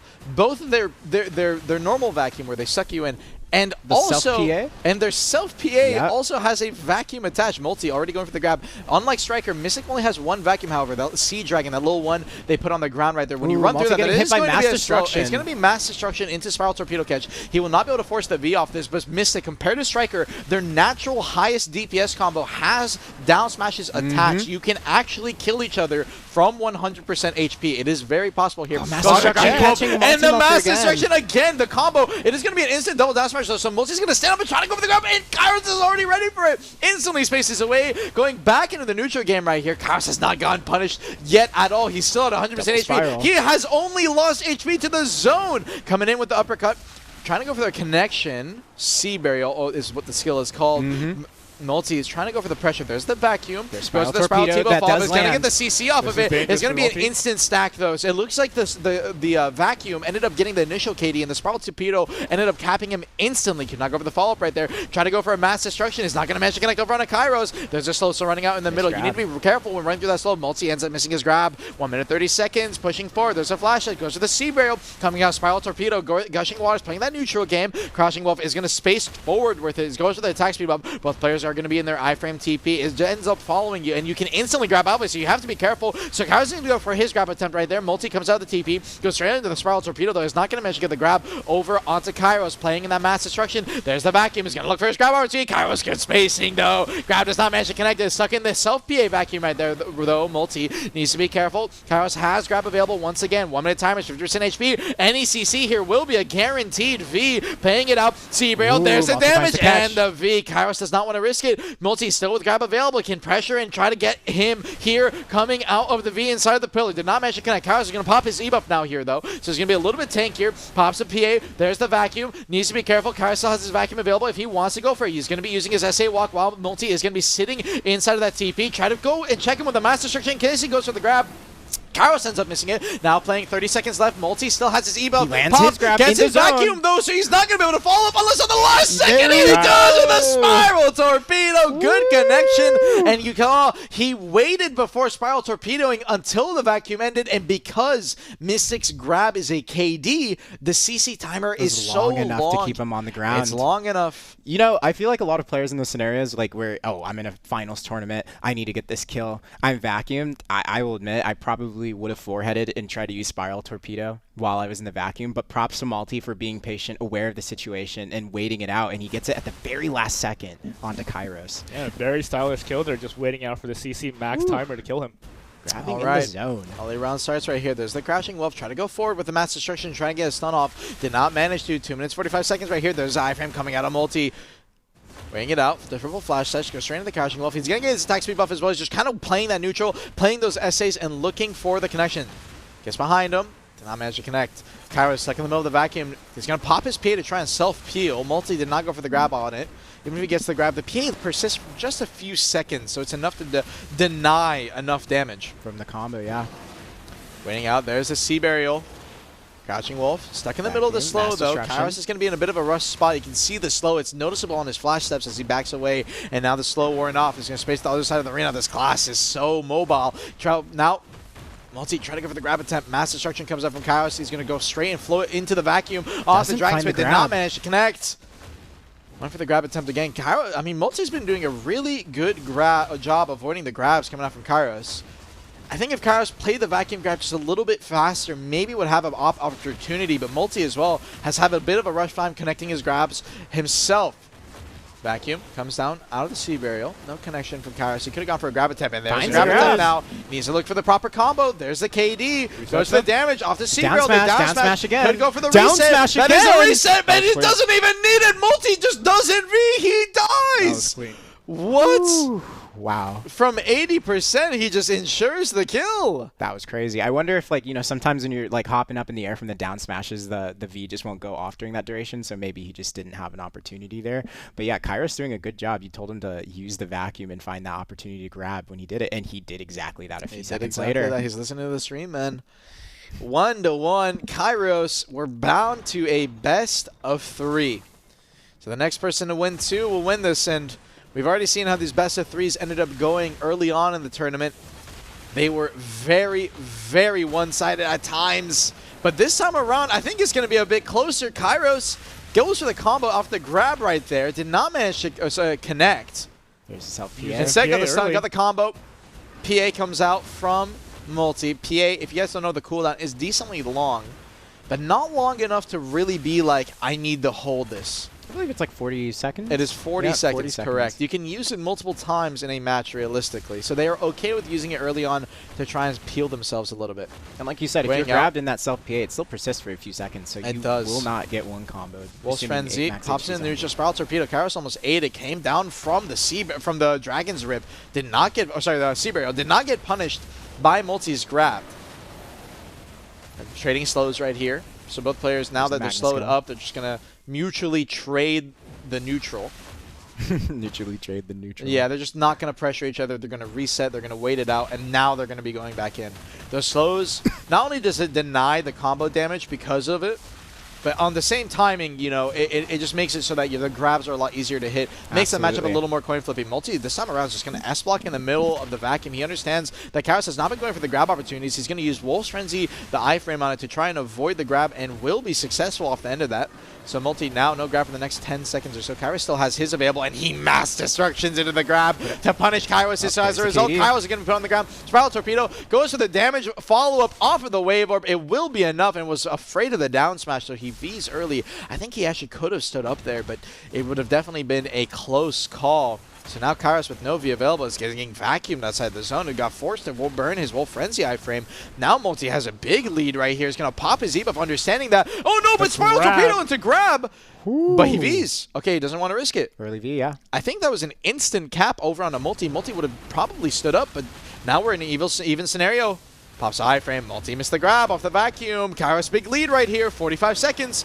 He's walking around with his E-buff. He's going to eat the slow, though. Ends up missing the grab. Pretty big whiff right there. 40 seconds left. Multi can take a huge lead. Spiral Torpedo, he has the grab up. Kairos is trying to back away. He's trying to stay mobile to try to survive. He's running out of cooldowns. From the side. He's going to use the vacuum. Multi's going to space through, though. He had to end a vacuum early. Multi still has his own vacuum available, waiting it out. Dodges Kairos' grab. Good movement coming out of Multi. That was an insane There's the vacuum. Bit too far away. Gets the grab off. The Wolf's Frenzy ended too soon. Puts him on the ground, and the combo will be enough. Multi 2-1. Good stuff to him. That grab dodge at the last second was actually insane. He did mass destruction. It usually has like 2 to 3 hits, a lot longer, but he just did like one tick of it and then immediately sidestepped out. Yeah, and I mean, honestly, as you could see towards the end of the round there, Kairos just looking a little bit more shaky with some of the movement there, just feeling the pressure from Multi in that last few seconds coming up to the end of the match there. Yeah, absolutely. Now Multi's up 2. If he wins this one, he wins the whole thing. So Kairos is going to have to fight hard to come back here. 2-1. Multi. Huge lead right here. E-buffs are going to be coming up later in the round. So until then, remember, these classes, these guys can actually one-combo each other in the first minute. But we haven't gotten an instance where we've had a kind of a grab confirmation clean enough to either force the V or get the kill. Vacuum comes out from multi, looks into the Spiral Torpedo. Ooh, Mass The doesn't Spiral land. Torpedo after the grab is kind of on hopes that maybe your opponent gets hit excelled, maybe he S-blocks for a second, and you're going to just kind of CC stack him to make sure that he is in the hardest spot possible right there. Kairos, SR Linger, going for the grab opportunity on a multi. The spacing was just good, far enough though. No iframe from multi on that instance, but grabs do have range despite the long He match just that get we punished saw. from his grab. Bring it out, good punished. spiral. But he shouldn't die here. No, it's not of a clean grab confirmation. He can't get the down smash here either. There's his He's going to LTA. pop the PA to heal up. It is capped out at, I think, about 60% HP, and he can't really heal more than that. So he's going to heal to there, get out, make sure that Kairos can't get a grab on him if he lingers for too long. Spiral Torpedo, trading out in the middle, down 80% timers. Next grab will once again be a confirmed V. Goes to the Crouching Wolf. Crouching Wolf does have a CC attached, actually a stiffen on the back walk. So you can use it as a CC check, and the Mass Destruction is going to get the connection. He got a float connection here, though, and the instant down smash afterwards will be kind of rough. Punishes the grab from Spiral Torpedo, Kairos. good timing. This will be a clean combo on this one. Unlike the one that Kairos had where it was a float follow-up, Multi will have the damage, and Kairos will be forced to V. 1 minute 19. We're not quite at 50% HP timers, but Multi still hasn't full healed yet, so Kairos can guarantee to get a punish right here. Goes to the PA. Iframe's out of it, trying to bait Multi in, but the grab opportunity of his own. Multi was ready, and we're going to mutually trade our grab cooldowns. Multi will have his first.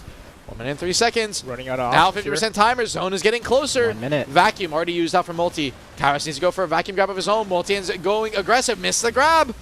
Kairos looking for a Spiral Torpedo. He's going to challenge it with the Crouching Wolf. Flash step over to the side, comes down straight out of the queue. Looking for the CC on the bound. Did not manage to connect. Vacuum gets behind him, goes for the get C-barrel, stunned by gets caught Mass. out of it. Okay, and once let's again, see we're it. in the same scenario. The combo is not going to be up. It's double down smash off of a float. He needs to play it slower. Maybe look for a different connection, it but he again. will get the second catch. 30 seconds, 6 seconds left on the clock right here. Multi's going to go straight into his V. Kairos has no V available. It's going to be a Misses the mutual grab. trade. Challenge with the grab. Did not manage to connect. It's going to be iframe coming out. He's trying to go immediately into the Spiral Torpedo. They're both going to PA. Healing back to full HP. Kairos going to be stuck in the middle of his vacuum for a little bit. He actually burned 2 iframes there. And Multi's seeing that as on top of the Wolf's Frenzy. Kairos burning a lot of key crucial cooldowns. Might go aggressive right here. Spiral Torpedo trade at the same time. Crouching Wolf is going to go try and trade it back. Coming down C-barrel. Managed to get the slow over on a Kairos. Kairos now pressuring forward. Is going to run through the slow one more time. Needs to be careful. 5 seconds left. It's going to come down to an HP trade. Who will take the lead? Spiral Torpedo. Kairos wins it 2-2. We're going to a round 5. Sheesh. Yeah, nailed That was Vital there. intense. That was intense. Holy. Multi playing this extremely well, but Kairos does get the advantage there in that last match. What are our predictions, gentlemen? What? I'm still going Multi. Personally. It's hard to say. I feel like it is Kairos hard to is say. Go really either coming way, alive. dude. I don't know. Kairos' combos have not been on point. He keeps getting like a stun CC. Yeah, I noticed he's landing Mass Destruction a lot on Multi. Yeah.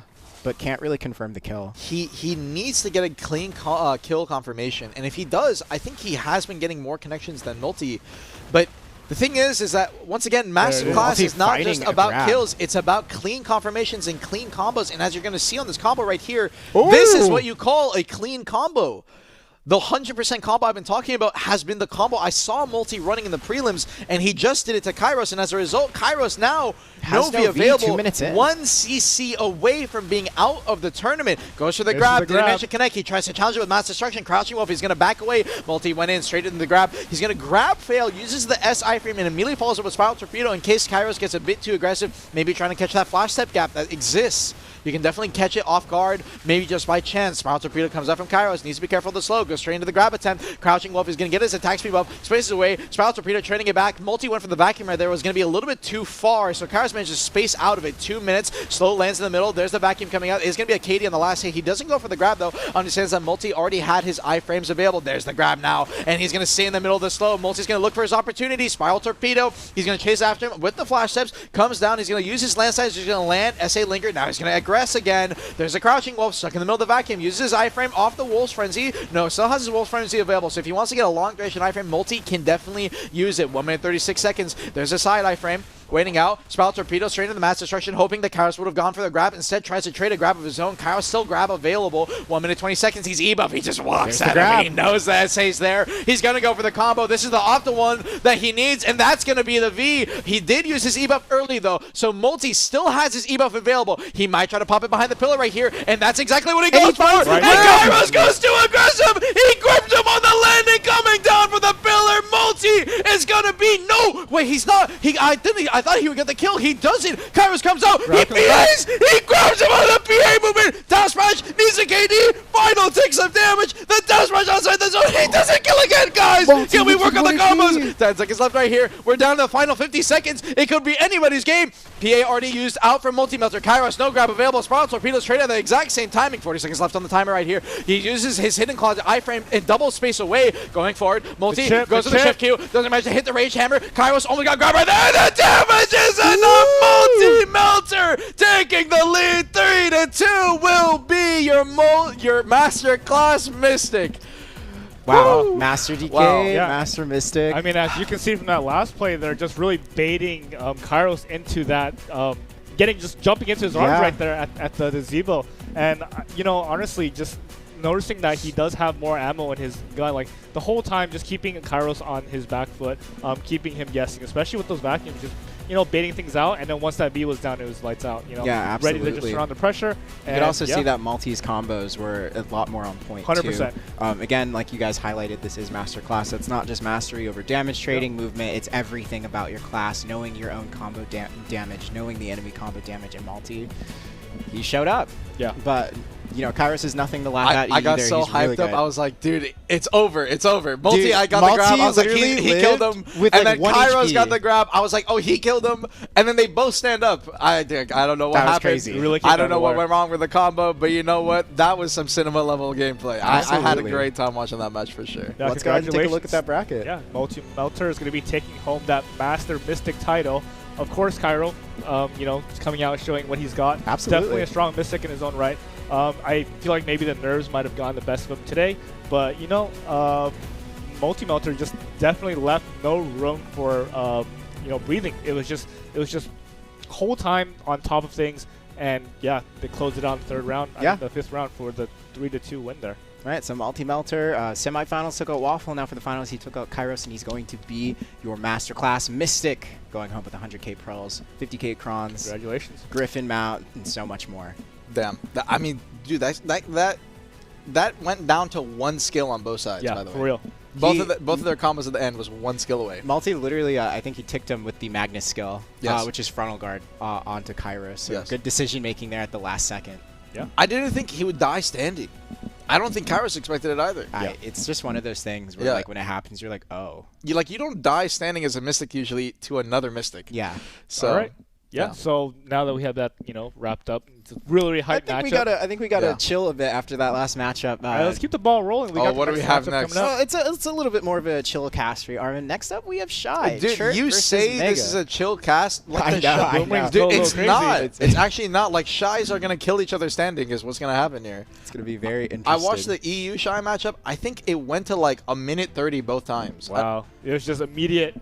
Yeah, they were like, out there. They were just dying standing. Yeah. So, anyways, Shai, go ahead. Sorry. I mean, Chirp versus Mega. Do you guys have any notes on these Shais? I believe Mega's might be the favorite here. Chirp is digital. I gotta double check this because I actually got. I saw these guys practicing in BA. I think it was Chirp practicing in BA. And I asked him, like, hey, like, send me some Shai stuff. Like, let me know how you're feeling about this. Yeah, it is Chirp. He's from Digital. So Chirp's from Digital. Mega, I don't know. Is he... Mega is soaked. Okay, he's soaked. So Chirp versus Mega, both these guys have been practicing in BA a lot. As far as I know. 1v1s actually looks kind of fun. Yeah, like, they've been practicing for this a lot. Shai got a rework, kind of a mini rework. I don't know how much you guys know, but things like Misty Haze, which was just like basically the only thing that decided this matchup in the past, it's still prevalent, but it's not like an end-all or be-all. They're a lot more protected now. They have like more CC opportunities. The combos in terms of how the damage works, I think, is different now as well.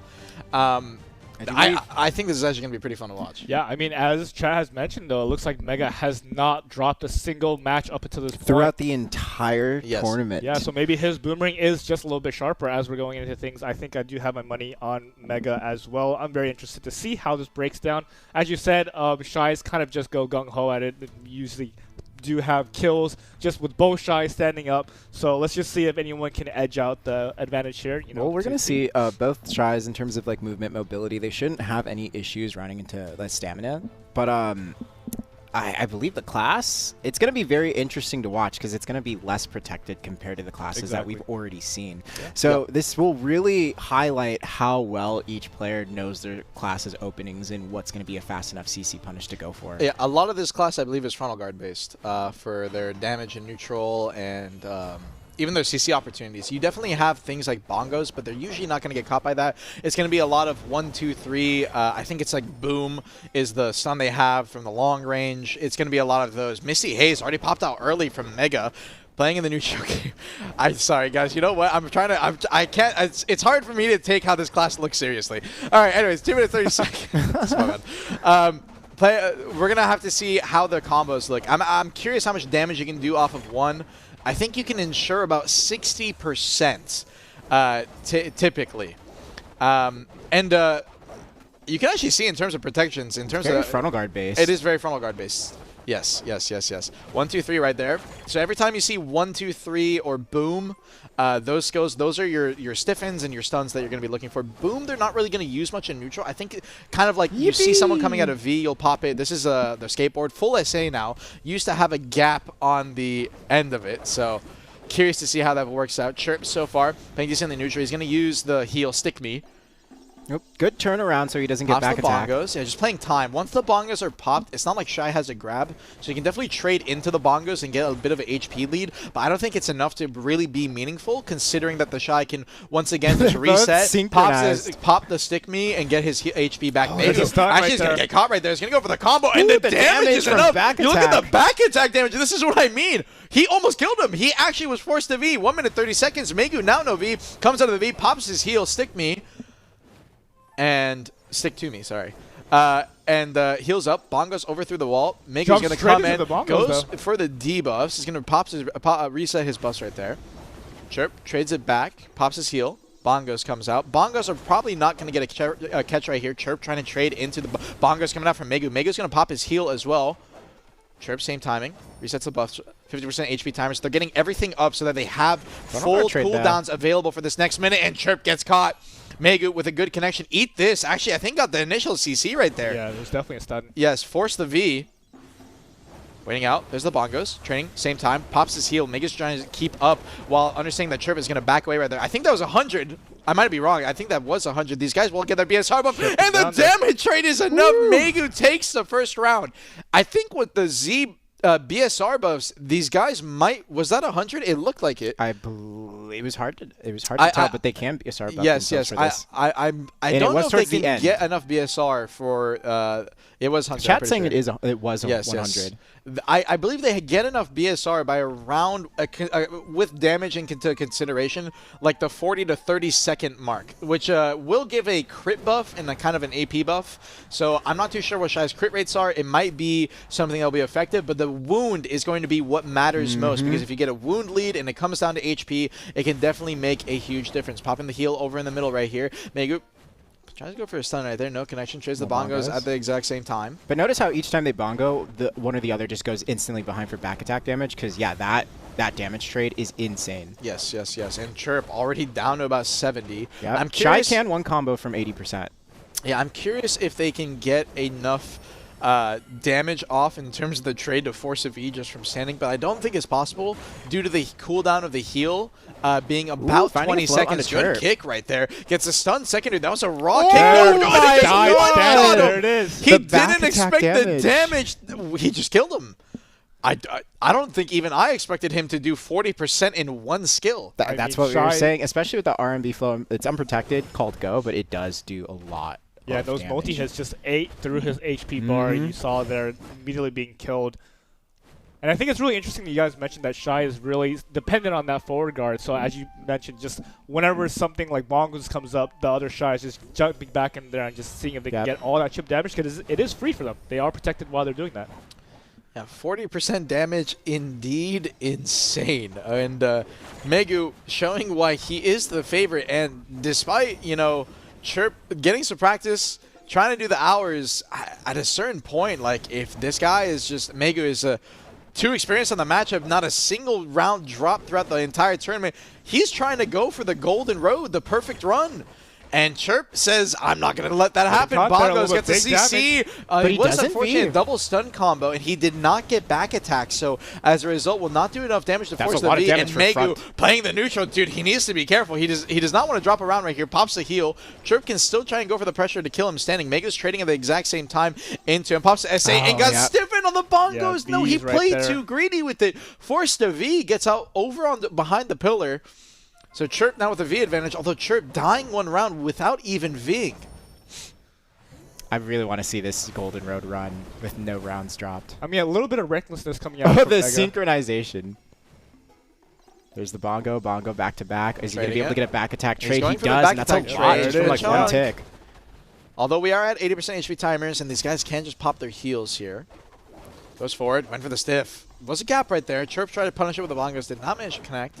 Was a little bit too off. Very careful. SA, Megu goes forward, kick 2. He's going to pop the heal. Just same time, hop 3, goes for the CC. Chirp gets caught. Ooh, no back attack. Chirp gets the CC, looking for the damage, and it's going to be enough. That's the first round dropped in the whole tourney. Ooh, no Golden Road. I mean, honestly, you could definitely see there, though. Mega was just playing a little bit more loose, knowing that he does have the 2-0 lead, and just, I guess, limit testing a little bit there, having a little bit of fun. There was one time where he did roll into the Bongos, which I felt like that he noticed that was a little bit greedy, but he didn't have anything to cover that gap coming out, and that's what forced him to V. Yeah, but good stuff coming out from Chirp to just capitalize on all these openings and taking home that one round there. Let's see what happens in this 4th round coming up.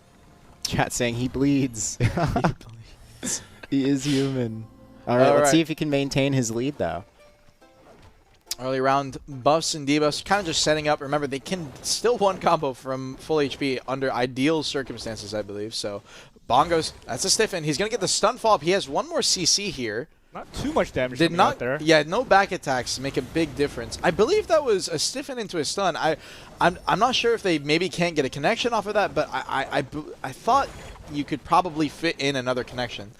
Maybe a kick. Ooh. And speaking of kick, Megu is going to get the kick over onto him. He's going to start attaching, so he gets a back attack. Oh, one skill! He almost killed him. I think it was V. 1, 2, 3, backs away. He's going to pop the skateboard to get out. But keep it. But it's Shai v Shai. He can just keep up. Exactly. They don't really use the skateboard for anything else but to kite, so Chirp will also have it available. Now they're just playing some music. Looks like things are going to equalize, but just all that damage you see coming out from Mega there might be the difference maker here. Chirp is a little bit full buffs. Yeah, it's everything up right here, but so is Megu. Yeah, Megu doing a good job consistently going for back attacks. Kick 2, twirl 3. On the neutral, needs to be careful. The Bongo stiffen. Yeah. Oh no! Just jump straight around into the core. Yeah, he just jumped straight into it. 1 minute 40 seconds. Megu's only 1 CC away from winning out this tournament. And if it's anyone so far that I'm reliant that they can do this combo correctly, it's this guy. He definitely has been practicing it.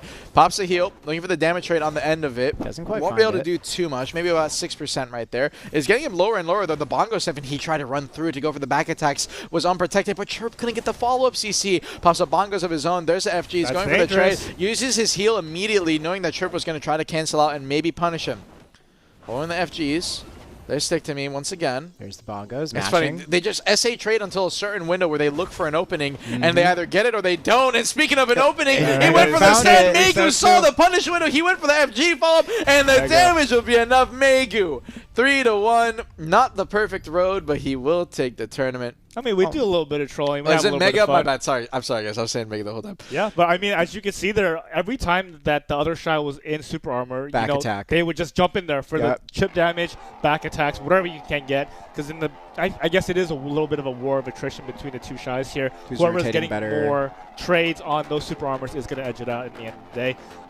I think really interesting to point out from Mega's side was he was going for these very, very crucial kicks on, just I guess out of neutral game, just coming out, kicking, and really putting on the pressure. What do you guys think? I'm going to catch from that, I believe in round 2. But yeah, you're completely right, Valha. He very versatile player, very good at finding those windows of opportunity. And yeah, we noticed that consistently every time there was a Bongo trade, Megu. You already put it in my head. My bad. He was constantly going behind during the Bongo trade. Yeah. The one time that Chirp caught him in a stun and tried to do the same combo but from the front, Mega knew that he didn't have to V it. Yeah, despite getting to like almost It was one like skill 20% there. It was so HP. close. Just Yeah, to give yeah, you yeah. an idea, that was like 20% HP Yeah. at full HP. So like plus the back attack, that's it. Like 100 to 0. Like who knew Yeah, Shai so could do that much? let's go ahead and see the bracket here. Mega is going to be your champion. Congratulations for taking home that title for the Master Shai. I mean, you saw it on full display there. There was nothing left on the table. Completely wiped with that boomerang. Just doing so much damage. And I think super well played. With the Shai matchup, it does seem like like Armin, a little bit hard to keep your composure when you're casting such a, like, I wouldn't say goofy, but a little bit more whimsical in terms Yeah. of the skills Definitely they're whimsy using. skill names. By the way, I was saying Yippee. I wasn't saying that for fun. The skateboard name skill is the skill name is actually Yippee. Yeah, so. but as you can see, definitely Mega just putting on that pressure, knowing the limits of his class, and especially, like you guys, I mean, we harp on this so much, but especially the Shai matchup, just taking advantage of the super armor from another class. Of course, that is a moment of respite for you to, maybe mentally reset, gauge what your opponent is doing. But hey, the other Shai is just in your back, throwing that boomerang, hitting you like 64 times. Yeah. So you really have to be careful with that. We are gonna hop into a 5-minute break here before we get back into the last leg of the day today. So go use the restroom, get some snacks, get some water, get hydrated, and we'll be right back. 5 minutes, I think. Jim was Yeah, 5 minutes. 5 yeah. minutes. Yeah, 5 minutes, guys. Yeah, so we'll be back. Don't change the channel.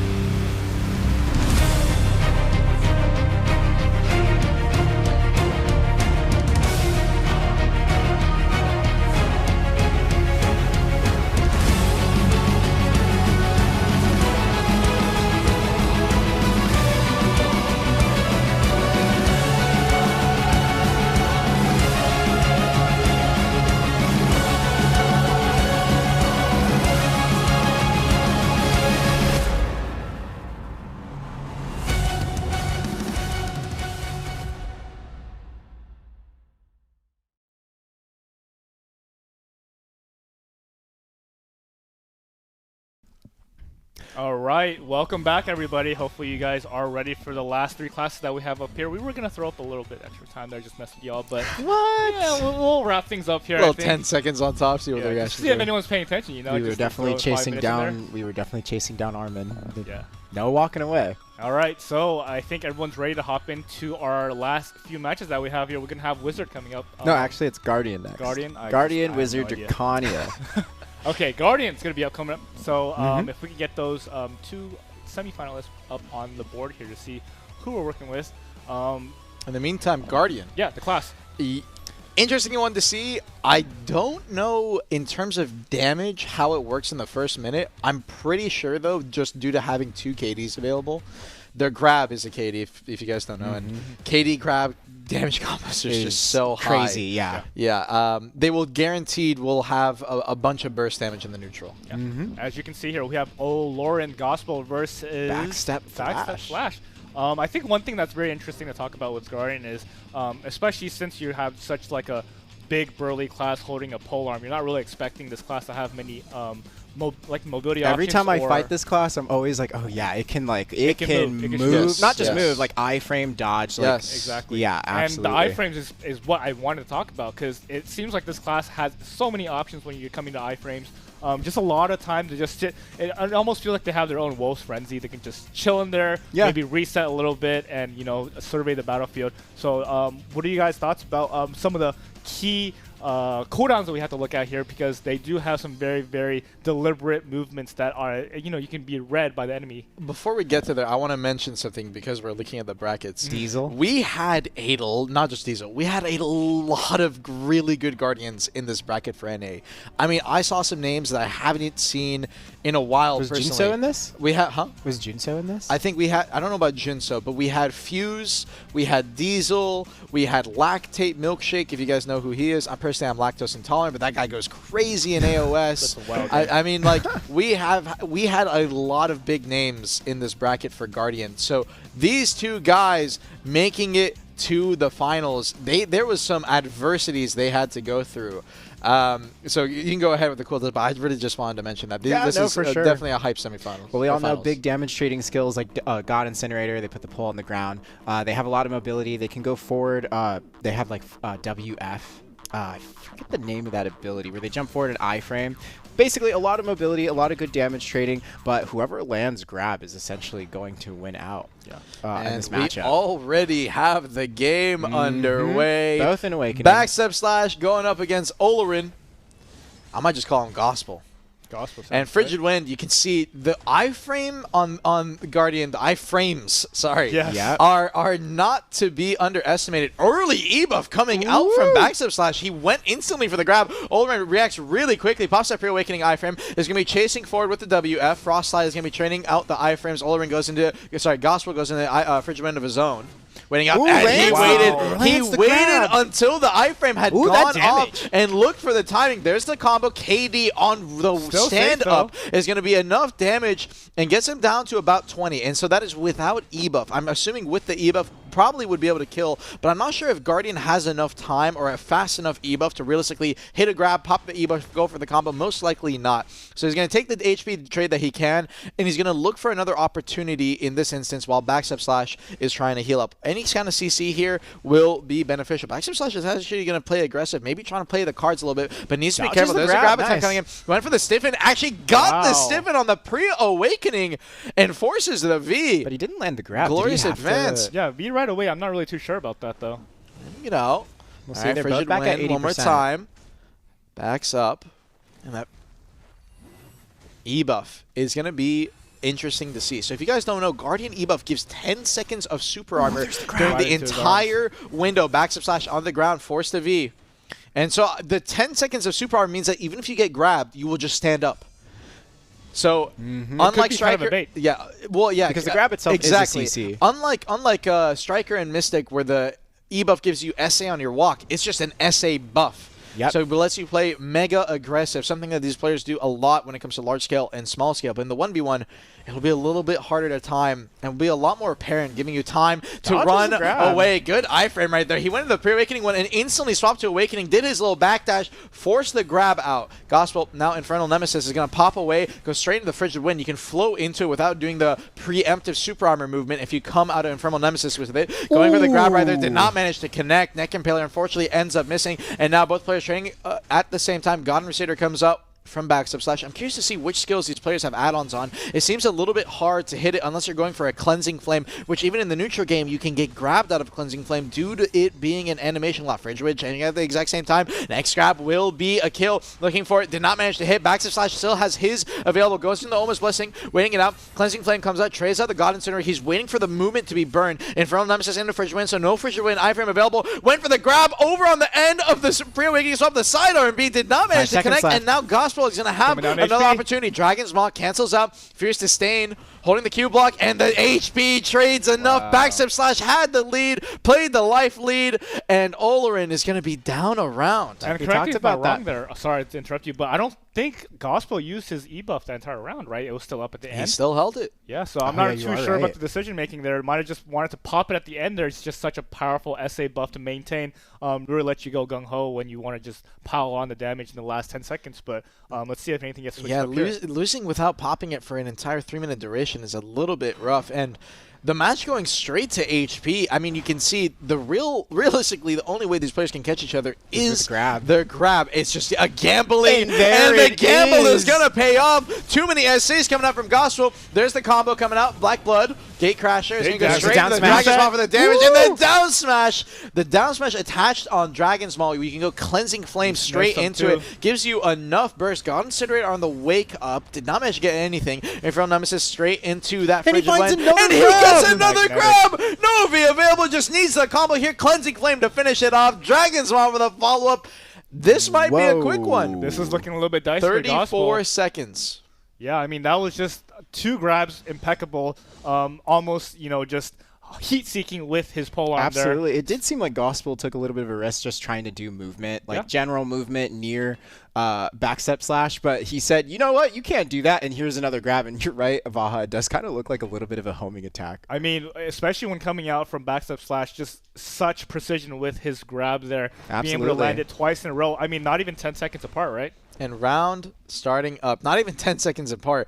I mean, if you can get a sequence like that, you will guaranteed win the round. And that's the Frigid Wind gap. Although Frigid Wind is iframe, once you're into the flow, you can get grabbed on the startup. He's going to look for a down smash here. Did not manage to get it. The flow from God Incinerator, I believe, has a small hit down smash that he can go for. But if you're already on the stand-up animation during it, it will not manage to connect. 2 minutes, 30 seconds. Gospel. Still V available on both of these players. In backstep slash with 50%, I actually believe that Gospel should try and take an advantage here and play a bit more aggressive, because you then won't need, goes for the grab right there. I think he was trying to predict backstep slash moving forward with Frigid Wind potentially, and backstep slash returning the favor, went for a grab of his own. Does not manage to connect. Frigid Wind trading into the God Incinerator. Maybe got a few hits off of it. I think you can put an add-on on Frigid Wind, so if you get the first swipe before the iframe, you can proc the add-on, but I'm curious to see maybe even slows. Most likely on Cleansing Flame, you can stack slows with it. Guardian, unique passive. Any hit that you take from a Guardian in the neutral game, it slows you. And they're already slow, so and they're already slow. So you can see already on Gospel that Fierce Disdain, the follow-up movement. It's so rough, and he just holds the Q block and he grips him. 1 minute 40 seconds. He knows that at the 80% HP timers will be forced to V, guaranteed, and he just saves his health. Does not want to come out of V with low enough health that Gospel could just pressure with damage. So backstep. Playing it safe. Yeah, I mean, 2-0 up, but still playing with so much poise, so much caution, especially around that Guardian damage is very, very dangerous. Sustain instantly cancels out with a backwards iframe. Infernal Nemesis to try and space away. Still has his Z-buff available. Went for the Neck Impaler. Did not manage to connect. Mountain Zeko to try and space out. And there's the grab. Good movement. Good punish. Gets the buff. There's the Cleansing Flame. The Dragon's Maw for the follow-up. The God Incinerator on the damage. And the God Incinerator flow. 1-0. Gospel's not out of it yet. Whew. Yeah, you can see those grab v grab trades. Gospel doing a good job finding it in that last round. Yeah, I mean, I feel like Backstep kind of just left himself a little bit open on that last one there, just kind of falling into Gospel's hands there. But of course, really, really good for Gospel to capitalize on it, and of course, clean house. Now, let's not count things out yet. Backstep is ahead of Gospel, but this might be Gospel's chance to do a reverse sweep. You could tell at the earlier stages of that round, it felt like you could feel Backstep's aura because he was going for preemptive grabs that didn't happen, and Backstep was just sitting there. But let's see. It seems like his momentum is picking up. Let's see if he can go ahead and find something. We're approaching a little bit slowly. Gospel going for just general damage trade, sitting in the center. Let's see if someone tries to go for a grab connection. Nothing happening just yet. They traded Gospel at the same time. Gospel was too far, so his grab missed, and Backstep slash hit the grab on the grab. It's that aura. It's that aura. But the combo didn't do as much right there. There's a chance that due to the grabbing the grab, maybe like the first hit of his damage ended up whiffing. It's hard to say, but goes to the grab right there. Grab the end. Again, he's... Oh, wait, actually, it's was that the Gospel? No, it wasn't. On to Good grab Backstep. coming out from Gospel. Ooh. Cleansing Flame into the Big Dragon lot of Ball. damage. And the flow, no down smash. Not will enough to kill. ensure enough damage so that the Backstep slash one catch away from being forced to V. Also careful here, if Gospel uses his Magnus skill, even though he's guarding, it can still hit him on the return, causing a little bit more chip damage. Yes. I actually ended up dying to that one time in AOS. I didn't realize, but even if you frontal guard it, well, like in Guardian's case with the Q block, it's SA frontal, the return damage from the Magnus hits and gets back attacks on you. So if you don't know that, you might assume, did I just get desynced? No, it's designed that it goes back, goes behind you, and comes back. E-buff coming out from Backstep slash. I haven't seen Gospel. I don't know if I haven't been paying attention. I feel like I haven't seen him use Has he it. E-buffed a single time? He's just okay with Fierce it. Disdain It goes to doesn't the grab off the flow. Follow my. good movement coming out from him. Forces the V out. Psyched out Backstep slash. Backstep slash could have iframe, could have kept moving, but decided to hold the Q block. 1 minute 22. Yeah, Coming out surely of we V right there. here, right? That little unprotected swing you see them doing, by the way, Both I grabs believe that's down. their attack speed buff that they pop in the neutral game, but they can't really use it like in front of their opponent due to it being unprotected. They can only pop it before engaging. Frigid Wind, they can be trading the iframe at the same time. Instantly Q blocks, decides not to use his Fierce Disdain or any of his normal iframe movement, his side dash to try and hop out. Just holds it. Gospel, pop the Magnus right there. Yeah, coming into 50% health here, it looks like Gospel has both his V and E buff up. Let's see if that really Pre-buffing. Frigid matters Wind, Fierce Disdain, dashes out, and then goes for the grab. Really aggressive play. Backstep slash decides to use Infernal Nemesis to get out of dodge. Could have maybe gone for a punish, but played it slow. Pre-buffing with that attack speed. There's a Frigid Wind. He was hoping that the Q block would come on the end of it, of the Frigid Wind. So a bit of mind games. That's really all this matchup is. But no iframe, no grab opportunity right there. Infernal Nemesis trading it back. Gospel has his grab available. Goes for the Frigid Wind. Does not iframe out the end. And does not get punished. Waiting it out. Still holding on to his Awakening. resource here. 15 seconds. This might go down to time. Cleansing Flame. He went straight into the Dragon's Ball. Full damage flow. No punish on the other side. Magnus checked out. Down to 10 seconds. Trying to play with the HP. God Incinerator. Backstep slash. He pops the FG. No, he's just going to pop the Magnus. Pops the God Incinerator of her own. The Fierce Disdain took a little bit of damage. Went for the Dragon's Ball swing. And Backstep slash with the last tick. Manages to pull it away. Good trading on the last timing right there. Good and some damage good trading. rounds from him. Yeah. Absolutely. NT to Gospel, but just better played by Backstep Slash. Yeah, it did kind of feel like Backstep had like a lot of the control there For sure. throughout that match. We saw those moments I mentioned. It was kind of like aura farming, where Gospel was like, "Oh, I think he's gonna go forward a bit. Let me go for the grab opportunity." And Backstep just sat there.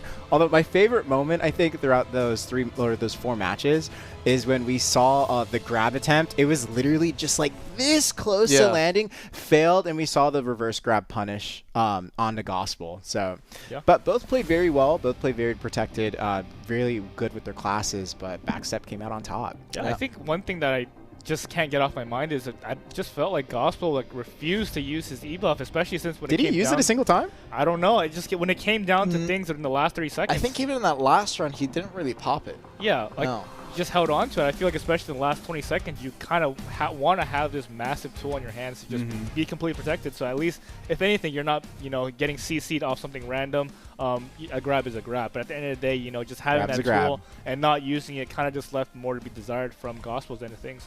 Absolutely. Yeah. Well, phenomenal match, you two. It looks like let's take a look at the bracket. Backstep taking out Kexi as well as Gospel in the finals. Yeah, congratulations to Backstep. You are going to be our Master Guardian, taking home that 100K crons and that also massive Griffin. I think it kind of matches the Guardian aesthetic too, on having the Griffin mount with the True. Guardian, which is kind of cool. No, one thing I noticed throughout that match is I feel like there was a little bit of muscle memory on those Guardians from the old grab patch, because they were going for that side swipe punish on the grab. Well, it's also a dodge too, so I guess they could have just been using it for the iframe as well. But yeah, can't punish grab anymore unless you do it preemptively on the wind up. Yeah. But yeah, moving on, we do have our let's go ahead and hop soon. into the Wizard matchup that we have here. I know that I've been kind of all over the place with classes. And this one's going to be, Huntler The Wizard. versus Fabi. I'm excited. I'm excited. Arvin, I'll let you take the lead on this one, actually, for Huntler. You know, Huntler did fight Roots, a.k.a. Despicable, coming into this tournament, which is the Cho Nation GM, or former Cho Nation GM. And Huntler on Succession, Roots was on Awakening. So a bit of a cross matchup, and I think it was kind of hard to tell which one necessarily had the advantage in terms of class matchup, but I do think that Huntler just played it better. Yeah. Got a lot better trades. It was a 2-0. So, and Roots himself had to go through almost every single wizard in the bracket. He went through actually, I'm forgetting names right now, but he went through a lot of the Awakening wizards in the bracket. A lot of wizard players that people thought could definitely make the finals. I think Cosini was in there as well. So really good stuff to Huntler or Roots to kind of clear that, and really good stuff to Huntler to kind of clear, I guess, what you could call the best Awake Wiz in the bracket. Yeah, no kidding. And a little bit about Fabi. Do you guys have any notes on this competitor? Fabi, I definitely recognize his name, but I'm personally not too familiar with him. But over on the bottom side, that was the one bracket I didn't see. I was actually watching these matches, the prelims, with Divios, and he was getting hyped up watching Fabi play. So Fabi definitely getting ready to kind of go into these games and show what he has, but I think a lot of people definitely have Huntler kind of favored to win this out. Absolutely. But potentially also a lot of people praying for Huntler's downfall. Praying for his downfall. Praying for his downfall. A little bit of hate watching. I'm not going to lie. You know, the difference between anyone is I feel like out of anyone here, Huntler feeds off of that kind of thing. Just proving people wrong and proving... Yeah, you know, I think he definitely feeds off of complaining about how weak is on his stream, Wiz is on his stream, you know, so definitely built a lot of haters off of that kind of a meme in the community. But I do think he's definitely favored to win this out. I think he's been practicing the matchup, is coming in feeling like he is the favorite, but the nerves are also potentially going to be there, and Fabi didn't get here by chance. Fabi is also an extremely good wizard, so sure. I'm really excited to see this guy's head-to-head. Absolutely. And, I mean, honestly, sometimes when you are the tournament favorite, that can also weigh a lot on your conscience. Just being the tournament favorite, you know, that puts a lot of pressure on you. People want to see you win. People want to see you lose. So coming up against Fabi, it looks like the chat does have his back. Let's see what comes out of this match. And we're going to have to see. I'm going to give this match predictions. I mean, I'm going to go with Huntler 3-2. And if Huntler loses, I'm going to say Fabi 3-1. Ooh, how confident are you in Huntler? You know what I think it is? I think that when it comes to the finals, Huntler's one step away. I think there's a chance that the nerves play in here. And Huntler might choke. You know what I mean? I think there's a possibility that the nerves are going to assist Fabi here. I think Fabi coming in, he definitely is nervous, but I feel like he definitely is not in a situation where he has like everything to lose or everything to prove. You know what I mean? Yeah. Funny enough, you know how it is. It's like being a streamer is rough. Ooh, but Choice Fabi's on the ground. Oh, good bowl light. He's going to get the CC. He won't have the damage here due to the mana shield. What I was trying to say is, like, you can look at Choice. He's played in tournaments, and the joke is that Choice is the second place master. You know what I mean? That guy has won second place in so many tournaments. How is Choice not even competing? And you are mentioning he's not even here to defend himself. That's crazy. Okay. Anyways, listen. I'm just trying to say the streamers have it rough. Okay, all right. The streamers have it rough, and Huntler is a streamer, so we're gonna have to see. But the nerves so far don't seem like they're affecting him. Playing good so far. Already got the first CC in the match. 1 minute 40 seconds down to the 80% HP timers. Mana shield is no longer in play. It's, I believe, a 2 minute. No, it's a 1 minute, two minute cooldown, I think, and a 60-second duration, something along those lines. So they don't have it in play right here. Damage will be a lot higher. 50% HP over on Fabi, trying to trade it forward. Goes to the bow line. Frigid Fog trading at the exact same time. TP comes up from Fabi. Went for the fireball. Huntler not going to manage to punish. Lightning over on the opposite side. He's holding the high voltage, looking for some kind of slow. Fabi's not going to buy. Pops a bow light on the end of the TP. Fabi coming out of the TP is not going to get caught looking for any kind of lightning.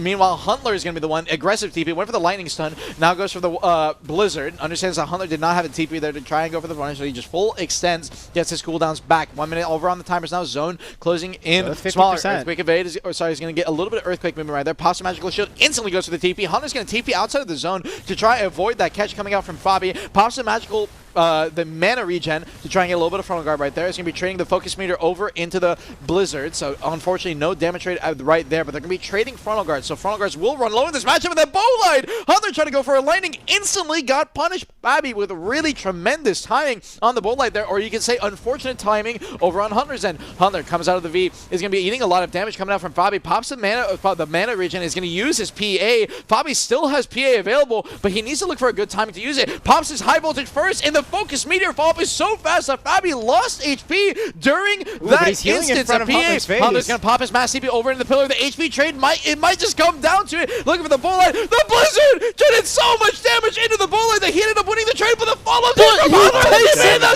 damage burst is enough. Hunter from 50% took Fabi straight to 0. 1 second. That was looking Fabi trade. That was looking Fabi favored for like a majority of that match there. Hunter Bowlighted into the Blizzard, but the TP damage burst with the Focus Meteor follow-up, especially Focus Meteor, Chad, if you do not know, is the biggest damage, I think one of the biggest damage bursts, but the fastest kind of really quick damage burst that Succession Wizard has. Back in the day, everyone used to use Focus Meteor, I believe, or not Focus Meteor, the other Meteor, the one with the stun, it was the meta, but nowadays everyone just uses the Focus Meteor, the FG, the PvE one, quote-unquote. Oh, he just good gets punished TP, right away. good lightning. He was holding the high voltage for too long, but the combo was a little bit rough. Maybe nerves potentially coming out from Fabi. He got the initial stun and then went for a stiffen extension. I'm not too sure what happened there. Ooh, Fabi put onto the ground. No, Can we get a Fabi, the re-CC? nerves There's are the kicking fireball. in. Gets a Bowlight. Hunter's going for the follow-up damage, and that's what a real combo looks like. Gets a final tick of damage. Rain of Fire on the very end right there. Fabi comes down to about 40. Remember, Mana Shield is a big, decisive maker for how much damage these guys can do in combo. If that is not up, they will be able to one-combo each other typically, especially with a perfect combo. Focus Meteor ends up missing because of the ramp right here. The ramp, I was talking about during the Witch matchup, can actually block a lot of damage if you're on the bottom end of it while your opponent's on the top end. They'll still be able to hit you while you cannot hit them. And speaking of getting hit, Bowlight, there's the KD, the damage drop. He goes for the Focus Meteor, throws out the lightning. Aqua Gel on the ending right there. TP's with the lightning to try and catch Huntler again with the stun, but I think it was a bit too early, so he didn't manage to get the CC follow, but still capped out on the timer. 1 minute 45 seconds. Oh my god, he got the Earthquake Evasion. Huntler got stiffened for a second there, but Fabi did not notice. He thought he was just SA lingering. I think even Huntler himself was like, what the heck just happened? How did I get caught? But he doesn't be, plays the greed, and gets out scot-free, even pops a little bit of a heal for himself. 1 minute 30 seconds right here. Needs to be careful. We've had a lot of rough random CCs connecting, kind of not what I was expecting. This scenario, Earthquake Evade, actually got hit Excel, kind of stopped right there by the lightning on the back attacks coming out from Huntler, so will not be able to move closer. Looking for the Bowlight. Gets the light. Actually, the Bowlight. Really good timing. You see, every single time the Bowlight happens, he's throwing it preemptively the second he sees the TP to try and punish the TP lightning. Great stuff coming out over on Fabi's side. Huntler needs to lock in a little bit. Goes to the TP. Lightning right there. Fabi is going to be mana shielded and PA'd right here, so trying to play it safe. Goes in. There's the Bowlight. Fabi got behind him really quick right there. Huntler was just a second too late on the Bowlight to try and go for any kind of punish. But the damage train, the Earthquake Evasion, he went for the Blizzard to try and finish him off. He gets a Bowlight off. Huntler trying to survive. The Bowlight out from Fabi was a little bit too late. TP, folks, a heal. Double SA movement. You're doing SA movement straight into the grab. He's going to go for the mass TP. He's going to use it into pillar, so he's not inside the zone. Instantly go for the TP. Fob has one more TP available. No more iframes. Has to go for the frontal. Fabi's just going to try to break his frontal as fast as he can. It is exactly what he does. Frontal broken. Focus meter to finish the job. And Fabi will be taking the second round. Sheesh. This is, gentlemen, dare I say, is this about to be a game 5? Yeah, I mean, definitely Fabi showing what he's got here. There's a lot of people in the crowd buying for him to take this home, so you can definitely see why Fabi just completely understanding how much damage he can just throw at Huntler from a range.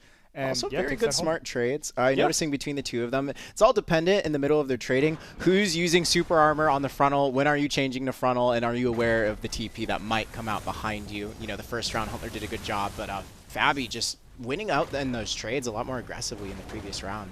Earthquake Evade, he's going to back up off it. Focus Meteor getting a little bit of a damage trade.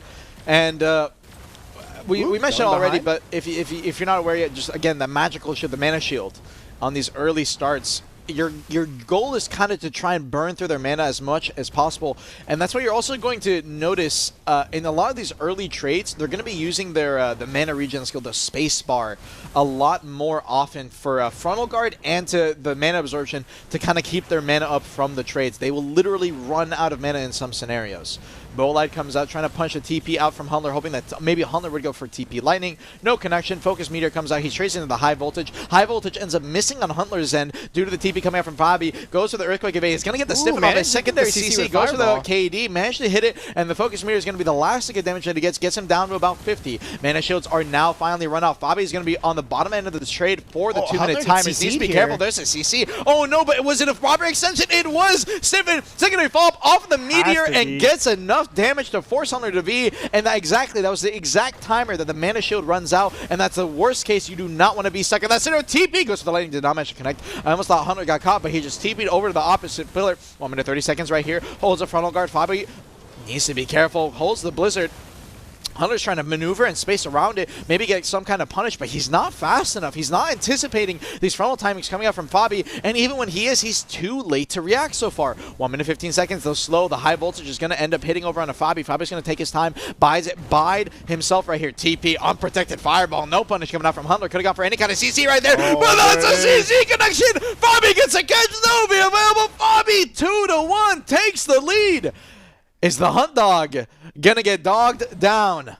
Yeah, and it just seems like Fabi is just so much more in control of these trades, especially with the forward guards. That you see them both holding it. It's kind of like a cowboy standoff, seeing who's going to shoot first and then dropping immediately on top of them after. It looks like Fabi's always coming up after that with the big damage. Yeah, he knows his trades well. He knows the windows. You mentioned it earlier, Armin. There's at one point where he was holding, I can't remember if it was Frigid or... Yeah, there was a certain frontal guard that he was holding a little too long for comfort, but he knew he had the opportunity to just trade there. Yeah, and 2 minute 50 seconds. We're on to round 4. This Fabi with a tremendous lead, and Huntler, the nerves, they're not kicking in. Never mind, Bolide, early catch. Fabi put on the ground. But again, all these catches that Huntler has been getting has been so early in the round, in the first minute, that it just doesn't amount to much. The magical shield is too prevalent. The mana absorption. Trying to space it out. Huntler needs to try and get these catches. The later the match goes, Bolide, he actually stood still for a second right there. I'm not too sure what that was. It's getting a little scary for me. Yeah. Huntler, I mean, maybe there is some nerves right here. Gets slowed by the high voltage. Fabi tries to go for a Earthquake Evade punish. Huntler mirrors him right there. No CC, holds the high voltage. Nice again, turn. had to flip his camera on the high voltage because he saw the TP coming up from Fabi. If Fabi flicks that TP on the last second, he can actually get a punish on the opposite side of the high voltage. Huntler playing a risk. High risk, holding those high voltages. I'm actually getting scared every single time he holds them. I respect it for being 1 round down. He's still playing like that. Yep. Minute 54, high voltage, and now mana shields are gone. Next CC will be a guaranteed V, assuming a proper combo. Goes to the Bolide. Huntler actually did use TP Lightning there, but Fabi was off on his aim. He did not flick his camera fast enough, or I'm not too sure what it was, but the Bolide ended up missing the punish window. Trades a high voltage over into Huntler. Huntler's going to get slowed off. If Focus Meteor is going to break Huntler's frontal guard. He's going to use his mana absorption to try and FG the Bolide coming out from Huntler. Will be successful. Gets behind the pillar, checked the Bolide, TP'd in, went for the TP again. Huntler's going to space away, going the opposite side. He pops a real quick heal, resetting, gets the mana shield up. No, that's sorry. Is that? Yeah, it is going to be the magical shield actually. So he's going to be a little bit tanky here in this instance, but at 50% HP, that will be enough that they can actually combo each other. E-buffs are going to be getting prepped up here. They can both E-buff whenever they want, and again, Wizard, it's about SA trading, but it's more about also breaking your opponent's frontal guard. Both these instances where these guys have been trading rounds, they've been breaking frontals every single time. High voltage, trading it over into Fabi. Fabi's going to be holding his frontal, so he won't get slowed. Is going to end up hitting Huntler. You can see it right there. Look at how slow his lightning is. He did not go for the unprotected CC, knowing that he was slowed right there. Fabi's just going to space away, and the damage trading begins. 50 seconds. Both players E-buff at the same time. They can be trading. Oh, Frigid Fog. Pops the Blizzard, waiting, high voltage. Fabi needs to go for a heal if he can. Another FG comes out, trades the Bolide into Huntler, hoping the Huntler would have gone for some kind of lightning CC right there. 38 seconds, goes to the high voltage. One more time, Earthquake Evade comes out from Huntler. Fabi could not damage trade into him, down to about 20%. TP's outside the zone, is going to be forced to use his mass TP. He needs a mass TP in the pillar, and then TP one more time and go for the heal. Hunter's holding the high voltage, trying to go for the trade. He missed the high voltage, Bolide comes in, Hunter's down to 1. Fabi might win the trade, 20 seconds, goes to the Blizzard, ends up missing. Fabi ends a Blizzard back! Huntler gets dogged down! Fabi Fabi will be your master wizard. Wow. Okay, Fabi, I'm telling you. Holy. As you can see from just the play, Fabi is just so much more in control of his cooldowns, always having the Blizzard. It's almost like he didn't even need it whenever Hunter got close to try to get behind Fabi. Fabi had the Blizzard, no problem, and spaces them very simply. And yeah, let's go ahead and pick up the brackets here. Thanks for such wonderful gameplay coming out of Fabi. I definitely see why the crowd was rooting for him. Yeah, Fabi definitely taking the win on that. As I mentioned continuously throughout the matches, just did a really good job at taking those trades, being able to switch it up when Hunter would go into super armor, with Fabi swapping to frontal guard. Yeah, and I think especially with the high voltage there, just some key whiffs from Huntler. I think maybe the mirrors might be creeping on him, but it's the nerves, man. It's the nerves, but the nerves are nothing to laugh at. Fabi seemed like, I think early on in the early rounds especially, Fabi seemed a little bit more nervous, but I could tell the second he got that 2-0 or the 2 rounds, even though after the first round he seemed so much more composed. It was all tempo. He got locked in. Yeah, exactly. For sure. Okay, so congratulations, Fabi. Once again, you are the masterclass wizard. Really well played. I mean, honestly, one of the more both played extremely well for today. Yeah. I do gotta say, I feel like watching Wizard or Witch gameplay, way more abilities to track versus when I'm playing Awakening DK. For sure. There's I mean, so they're much just grinding going on. options on both sides to see who can get. There's just a little bit more damage in. Man, that mass TP outside of the zone though. It was coming down. How long that iframe was? I thought Fabi was dead for sure. I thought he was about to die there. But I think Huntler thought the mass TP was going to go into another TP and maybe he needs to hold the damage. And that's exactly what he did, but he missed the high voltage. Yeah. He tried to go for the damage and he just missed. Yeah. Right up against the pillar and he slipped out and then that was it. That was it. That was crazy. All right, let's go ahead and move on to the next match here. I believe our final match. Exactly. It's going to be hopefully I know that Drak is usually kind of a very volatile class, so I'm hoping that these rounds are going to be so short. Yeah, it might be a little bit of a lightning round for this last class here, but I really do hope that we see some really cool plays coming out of both sides. We have Kata against Yoshimaru. A little bit of history about these players. Do you guys have anything to share? I know Yoshimaru is someone that Armin is very I know familiar about with. Yoshi very well. Do you know anything about Vanav? I can't remember off the top of my head. I think he beat Hakurin? He did beat Hakurin, yes, to make it to the finals. I think a lot of people had Hakurin as potentially as one of the favorites to make it over to the finals. We love a good upset, though. Yeah, for sure. And I don't know. The thing is that this matchup is a lot about core skills and which one you're going to use. Yeah. These guys might be using different ones. They might be using the same ones. You're either going to be using I don't forget the exact skill names, but the WE core gives you a movement-based SACC, so you can play more aggressive. Yeah. Or you can get a frontal guard CC, a knockdown that you can use in your neutral that lets you play a bit more safe. Yeah. And in this instance, Yoshimaru, if you guys don't know, this guy plays a lot of AOS. He loves just W King. I respect that so This guy is going to play mega aggressive in this matchup. I fully expect him to just try and run down Vanav, but there's a chance he takes a backseat. We'll have to see. Yep. Absolutely. Do you know, in this matchup with Awakening versus Awakening, yes, one of the, like you said, these rounds are going to be lightning fast. Let's see if we see any punishes on Doombringer. If you're not familiar with Doombringer, it's the skill where it's super armor into iframe into super armor, they jump up in the air. Yes. So potentially that might be the only window for them to go for, but like you said... No, there's plenty of grab windows, but that is one of the potential ones that's a little more, how do I say, projected on how you're going to land a safer grab attempt, if that makes sense. The thing about Drakania is that they have only really 2 iframes they can kind of use. It's their slide and it's Doombringer. And the slide, while other classes have more precise movement with how to position, if you use your slide too aggressive and try to go for a grab attempt, you don't have an iframe to get out, and then you're just going to get counter-grabbed. Yeah, really dangerous. Yeah, very, very dangerous. And Drakania, it's so fast, as you guys know. So fast. And stamina could be a potential problem here, but I think the health bars are going to run out. I think the health bars are running out probably. What's your predictions, Armin? I'm predicting Yoshi to win this. Is that biased? 3-1. No, I think he is just the better player. I'm pretty sure you guys have done extensive research on both these players, and it looks like Armin's really got his money on Yoshi. Let's see what happens. You said Vanav, though. I would say Yoshi 3-1 or 3-0, personally. Okay.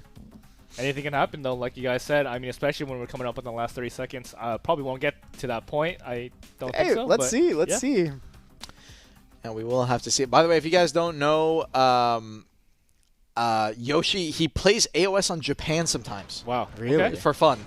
So, I mean, Love this guy's a PvP freak a little bit. All right, we're out the gate. Round starting up. We're going to be starting on the Yoshi PoE. VOV, Vanav on the other side. Goes in, score and malt. Dragon Walk is that little iframe back, and Refraction is the sideways one that they're going to use to slide. You can see you can use it from Awakening or Pre-Awakening. Fast engage, Tectonic Slam, needs to be careful. Goes to the grab. Yoshi's going to end up missing it. He went Shift E and could have gone for into the Doombringer, but he actually saves it knowing that Vanav could have gone for a grab punish. Comes down, Shift LMB is going to get the CC. Vanav going for the damage over on the Yoshi. Is actually going to stand up. Wait, what? Definitely has combos to kill, but did not manage to get enough damage there. I'm very surprised. Oh my god, the chip! No, Yoshi greeted too hard. Did not Q block in time, and the Dragon Roar from the range ends up doing enough damage to kill 40 seconds. Vanav. Wow. Really smart aggression. Actually, the Shift LMB, if you guys don't know, when Drak is in flight, depending on which stance they're on, I believe, before entering their flight skill, they will come out with the Shift LMB, and it's either a KD or I think a Stiffen. One of them is small, a larger AoE. The other one's a stiff, kind of smaller AoE.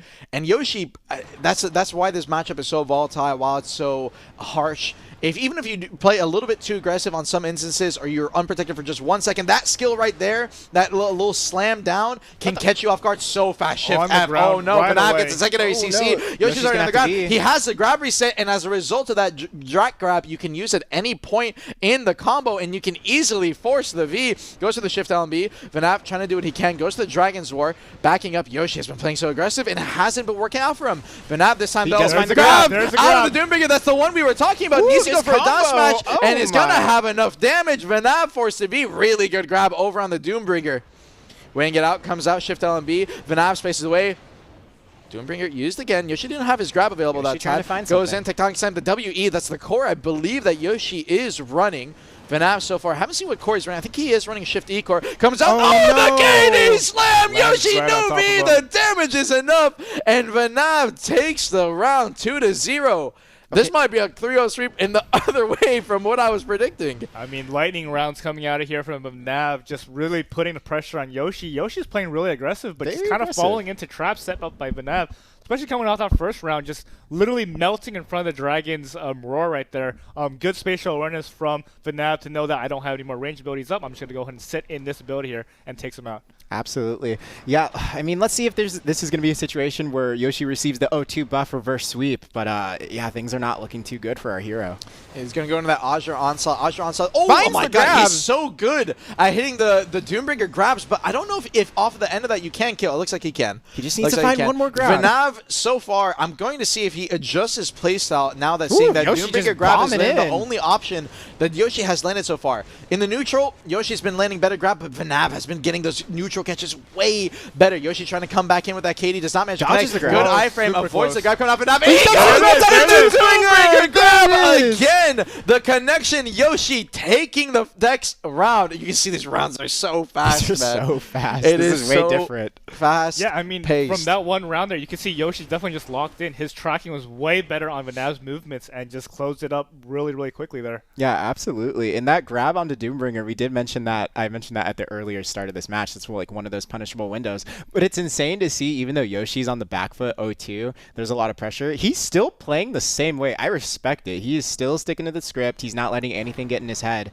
He saw an opportunity, a window, and he went for it and got the win. Yeah, and Vanav, as I said, has been playing the neutral a lot better, but not the grabs. Yoshi is very locked in on just playing for Doombringer grab. But potentially, with how he's playing neutral game, maybe playing for the grab too much is why Vanav has been getting a lot better in this instance. He's going to get slowed out by that Dragon's Roar. Yoshi's still grab available. You can see Vanav is kind of trying to avoid using Doombringer, but that time around is going to be perfect on the timing. Does not get punished out by Yoshi. 2 minutes, 30 seconds. Now no play. Neither player has grab available. They're going to slow down a little bit. Try to go for a win for the KD. Yoshi's going to be spaced away too far, though, so Vanav will not be able to get that catch. Actually got out. Vanav went for a CC right there. Was a little bit too slow. Went for the stun. That little dragon sweep they do. The little shout is a 360 AoE sound. It is unprotected, though, so it's kind of hard to get caught. For the grab of the Doombringer, it is kind of hard to aim, though. Desync, I mean, just like the way the camera turns, it's hard to aim, so despite getting 2 in a row in that previous round, it's not really something you can hard commit and play for. And Vanav, understanding that now Yoshi had no grab available, went more aggressive with the Doombringer, trying to just kind of use it for neutral game. But Yoshi a bit too aggressive. Vanav, a great counter punish, used his Frightful Soul to get that connection. And the health bars are lined up here. Bring it out, goes to the KD. Scary. Yoshi's forced to iframe out. He's on 1 CC from his tournament live, and Vanav is feeling confident. Gets a grab on the shifty, on the ground, and Vanav will take it 3-1. Takes the aim and is gonna fire the bullet. Your Drakania master winner, Vanav. Congratulations. I mean, honestly, you could see such just.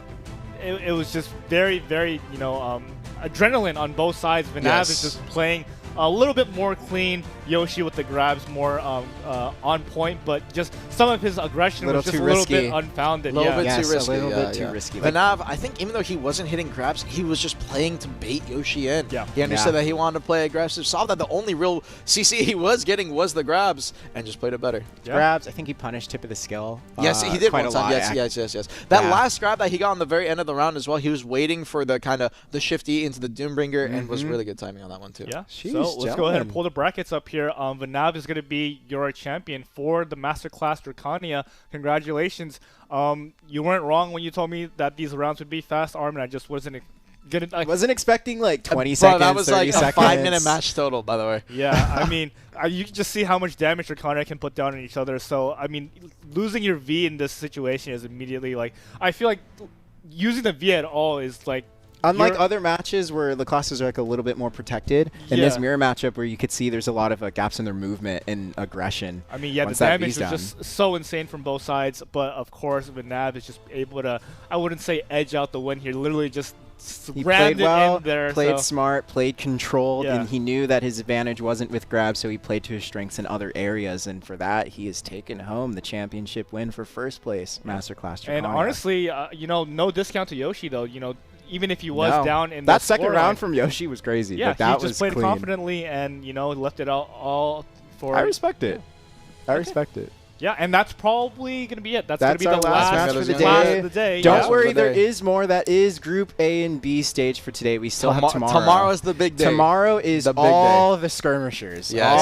All we got Kuno. Hash, we have DK, Ninja, Kuno. Yeah. It's almost like we're going on a world tour. We've gone past the European classes, and now we're flying over onto Asia. We have all the Ninjas, the Kunos, and all the Asian classes. Super, super cool. Can't wait, you guys. Get into the action with you guys tomorrow. It's going to be action-packed. Same time, so please, please, please just tune in. It's going to be some crazy matches coming up. I've been your host, Zian Vaha, and just some parting words from you guys on the first day here. Maybe some favorite matches that you had, some key moments that you guys, just unforgettable times. Favorites, I did not think I was going to say this, but I think the Valk matches were incredibly. I think the Mystic match was my favorite. Yeah, the Mystic match was sick. Valk matches were sick. Also, like the Sork matches. Yeah. Yeah. I mean, I think for me myself, they're a little bit less of like some grab-heavy gameplay, but the Wizard one was just so close. The Wizard one was hype. There's a lot of good ones. You know what I mean? Especially with the jumping out into the out of bounds and coming in with the teleport to, it's just. That play is just so brave, everything balls to the wall. So I think that one was definitely the one for me. But we do have a little bit of a gift for you guys before we head on. We didn't come empty-handed. What do we got? What do we got for them? What do we got for them, Baha? So we do have a little bit of a coupon cooking up for you guys. If we can throw that up on the screen, GM Wisdom. There we go. So it's going to be the same coupon that came out from EU. So if you did use this already, don't worry about it. But for those people who haven't seen it yet, it's going to be the Masterclass Finals Day 1 coupon. Let the games begin. You're going to be taking home Masterclass Battle Cry. You're going to get 4 of those. Enhancement Health Kit 5. Really nice. 2 of those. Yeah, get your gains up. Perfume of Deep Sea, 4 of those. And on the other side, you're going to get Perfumes of Courage as well. You're going to take home 4 of those. Loose Scrolls, I know that some people are really burning out, especially with all the insane grind spots in Drakania. They're probably just coming up on the last few of them. Nice little bump for them. And Sturdy Forest Threads, you also take home 6 of those. So really nice coupon. Again, this is going to be the same coupon as the one EU shared today in their Masterclass. But this is just Day 1 coupon. So if you guys want that Day 2, you better stay tuned because we will be back tomorrow with the Group C and D matches. Yeah, and just another whole line of classes. Really going to be excited. Armin, I'm going to keep my eyes on prepared? you. Another whole day to lose my voice. This guy's going to need like I'm 6 excited. water bottles for sure. I mean, honestly, you made it through the first day pretty well. Yeah, but have you yeah, tried casting Kuno? Have you tried casting Kuno? Tomorrow's the hard day. Tomorrow's the hard day. 50 skills going out, moving all over the place. Can't wait to see how that camera is going to track that, Yeah, but so it's going to be exciting. Yeah, really exciting stuff coming up tomorrow. We can't wait for it. So yeah, can't wait to jump into things tomorrow. But we're gonna let everyone, take a little bit of a breather. Congratulations to all the winners today. Absolutely. And, yeah, with that, we're gonna be checking out. Yep. Thank you so much for watching Masterclass, and again, thank you for all the participants who joined. Quite literally, we could not do this without you guys. So thank you, adventurers. I appreciate everyone watching. It's only the first day, but if you guys want to check my Twitch, twitch.tv/ArminTF, I'm having a blast so far, and I'm excited for day 2. This is awesome. I'm even more excited Only for day day 2. one. Only day one. Only day 1. All right, and with that, we're gonna let you guys head on out here. Yeah. Adrenaline's still high though. I mean, honestly, the Drakania ones, I wish it was a little bit longer. But yeah, that's gonna be it from us today. Don't forget to use that coupon. Hopefully, whoever's running the back end there on the chat, can you help us maybe pin it for our adventurers to see, so they can go ahead and pop that into game to get their rewards. And yeah, I think that's gonna be it from us. All right, everyone. We'll see you again tomorrow. Later. Bye, everybody.